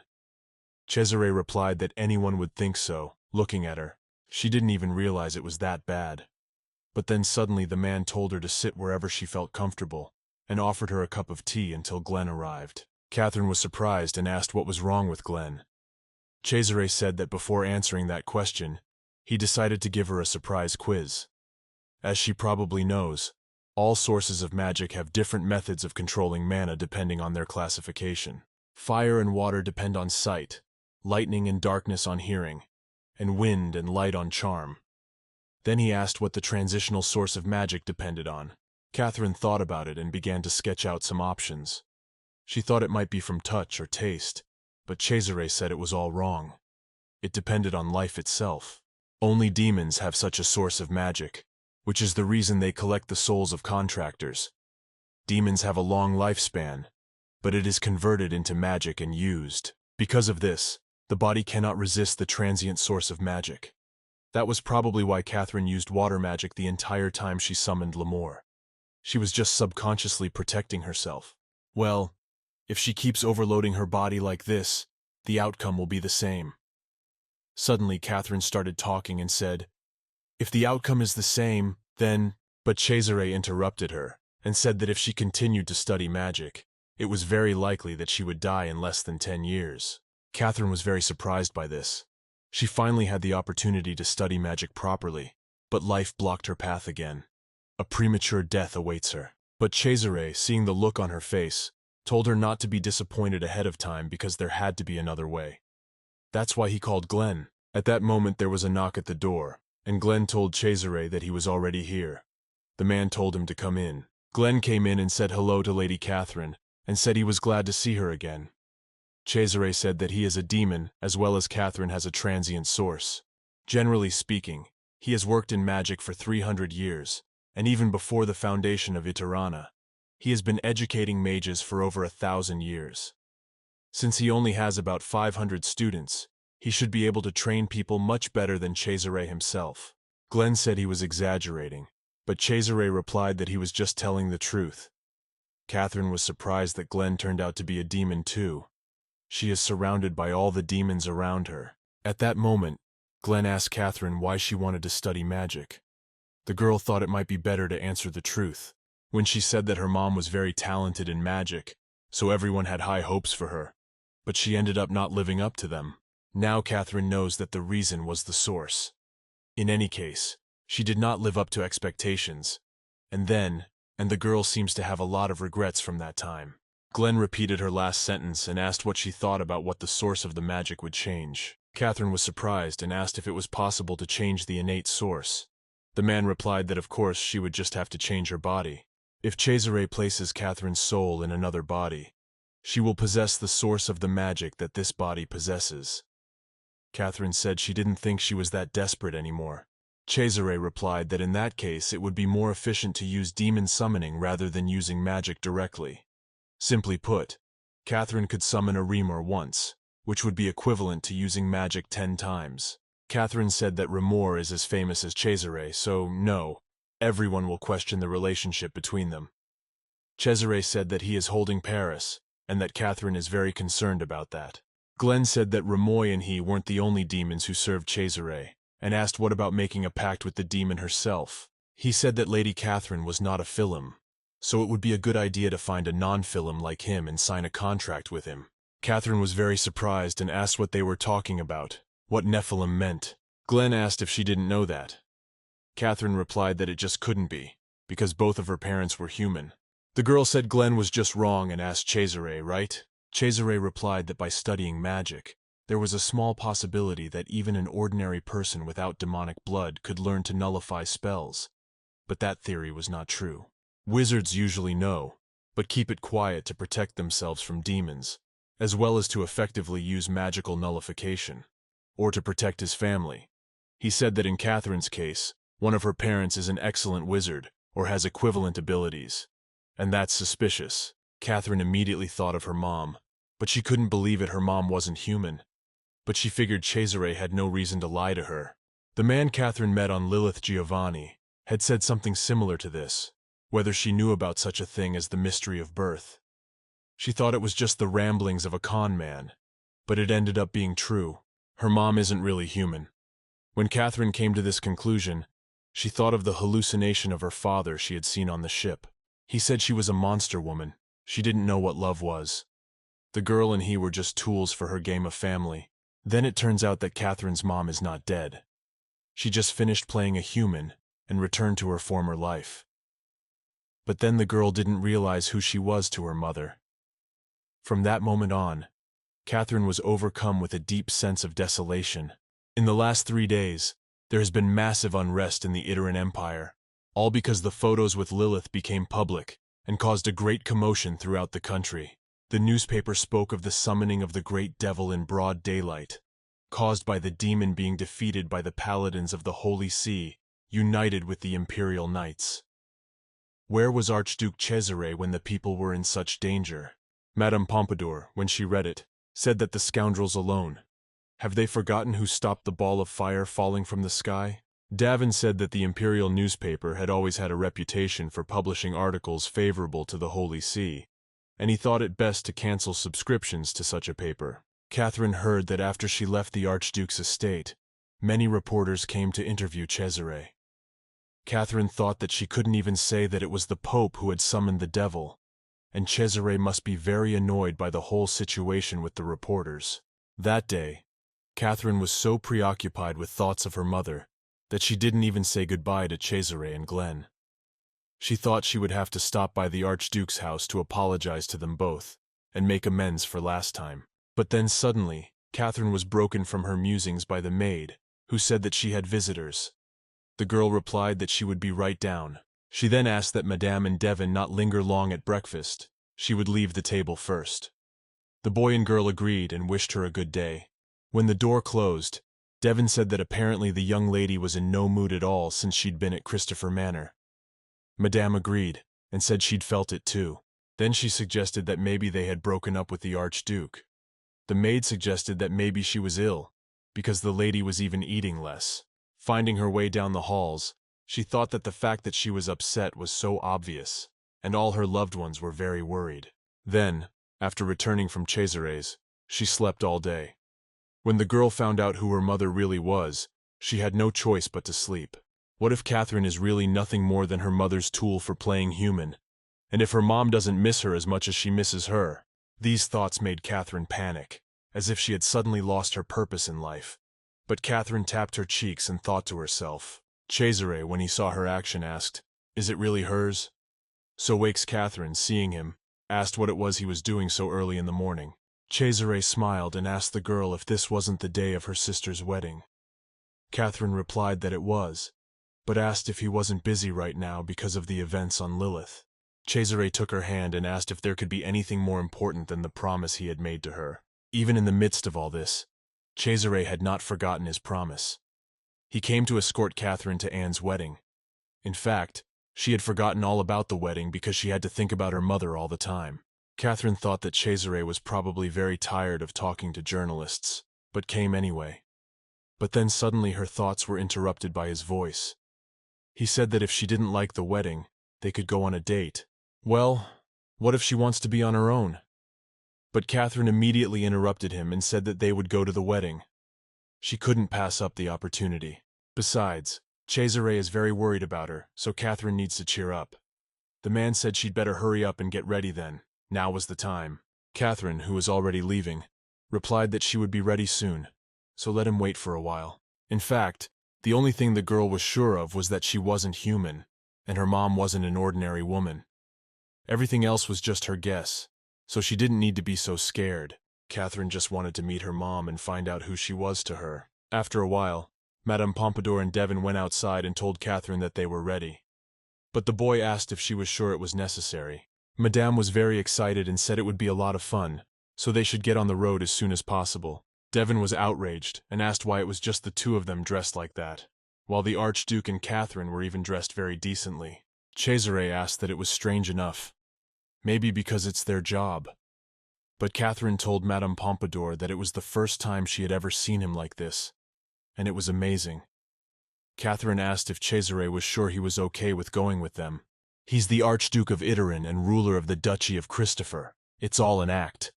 But the man told her not to take it to heart. The power is in making such pretense appropriate. Then the girl asked if he could tell her what demons other than L'Amour she could still summon. Anyway, he's a very proud demon. Cesare said that in that case, an Aquinas would be just the thing. It's a demon strong enough to rival L'Amour. But unlike the one possessing a mild temper, Catherine thanked and said she would give it a try. And at that moment she uttered the word, Equine. Cesare, upon seeing Equine, said that it was enough to realize and say that Catherine is talented. That would be to diminish her abilities. A huge-sized turtle appeared right above their heads. Catherine answered him that a wizard like her was his contractor too, but felt the headache again. Equine swam up to them and asked the girl if she was a friend of the Lord, the man who had summoned her. After that, she praised Catherine's abilities. The girl thanked her. Catherine said that her sister's wedding would be held at Chen Manor and asked, "Can Equine take them there?" The turtle replied that of course, let them climb on her back. Devon was shocked. Afterward, Catherine told Madame and Diemen that the trip wouldn't take long, so it would be all right. After that, the wagon was placed on a tortoise shell, and they flew. When they had already flown up to the manor, the people who were slowly gathering for the feast noticed that suddenly the sky had darkened. And when they looked up, they were very surprised, because a huge turtle flew right over them. Everyone started shouting that it was a demon. One of the guests recognized that it was Archduke Cesare's demon, and one of the workers asked that all the people get out of the way. The turtle coffin then landed, and Cesare helped Catherine out and down from it. Catherine thanked Queen for getting her there on time. Afterwards, she asked if she could take a little walk around the neighborhood. Turtle replied that of course, and she could call her at other times, and also called Catherine a friend. The workers of the house, who were just running up, turned to the Archduke and said that if he had warned them beforehand, they would have sent a carriage for him. But at that moment Madame spoke to the man and asked how he dared to ignore Lady Catherine at all. "This woman is very dear to his lordship." Cesare turned to Catherine in a whisper and asked if those words were made up by her, but the girl replied that no, it was all improvisation, madam.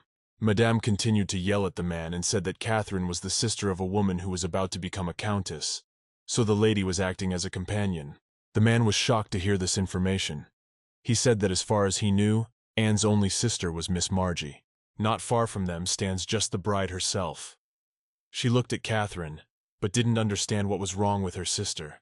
But then suddenly the girl saw Anne and said that they hadn't seen each other for a long time, and asked what was wrong with her because the girl looked kind of sad. Catherine moved closer to her and told her that she was her older sister after all, so she couldn't miss the wedding. Even if she slept with her ex-fiancé and then stole him away, she's still her sister. Catherine then asked Damon to bring what she had prepared. The knight, who was unloading the carriage, replied that it would be done now. Earl Chen was just approaching them. Catherine said that as Anne's older sister, she had prepared a gift for him and thought she should show how sincere she was in her actions. When Devon opened the trunks, Anne was shocked. She said that it was simply unbelievable. Count Chen thanked her and said that one congratulations would have been enough for them. Catherine said that she was ashamed that she could only prepare such a small amount for Count Chen. The man himself said that it was fine, and the most important thing was the amount, and that it was a gift from the heart. Anne didn't understand where her sister was getting so much money from. At this point, Catherine turned to Cesare and asked if he knew Marco, who deals with the Count Archduke. He replied that it was a rather famous atelier among the nobles. Yes.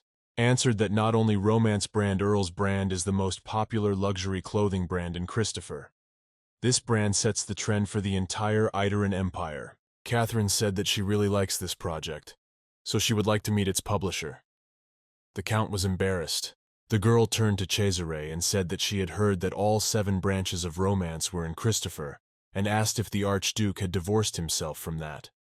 The Archduke said he was embarrassed, it was admitted, but he was indifferent to fashion.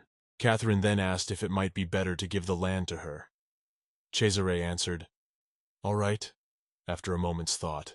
The Count and his fiancée were very surprised. Then Chen said that his lordship turned out to be such a joker that he would even say such a thing. Catherine was very surprised that he said joker, and explained that it was called far-sighted thinking, so asked if he had listened carefully to what his lordship the Archduke had just said. Catherine, smiling, said that she had just purchased all the land he had borrowed from the Archduke, so have him remove all his belongings and vacate the premises this week. The Count was shocked. He asked what she meant when she said liberate, and how she could have acquired his lands. Catherine replied that everything was literal. She bought all the plots of land from Archduke Cesare, so she is now mistress of them. The Count became angry. He started shouting, saying that these lands were borrowed by his father from Archduke Cesare for investment purposes. What right did she even have to do such a stupid thing? Anne tried to calm him down. She apologized for her sister's rudeness. Catherine didn't get a proper education. That's why she's acting like this now. The Count asked how he could ever calm down. The girl is going to destroy the brand that his father created with his own hands. Catherine was surprised, and thought that those were quite loud words for someone who had made a name for himself on exploitation. Romance is actually Christopher Zale's villainous clothing brand.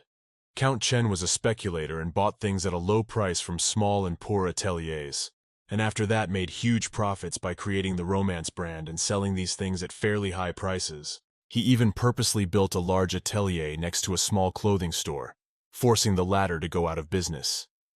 The Count is a typical corrupt aristocrat who profits from others. Cesare said the land was on loan from him, so he could safely take it back after the deadline, which was the day the investment ended. The Count said that's just not fair. Afterward, he asked, "Doesn't the contract say that Romance can use his land for the rest of the year?" He said that this is a clear breach of contract and you can't do that. Cesare asked, "Is that so?" There are exactly 2 weeks left on his contract.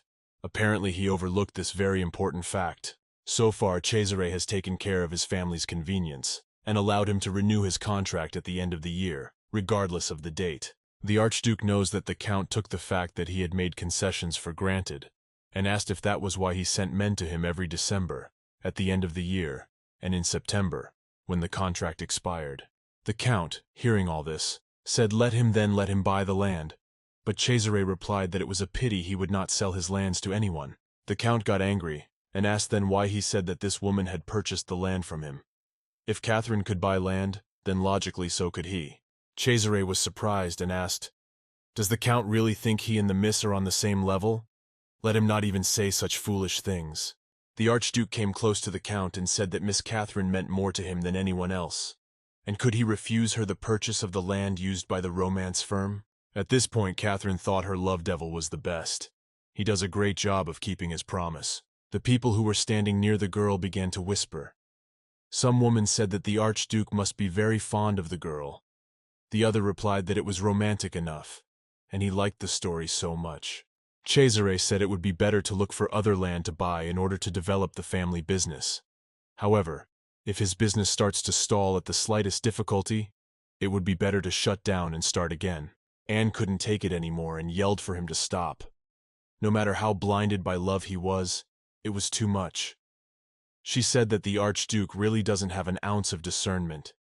She asked how anyone could be fooled by such a lousy woman and treat them like that. The Count told her to be careful what she said, Anne. That made it even more infuriating. How could she be careful? Their wedding had been insulted. How could he even say such a thing? Catherine turned to Earl and said that she was sorry for the way things had turned out, and she had not bought the land where his firm was located in order to get revenge on Anne. Of course, she will continue to follow in his firm's footsteps, and she's thinking of buying those lands for 3 times the price to start with. This has nothing to do with Anne, so he doesn't have to worry.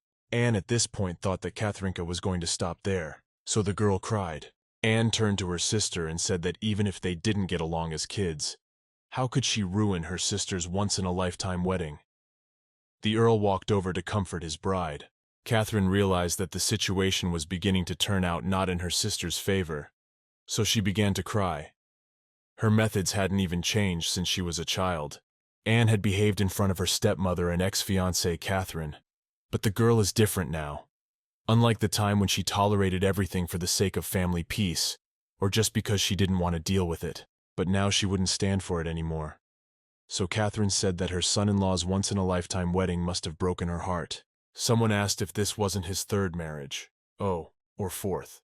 Well, or 5th. Anne asked in a whisper, "Is she really trying to insult Earl Chen and ruin their wedding?"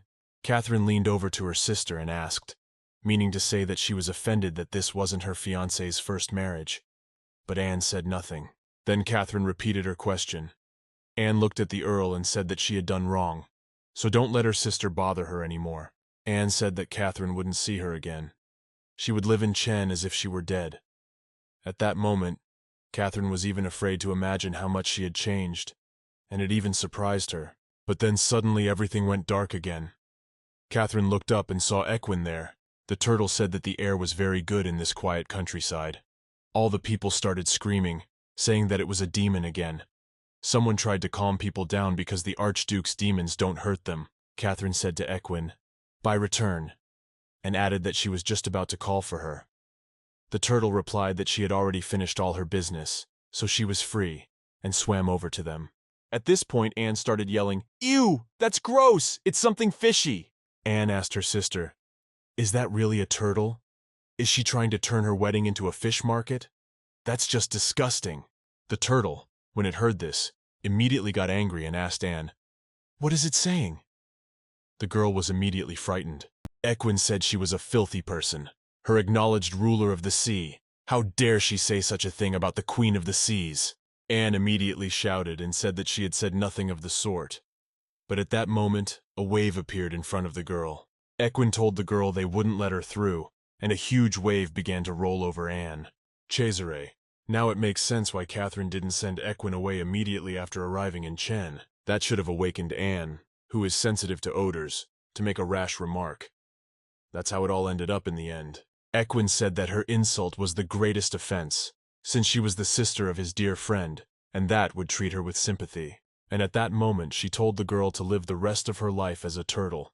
And a little turtle appeared on the spot where the bride had stood not long ago. The Count was shocked. He asked how it could be that his wife had turned into a turtle. Then he went to the Archduke and asked him to remove the spell from his wife. Cesare said that Aquinas is the ultimate subjects, comparable to L'Amour.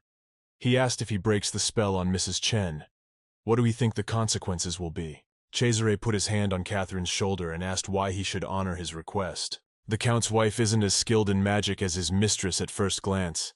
It's nothing special, it's just a stinky little turtle. And the people who were watching all this began to whisper. Count Chen's fourth wife had turned into a turtle. It must have been the price for the mistake she made in front of the Archduke's companion and the demon. Catherine, who had heard this, was already looking forward to tomorrow's edition of the newspapers. At that moment, Margie met her mom and dad. She told them that a lot of people had already gathered. Her mom was shocked. She said there were already a lot of guests at the wedding and they were just getting there. Margie said that the atmosphere was somehow unusual. At that moment, her mom saw Catherine and said it couldn't be. Catherine turned around and saw her sister. She thought she hadn't seen her before because Margie had come with her parents. Margie walked over to Catherine and asked what happened here and who was that little turtle. Catherine explained that in the process of buying the land where Romance's stores are located, the Archduke's demon cast a spell on Anne and turned her into a turtle. The mother, who was standing behind, was shocked. She screamed, "Is that turtle really her daughter?" At this point, Margie said she felt so sorry for her poor little sister, and it was such a tragedy that it happened right on her wedding day. She is now doomed to be a turtle for the rest of her life. She said, "What about a son-in-law who is in his 60s and soon to be a widower? He won't marry for the 5th time because his 4th wife is a turtle." Devon whispered that he could understand their lady, but her little sister was just a scary woman. Then suddenly their mother spoke up. "Mercy for her sister. At least this time, break Anne's spell. It wouldn't be a problem for Catherine, a brilliant sorceress, would it?" Margie turned to her sister and said, "But if she did that, she would incur the demon's wrath." Catherine agreed with her, and said that even his lordship had said that Aquinas was a powerful demon comparable to L'Amour. Margie then suggested that they leave things as they were. She said that Anne wouldn't want her sister to be in danger either. She asked what her brother-in-law thought about it. The Earl didn't know what to say. He said he probably would. Then Catherine asked her sister, "How about consoling poor Anne, who has become a turtle, and her poor fiancé, to cancel the purchase of the land?" The sister agreed and said it was a really good idea. Afterwards, she asked her brother-in-law what he thought about it. Catherine asked, "Will she be able to handle the wrath of a powerful demon and break the spell on Anne, or cancel the land purchase as a consolation?" Catherine told him to choose one of the two and smiled evilly herself. Father wanted to intervene in the conversation and insult Catherine, but Father told her not to get involved and just observe it. It would be better that way. The Count said that he couldn't ask his sister-in-law to incur the wrath of the supreme demon. He put the turtle on the ground and said that he would try to find other talented wizards who could break these enchantments. So he asked Catherine to cancel the land purchase. Catherine then turned to Cesare and told him to do it. The man replied that if it was Miss Catherine's request, he had no right to refuse. At that moment he snapped his fingers and Anne became a girl again. The Count ran up to her. He was glad she was back. The man said he would have used all his money to break the spell on his wife, but apparently the lady and the Archduke had mercy on them. Catherine said that the land is more important to the Earl than his wife. She expected that, but is still amazed to see it with her own eyes. Margie said that being the older sister, she couldn't ignore her younger sister's unhappiness, so she lifted the spell on Anne and canceled the purchase of half the property. Immediately he started thanking the girl. After that, Catherine told Anne to spend the rest of her life thanking her, because she could spend that time as a turtle. Anne got very angry. She stood up and started yelling at her sister, calling her names and said she was just like her mother, trying to ruin her life. Earl tried to calm his fiancée down. Anne asked Catherine how she could even call herself and her sister. The girl didn't answer anything, but just stood there staring. At this point, her mom came over to her daughter and told her to shut up and get up immediately. What an outrage. She can't even believe Anne is still here after what she's been through. At that moment, Catherine was approached by her father. The girl asked him what he needed. The man said he had something to say to her, so let her follow him. The girl agreed in an indifferent tone. After that, they went into the garden. Catherine thought he would probably be angry with her. After all, she had made such a fuss at her sister's wedding. The man turned to her and said, looking at her, he was glad she was doing well, and asked how she knew about Anne's wedding. Catherine replied that Margie had told her about it. She thought he'd be angry. Things were apparently much better than she'd expected. The father was surprised and said that indeed she had a difference of opinion with Anne. The man said he still didn't understand how twins could be so different. Catherine replied that she and Anne were complete opposites. There was an awkward silence after that. The man apologized to Catherine and said that her father had left Orléans the day she left. Her father had always spent more time out of the house than in the palm-sized estate. Catherine vaguely guesses, of course, that there was a reason for that. But she's not going to blame her father for it.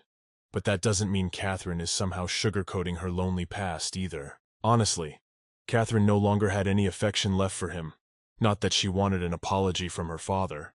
So the girl said that everything is fine and she doesn't regret leaving home. Rather, she feels that this is her real life now. Yes, her father's awkwardly expressed sincerity was the first time Catherine had decided to speak her mind. The man said he was glad to know it. Afterward, he said he couldn't believe that she had a joyful expression on her face right now, because she was always sullen at home. She replied that that was right. That's because she's home, and asked if he thought she could smile like that. After that, she said there was something she'd always wanted to ask. Her father replied that he was listening to her attentively. Then Catherine stopped and asked if her mother had really died. Her father said that before he gave the answer to that question, he wanted to give her something, at which point he started pulling an envelope out of his pocket.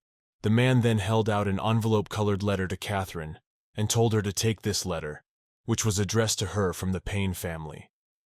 It had arrived a few days ago. The man said that he had not been able to tell her before because he did not know where she was, but he was glad that he could now pass it on. Catherine read the address now and realized it was a letter from her grandmother. She hasn't written to her since she left home. Her father said if she wanted to know about her mother, she should go directly to the Paynes, but let him not get involved in anything that might look even slightly suspicious. The mood at home and abroad is the worst it has been in a long time. The man said it got to the point where he couldn't get back to Orléans for almost 2 months. She's smart, just like her mother. So Catherine will know what he's talking about. Catherine replied that was good, and she would keep that in mind. She thought to herself that her father seemed very tired. It must have been a lot of work because of the difficult situation at home and abroad. Her father came close to her and told her to take care of herself then. Let her stay free and happy. If she needed help, she could always contact him through Margie. Catherine smiled in return and told her father to take care of himself too. And after all, he hadn't criticized her behavior at Anne's wedding. The girl didn't realize if her father supported her or if he just didn't care. But either way, she was lucky, and they left with a peaceful evening, together. But Catherine was happier than anything that she had gotten a clue to her mother's story. So as she drove home, she thought she should see what was in the letter from her grandmother. After that, the girl unfolded and read the letter. Cesare, when he saw it, asked what it was.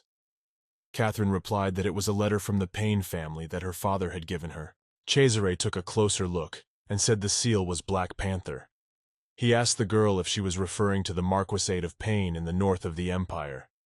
She replied that it was her only family and offered to take a quick look. The letter said that her grandmother had heard that the girl had left Orléans Manor, and she was very sad about it. She had raised her daughter and son to no avail, and now she, her granddaughter, was treating her grandmother as if she never existed. Afterward, she told Catherine to come to Payne Manor before it got colder, so Grandma could watch her. Cesare said that the letter was written in simple and direct language, as if it were a recipe for some dish. Catherine said that her grandmother always wrote like that, and she thought herself glad that her grandmother was in good health, and decided that next time she would go to Payne after all. At this point, Percival came to the temple and looked at the statue. He thought it was Anne Orléans, but then he thought he must tell Catherine Payne. At night, as the large full moon rose in bitten blue, Percival experienced a sensation he had never felt before. It wasn't a sixth sense where the strong recognized the weak. She made all the senses tense with her mere presence. A sharp sensation, like drowning in a swamp, and in the center of that very swamp was Catherine Payne. Percival had a premonition that Catherine, like him, had made a pact with the great devil. And even though he was also a contractor for the devil, Percival felt tremendous pressure from her, for no good reason. It meant that even among the great devils there was a hierarchy, But the man did not understand how it was so in the memories themselves. Percival saw Catherine as different. She was as fragile as a wildflower, too blooming at the beginning of spring. Yes, she was like a damned mirage that would disappear if you touched it. So delicate and small and fragile, his Catherine. But then suddenly, Percival's musings were interrupted by a man who called out to him. It was Pope Marcus Alexander Michael Modestus III. He told Percival that the Holy See was glad to have him back. Marcus walked closer to him and said Percival looked so much better, but the man was not so pleased. He said that His Eminence Papa had kept him waiting. Percival asked how the Countess had gotten into his house late at night, and how a strick like him could have so much energy. Marcus said it happened a lot, and asked him how he knew that so well, and then answered that it didn't matter how beautiful the woman seducing him was, the only person he loved most was Lord Percival. Percival told him to stop talking nonsense and come up with a normal excuse. Let him try to convince him why he should be, or he will wipe the Holy See in powder right now. Marcus told him not to worry because their case would surely benefit Eden and the people. He then told Lord Percival to follow him, and his contractor was already waiting. Archduke Cesare, a petty noblewoman, and hot scandals. The Archduke gives up some of his territory for love. "I love her!" someone shouts. A woman melts the iceberg Archduke's icy heart. Unequal love. An affair with a woman 100 years younger. It was all headlines, crenedated articles. But I didn't think so much material would come out in one day. But she was confused by the difference of 100 years. Cesare, who is human, everyone knows him. He's quite old. The Emperor turned 140 this year, but Catherine didn't know how old Cesare was. Emperor Shagvid II, and his brother Cesare, the renowned transcendents of the empire. Only a select few who have surpassed human limits are given the title of transcendent, and such people can live for almost 200 years. Of course, the great devil is a being who can easily live 1,000 years. But it is strange to Catherine that even Cesare, who is human, is over 100 years old. But the girl did not understand how they found out about it in the press. The articles said that the Archduke's chosen one was the granddaughter of the Marquis of Habsburg-Peine. But then suddenly, a maid came to Catherine, said that the reporters had been waiting in front of the mansion since dawn, and asked what they should do. The girl replied that, let her not worry about it, and everything was all right. Catherine explained that Miawalka would easily deal with them. The maid was afraid of how it would not be eaten. It's not weird, and he didn't get sick because of it. She then asked where Madame Pompadour had been missing since morning. Catherine explained that Madame had gone to the islands for work, so she probably wouldn't see her for a while. In fact, Madame Pompadour has gone to the islands to find someone with whom she can make a contract. It is said that all wizards are eager to make a contract with eminent Nephilim. Apparently, Madame is going to visit the Imperial Department of Magic and sign a contract with a wizard of her level.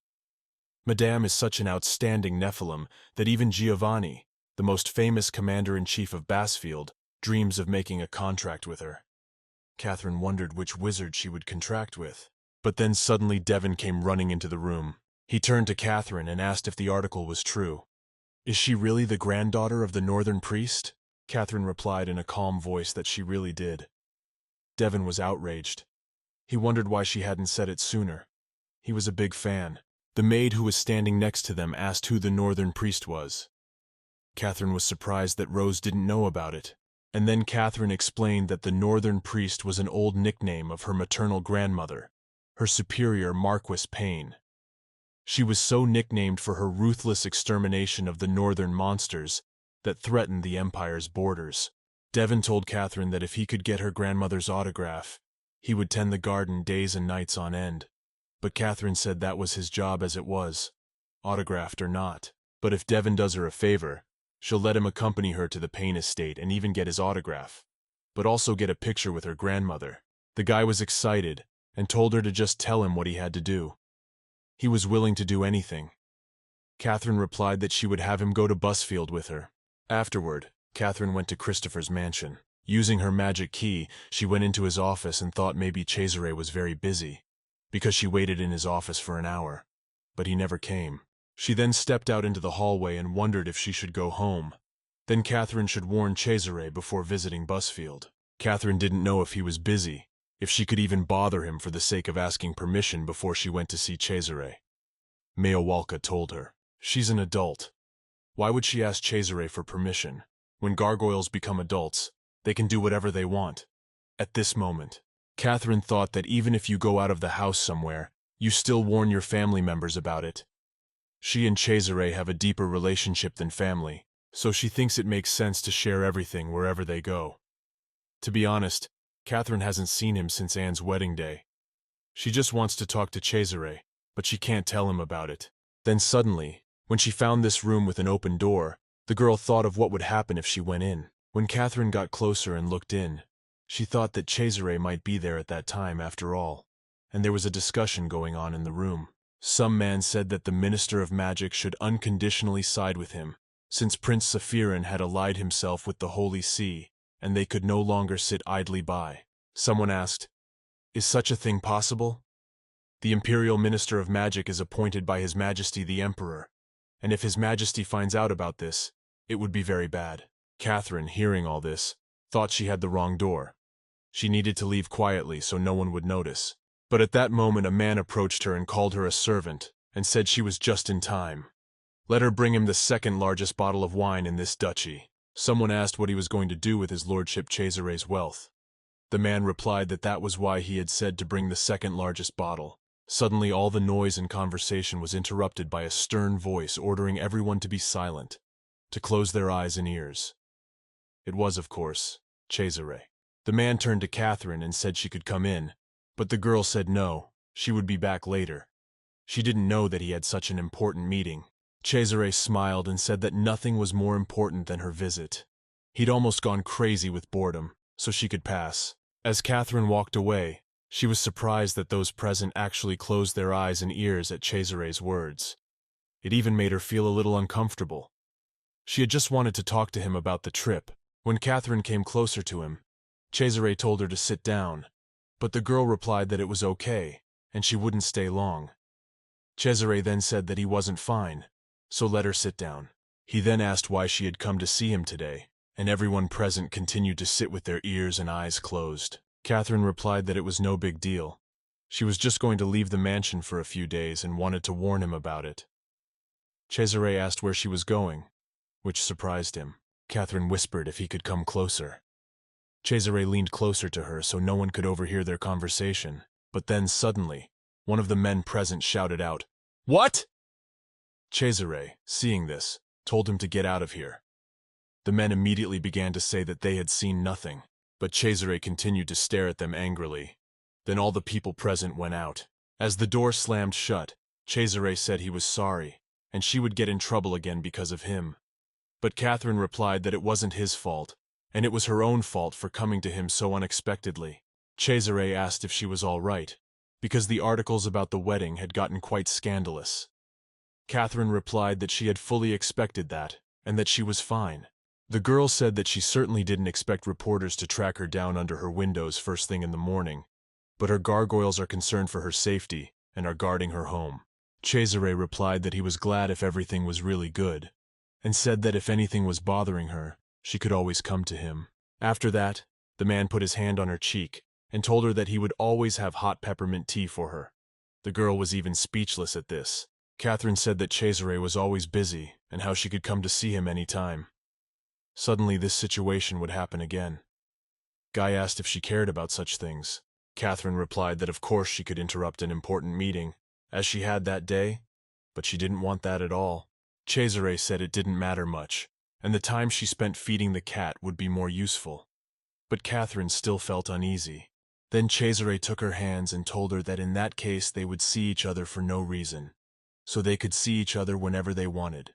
No excuses. When the man asked what she thought about it, Catherine looked at him with a loving look and said she agreed. Cesare then said that first of all they had a contractual relationship in which they exchanged souls. Catherine replied that that was a pretty good reason, but the guy went on. He said that secondly, they know each other's secrets. The girl replied that this was also true, and thought to herself that she didn't know what secrets she had, but let it be so. Cesare said that another thing to consider was the fact that they liked playing puzzles together, and that they'd been on the Lilith board together. Catherine added that they also went to a wedding together. The man agreed with her, said she was right about that too, and said it could be done simply because they wanted to do it, and those reasons should be enough. Catherine agreed with him, of course, and thought to herself that it was a problem because it was all too good. The girl didn't understand why she felt so uncomfortable. She wants to hide somewhere when he looks at her. Catherine doesn't understand how they even got to this conversation, but then suddenly she seemed to remember what she wanted to talk about, and said that she was going to Busfield tomorrow. She would go to Payne's Marquisate and stop at Bassfield at the same time. Cesare was surprised. He said that she had just returned from a wedding and was already going out. He said it was good that she had a busy life, but sometimes it was good to take a break. Catherine replied that she wanted to take a break, but she also wanted to solve her mother's mystery soon, which was why she was going there. Cesare thought for a moment and said that if she was okay with it, he would go with her. They would go on vacation to Busfield. Catherine was surprised and asked if he could really do that. The guy replied that, of course, only it would be better to postpone the trip for another day, because he had an appointment for tomorrow. Catherine agreed. The girl calmed down a little, because she had already thought that she would forget to say the most important thing. In fact, having heard these words from Cesare, Catherine could only think of one thing. Maybe he really does want to see her for no reason. When Catherine thought about it, her heart thudded hard and she forgot about her original goal. Cesare said that he had heard that Glenn had brought good tea leaves for her. Catherine replied that it was true, and they were beautiful. But in fact, the girl did not understand why his words made Catherine's heart flutter so much. The next morning, Catherine went into the maid's room. She had a number of envelopes in her hands, and said they were letters that had come to her this morning. Catherine was very surprised at this, because there were indeed many letters. Rosa said that, moreover, they all asked to see the lady. And also the name of his lordship, the Archduke, is often mentioned. Catherine was very surprised to hear that. The maid said it might be because of past newspaper articles. But at that moment, someone came into their room. It was Devon. He said it was probably because Miss had been to the Archduke's mansion yesterday. Afterward, he asked Catherine if she happened to meet any nobles while she was at the Archduke's estate. The girl answered yes, and asked how he knew about it. Devon replied that yesterday a lot of nobles visited the Archduke for a private meeting. There was a small article about it in the local newspaper. He said that he was surprisingly well aware of what was going on in the country. Ignoring her words, he said that because of these articles, many people had learned about her, and others would try to gain her trust to get close to Cesare. Catherine took one letter and replied that she thought so too, and thought it was better to tell Cesare about it. But then suddenly she saw it, and asked Devon if by any chance it was the seal of the imperial family of Iterana. Devon said he could look up the sender, and when he read it, the man and Catherine both blurted out in one voice, surprised, "Prince Morgic?" The forces of the Iteran Empire are currently divided into 3 factions, with Prince Safaran and Prince Morgic in first, in line of succession, and Princess Monath being the center of each faction. Emperor Shagvid II does not favor any of his successors. The battle between the 3 heirs to the throne grew fiercer every year, especially in Christmas Morgic, who is the front-runner in the battle for the throne of the legacy, despite not being first in line to the throne. And then Catherine receives a letter from this very prince. Catherine decided that he was probably going to use her in a political battle. Devon asked, and what would she say to his letter? Catherine replied that she would inform Cesare first. In such matters she cannot act on her own and thereby harm him. The girl does not want to be crushed in this battle of the Titans. Catherine said that she would check all the letters later, but for now, they would go to Payne Manor. Devon heard this and glared. He said he'd bring her luggage and meow talk now. Catherine turned to the maid and asked her to take care of the mansion while they were gone. Rose replied that she had nothing to worry about, so she could go in peace. A short time later, Catherine and Devon were walking down the street. The meow turned to his mistress and said that he could smell familiar odors everywhere. It's so dark and gloomy, and the air is the kind that demons like. Catherine, Damien, and Miawalka were moved to the outskirts of Castle Payne with the help of a magic key. They could have gone straight to the interior of the castle, as they had done on the trip to Orléans. But Catherine decided there was no point in disturbing the others. The lands of Payne are the largest demon habitat on the continent. This is due to the fact that it is the territory that protects the Empire from the Abyss. Therefore, if they were to suddenly find themselves in Payne Castle, the stronghold of the frontiersmen in the north of the Empire, it could be detrimental in many ways. As they approached the castle, Devon said that he never thought he would be able to visit the Pain lands in this way. Catherine said that there must be a lot of bad rumors about the Pains among the Imperial Knights. Devon said, "Doesn't she know if a knight is stripped of his imperial rank, he is sent to the lands of Pain as punishment?" Catherine wondered and asked, "Weren't most Imperial Knights nobles, who would want to spend their days fighting demons in a deserted place?" Devon replied that he was sure that was all it was. Moreover, he heard that the border knights in the north of the empire have a wild temperament.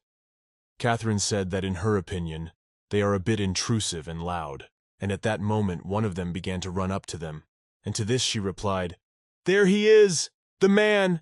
began to shout that it was Miss Catherine. He asked why this lady didn't warn them. Why did she come alone? If she had notified them beforehand, they would have followed her. Catherine replied that she didn't do that because she was afraid. The man said he heard about some suspicious guys standing at the gate, so he went to check it out and spotted her. But then suddenly he looked at Devon and asked Catherine what kind of dependent he was. Devon was a little offended by the way he was called. He thought it was too rude. But then suddenly Meow Talker spoke up. He said Devon was Catherine's servant, and he was the mighty ruler of the night, a gargoyle, by the way. Catherine turned to Devon and told him to be lenient. "Sir Carl is not a bad man, even if he looks like it," Devon agreed. But then suddenly one of the guards blew a horn and said that about 40 demonic individuals had been spotted near Orange Tarth. Devon was very surprised to hear that. He turned to Carl and asked if he was sure he could handle 40 demons. Carl replied that everything was perfectly fine and suggested that Devon observe it. He then turned to Catherine and asked her if she would like to go to Her Excellency at once, or if she would like to wait here. The girl said she would go. It had been a long time since she'd been to the manor. She must be sure to say hello. Afterward, Carl turned to Devon and told him that he was in for a great sight in the Iteran Empire. There are not many knights as brave and warlike as their Marquis. Carl said that they didn't call her the Northern Reaper for nothing. At that moment, many different monsters started coming out of the forest. But then a woman with gray hair came out of the castle. She turned to Payman and told him to come out, because they would have a lot of booty today. A huge black panther came out behind the woman, and the girl said they would go first and let the gentleman keep up. After that, she ordered every single one of them to be destroyed and ran into battle at one of the huge monsters. Damon and Catherine, who were standing upstairs, were watching the whole thing. The man said that Marquise didn't even flinch in front of so many monsters. Catherine agreed with him. The girl said Marquise Gainsbourg Payne, that's her grandmother, and after a while when the fight was over, Catherine and the man came into her grandmother's room. The Marquise told them to come in. Catherine immediately asked her if she had hurt herself. The Marquise replied that no, she was fine. Then turned to the worker and said that she should be able to remove her armor on her own because it was stained with demon blood, and told them to take a seat. Marquise asked, standing next to Catherine, "Is Sir Devon Rodria?" Devon was very nervous, but he said he was glad to meet Her Excellency. The Marquise said that rumors had reached her that there was a gifted swordsman in the 1st Imperial Knight Regiment. He had the nickname Black Lion. Devon got embarrassed and said that he thought the nickname could definitely be forgotten. Then Marquise looked at the kitty and asked, "What's wrong with this nice guy?" Catherine said that he was a gargoyle cub. His name was Meowkalka, and she was taking care of him. Kitty replied that it was very nice to meet Catherine's grandmother. The Marquise said that for a gargoyle to follow a human meant a long life. She turned to Catherine and said that the Imperial Knight and the demon were rather unusual friends. But Marquise said the girl probably didn't come to introduce her to her friends. After reading her grandmother's letter, she asked, "So why did she come to Payne after all?" Catherine pondered her answer, and after a brief silence said that she knew her mom wasn't human, and asked that her grandmother tell her about her. Devon, who was standing next to them, said he thought it was their family secret, so he'd better go. But pouring herself some wine, the Marquise said that Payne never spared family enemies, and if this story got out, he would strip her of her tongue. She looked at Devon and said that it would be best for him to consider it his secret as well. The boy was very frightened, but replied that of course it would be like that. The Marquise handed the wine glass to her granddaughter and said she never thought this day would come so soon. Marquise said Catherine's mother, Green Payne, wasn't her daughter. 40 years ago, there was a time when a group of monsters tried to attack the border every single day. So the Marchesa organized 10 expeditions in 1 year, but none of them came back. She decided that she had to find out what was going on there before winter came, so she went to the abyss herself. At that time she had just entered the transcendental state, so she was confident. But not a week later, a mighty demon unlike any she had ever encountered blocked her path. The other members of the expedition were dead, so the Marquise had to fight him one-on-one. After a whole day of fighting, she defeated him, but her wounds were too deep to return to the castle on her own, and she was destined to die there. If only Catherine Green's mother had not appeared. She was a little girl you'd never see in the abyss, wearing a neat and clean dress. And when she appeared, the monsters that were eager for the Marquise's death immediately scattered. And then the girl asked her if she wanted to live. The Marquise answered, mesmerized, that of course she did. Then the girl smiled, and in that second, the Marquise's broken bones healed and the bleeding stopped. But when the Marquise looked again where the girl had stood a short time ago, and she was no longer there, she looked for her again for a long time, but did not find her. Therefore the Marquise had no choice but to return to the castle alone. But then suddenly the girl she met in the song came to the castle before the Marquis. When she saw the girl, she ran up to her and called her mom. Devon felt as if he were listening to one of the scary stories his nanny had told him as a child. It gave him goosebumps. The Marquise, when she heard this, laughed and said that here she agreed. But nevertheless, the Paynes maintained the ability to defend the northern borders of the empire by accepting outstanding talents as family members for generations. The Marquis accepted the girl as her daughter and named her Green. Since then, Green's talent for magic has been recognized, and she has become one of the best sorceresses in the empire. After that, as Catherine already knows, Green married the Viscount Orleans and gave birth to a daughter.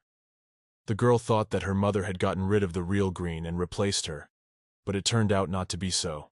Catherine's grandmother had never been married, so she had known for a long time that her mom was not her biological daughter.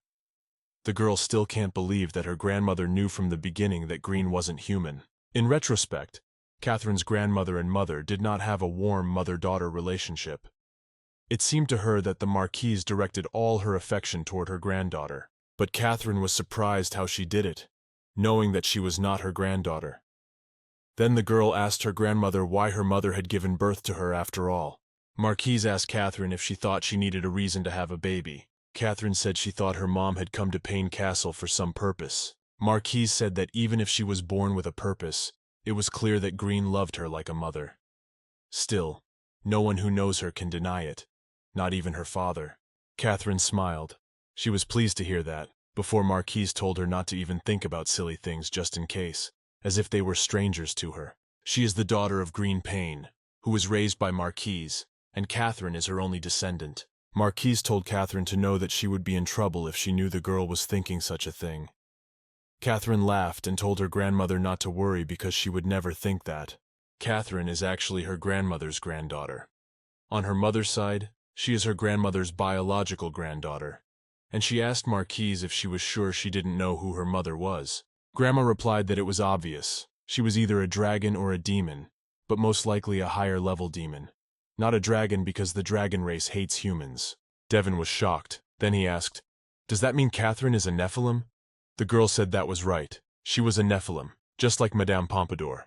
The Marquise was surprised that the girl already knew about it. Catherine said she had learned about it during her Manga class with Cesare. The girl said that if she had not learned this from his lordship Cesare, it would have taken her much longer to recognize that she was a Nephilim. But since his lordship was not the kind of man who would lie, she had no reason to doubt it. The Marquise sighed and said that she had thought it was all a rumor. The Marquise then pointed to a newspaper that mentioned Archduke Cesare and a noblewoman, and she asked if the information in that newspaper was true. Catherine was outraged that the damned newspaper had even reached Payne lands. Then she said that of course it wasn't true. The journalists were deliberately publishing provocative articles to make money out of it. She was just learning magic from his lordship Cesare. But the Marquise told the girl not to look for silly excuses. She had known him for half a century, and the Archduke would never accept an apprentice even if he died. The Marquise told Catherine to remember, unless Cesare and she kept calling him by his full name, His Grace the Archduke, personally visited Castle Payne, she would get permission from her grandmother. She would never approve of their relationship. Then the Marquise asked if she understood everything. Catherine, who was still shocked that her grandmother had said Cesare's full name, replied that she understood.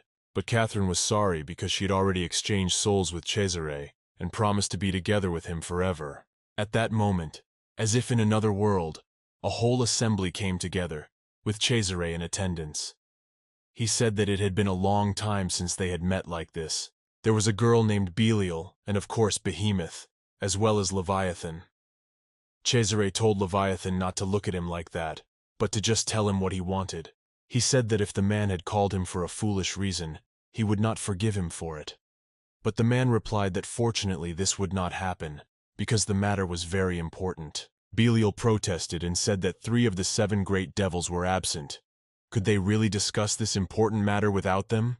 The man replied that, of course, and he had deliberately invited only those who had contracted with people. Catherine, who was standing behind the stone, thought that more people who had made a contract with the devil had been invited. The abyss is the unknown space between Eden, the land of men, and the fiery pit, the land of demons, and Catherine has once again been pulled into a space where only great devils can go. She was reading a book in her bedroom in pain after talking to her grandmother, but then suddenly she found herself in the abyss. She hadn't even asked for it. Then Belial spoke again, and said that this meant that Cesare, too, had made a contract with a human. He had chosen death, because life was boring. She can't just believe that. After that, she walked over to the hippopotamus and said that he was too. To think, the young great devil had already contracted a real person. Usually at times like this, she revels in power. And every once in a while, the price would go up. The girl said that this could happen even to a contractor, so she was looking forward to it. But then suddenly that man, Leviathan, told them to stop talking and get to the point already. The reason he called them all is related to the reason the hippo was called by the Holy See. Belial was very surprised when she heard Holy Throne. She asked the hippopotamus if he had no pride at all, but the boy replied that he was willing to give up his pride if it would help him find her. The girl laughed and asked, "Is Lilith? Is he that naive and persistent?" Lilith is dead. She didn't even choose a demon to inherit her power, giving the right to take over to some random person. At this point, the hippopotamus became angry. He took the girl's hand and ordered her to be quiet. Let her not dare to speak of Lilith's death. Belial was surprised and asked, "Where is the child who has just taken the reins of power into his own hands? Does he really want to quarrel with her?" The boy replied to tell her to keep talking nonsense if she wanted to die. The girl said that she was always told she was very cute, that's why. But Leviathan interrupted her and told her to stop like she said. Hippo is still young, and let her not provoke him. The girl was surprised and asked how she was provoking. She simply tells the truth. This child has climbed to the top, but knows nothing about life. Leviathan replied that he understood her. But at this time, with the Vatican united with them, it is not profitable for them to fight among themselves. Cesare said he didn't understand and asked if Leviathan was sure about that. The guy said he thought he should explain, but then suddenly the man looked toward the rock where Catherine was hiding and said that apparently some rat was eavesdropping on them. At that moment Catherine's hands were tied and Leviathan stepped closer to her. He was surprised when he looked at her, and the man realized it was human. At this point Catherine thought that was it. She was finished. But then suddenly Catherine woke up. She was lying on her grandmother's bed again. Cesare was above her. He asked, "Did that guy see?" The girl did not understand what he was talking about. Then Cesare asked again, "Did he see her face?" Catherine thought it was not a dream. The sharp pain in her wrist told her that this was no dream. She was gripped by a terror she had never faced before. The moment she was bound, the girl thought she was going to die because of this man. Time seemed to stop, and the landscape around Catherine changed instantly, and she returned to her room at Castle Payne. When Catherine answered Cesare's question, she said she didn't know if he had seen her. Too bad if she got him in trouble, but Catherine wasn't there because she wanted to be. Cesare hugged her and told her that he knew everything.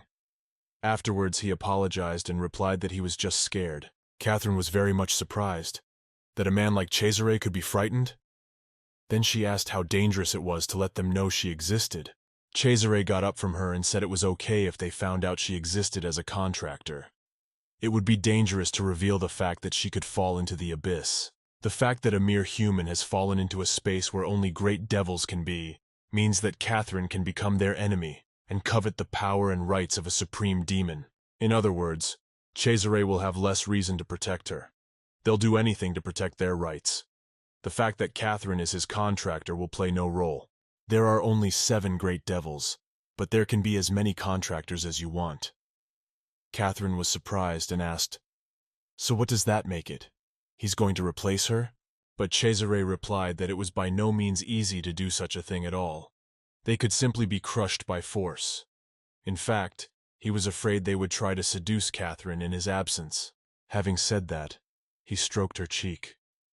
At that moment she thought that it was the first time she had seen Cesare so worried, someone whom even the other great devils feared.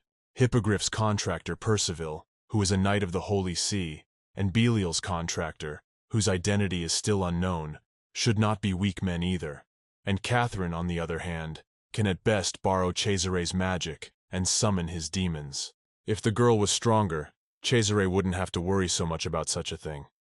So the girl apologized and said that she was weak, and so she was his vulnerable spot.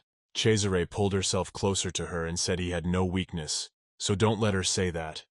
She said none of this would have happened if she had been as strong as Percival, but Cesare said that even a lily knight couldn't handle the great devils.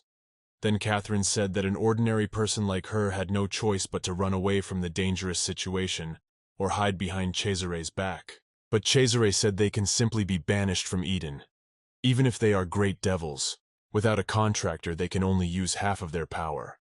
Even if Catherine decides to deal with the human contractor first, it's likely that this transcendent will trick her and drop her into the abyss. At that moment, Catherine thought that even if she did, if she were strong enough to handle the contractor, if she had the same strength as the transcendent contractor, Cesare would worry less about her. At that moment, the girl took his hands and replied that she would be strong then. She would become stronger and protect him. Catherine will be guided by Percival. They're the same age. If she tried hard enough, she would be able to catch up with him. Cesare smiled when he heard this, and said that her goals were growing rapidly, but it would take too long. It is very difficult to be strong, and in her case Catherine will inevitably waste her whole life. The girl protested and said that she would definitely become strong. She knows how to get what she wants when she wants it. Cesare replied that it sounded great. But how long does she think he should wait? The girl suggested probably about 100 years. Cesare kissed Catherine's hand and said that whether it was 100 years or 1,000 years, he would look forward to the moment when Catherine could protect him. Afterward, the man wished Catherine good night and said they would see each other on the way to Bathfield. When the door slammed shut, Catherine just sat there in shock for a while, after which she just went to bed. The next morning at breakfast, Catherine told her grandmother that she was going to go to Bathfield that day. The Marquise was very surprised and asked what her granddaughter needed in such a dangerous place. Catherine said it's a place where Nephilim like her gather, so she has a lot more to learn and she won't be alone. Devon and Cesare are coming with her. The Marquise gives up and says that as long as the Archduke accompanies her, she has nothing to worry about. But she found it hard to believe that he would go to such a dangerous place for Catherine. When her grandmother asked how they met the Archduke in the first place, Catherine said they didn't have such a serious relationship. She was just lucky. The Marquise looked contemptuously at her granddaughter, and Catherine wished very much that her grandmother would not make that look. But then Devon suddenly spoke up. He asked if all meetings between men and women didn't start out as trivial. There was nothing dangerous, so she didn't have to worry. Mr. Cesare would do anything to protect Catherine. At this moment, she thought that of course there is nothing wrong with all this, but she feels as if she is lying to her grandmother. So she felt very uncomfortable. But she mentally agreed with Devon, because really, Cesare would do anything to protect her. The same was true for her. Giovanni Buttfield. This man might know something about why Catherine has a transient mana root, and if she figures it out, Cesare will stop worrying. Suddenly the Marquise turned to Devon and asked. He had been competing with the Payne Knights in swordplay since early morning. The boy agreed with her. Marquise then asked, "And how was it for him, Devon?" Said he'd only heard about it, but it's so cool. He thinks the Knights of Payne have skills comparable to Imperial Knights. Sir Carl in particular.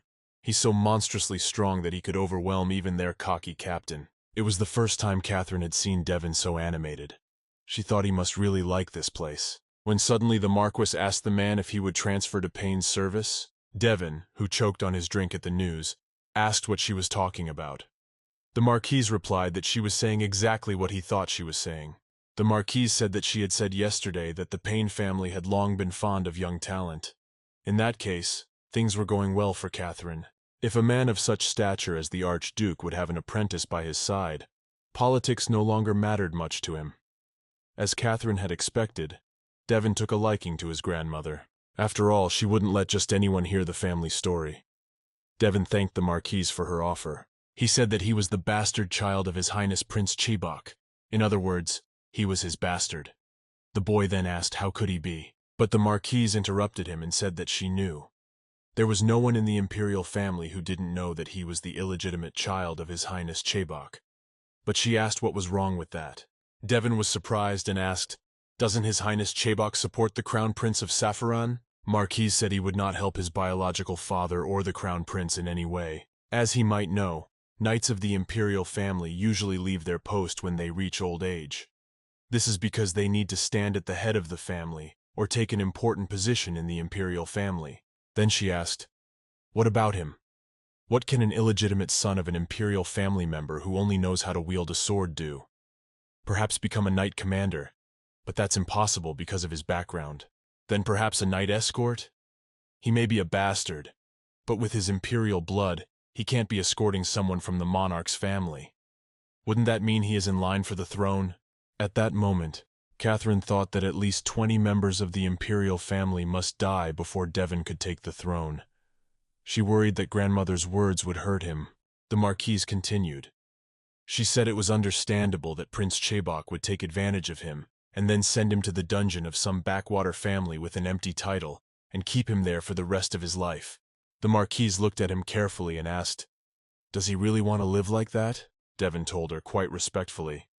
"But what could he do if he was in pain? Speaking of monsters of the known, there are enough good knights in that place capable of killing them." But Marquise said he could do anything he wanted. Could the life he could enjoy as an adopted son be worse than the life of a bastard child of Chibok? She asked. Devon and Catherine were shocked. The boy asked, "Is he really going to be Her Excellency's adopted son?" The Marquise said, bringing the prince's illegitimate son into the case. Did he really think he could be anyone's vassal?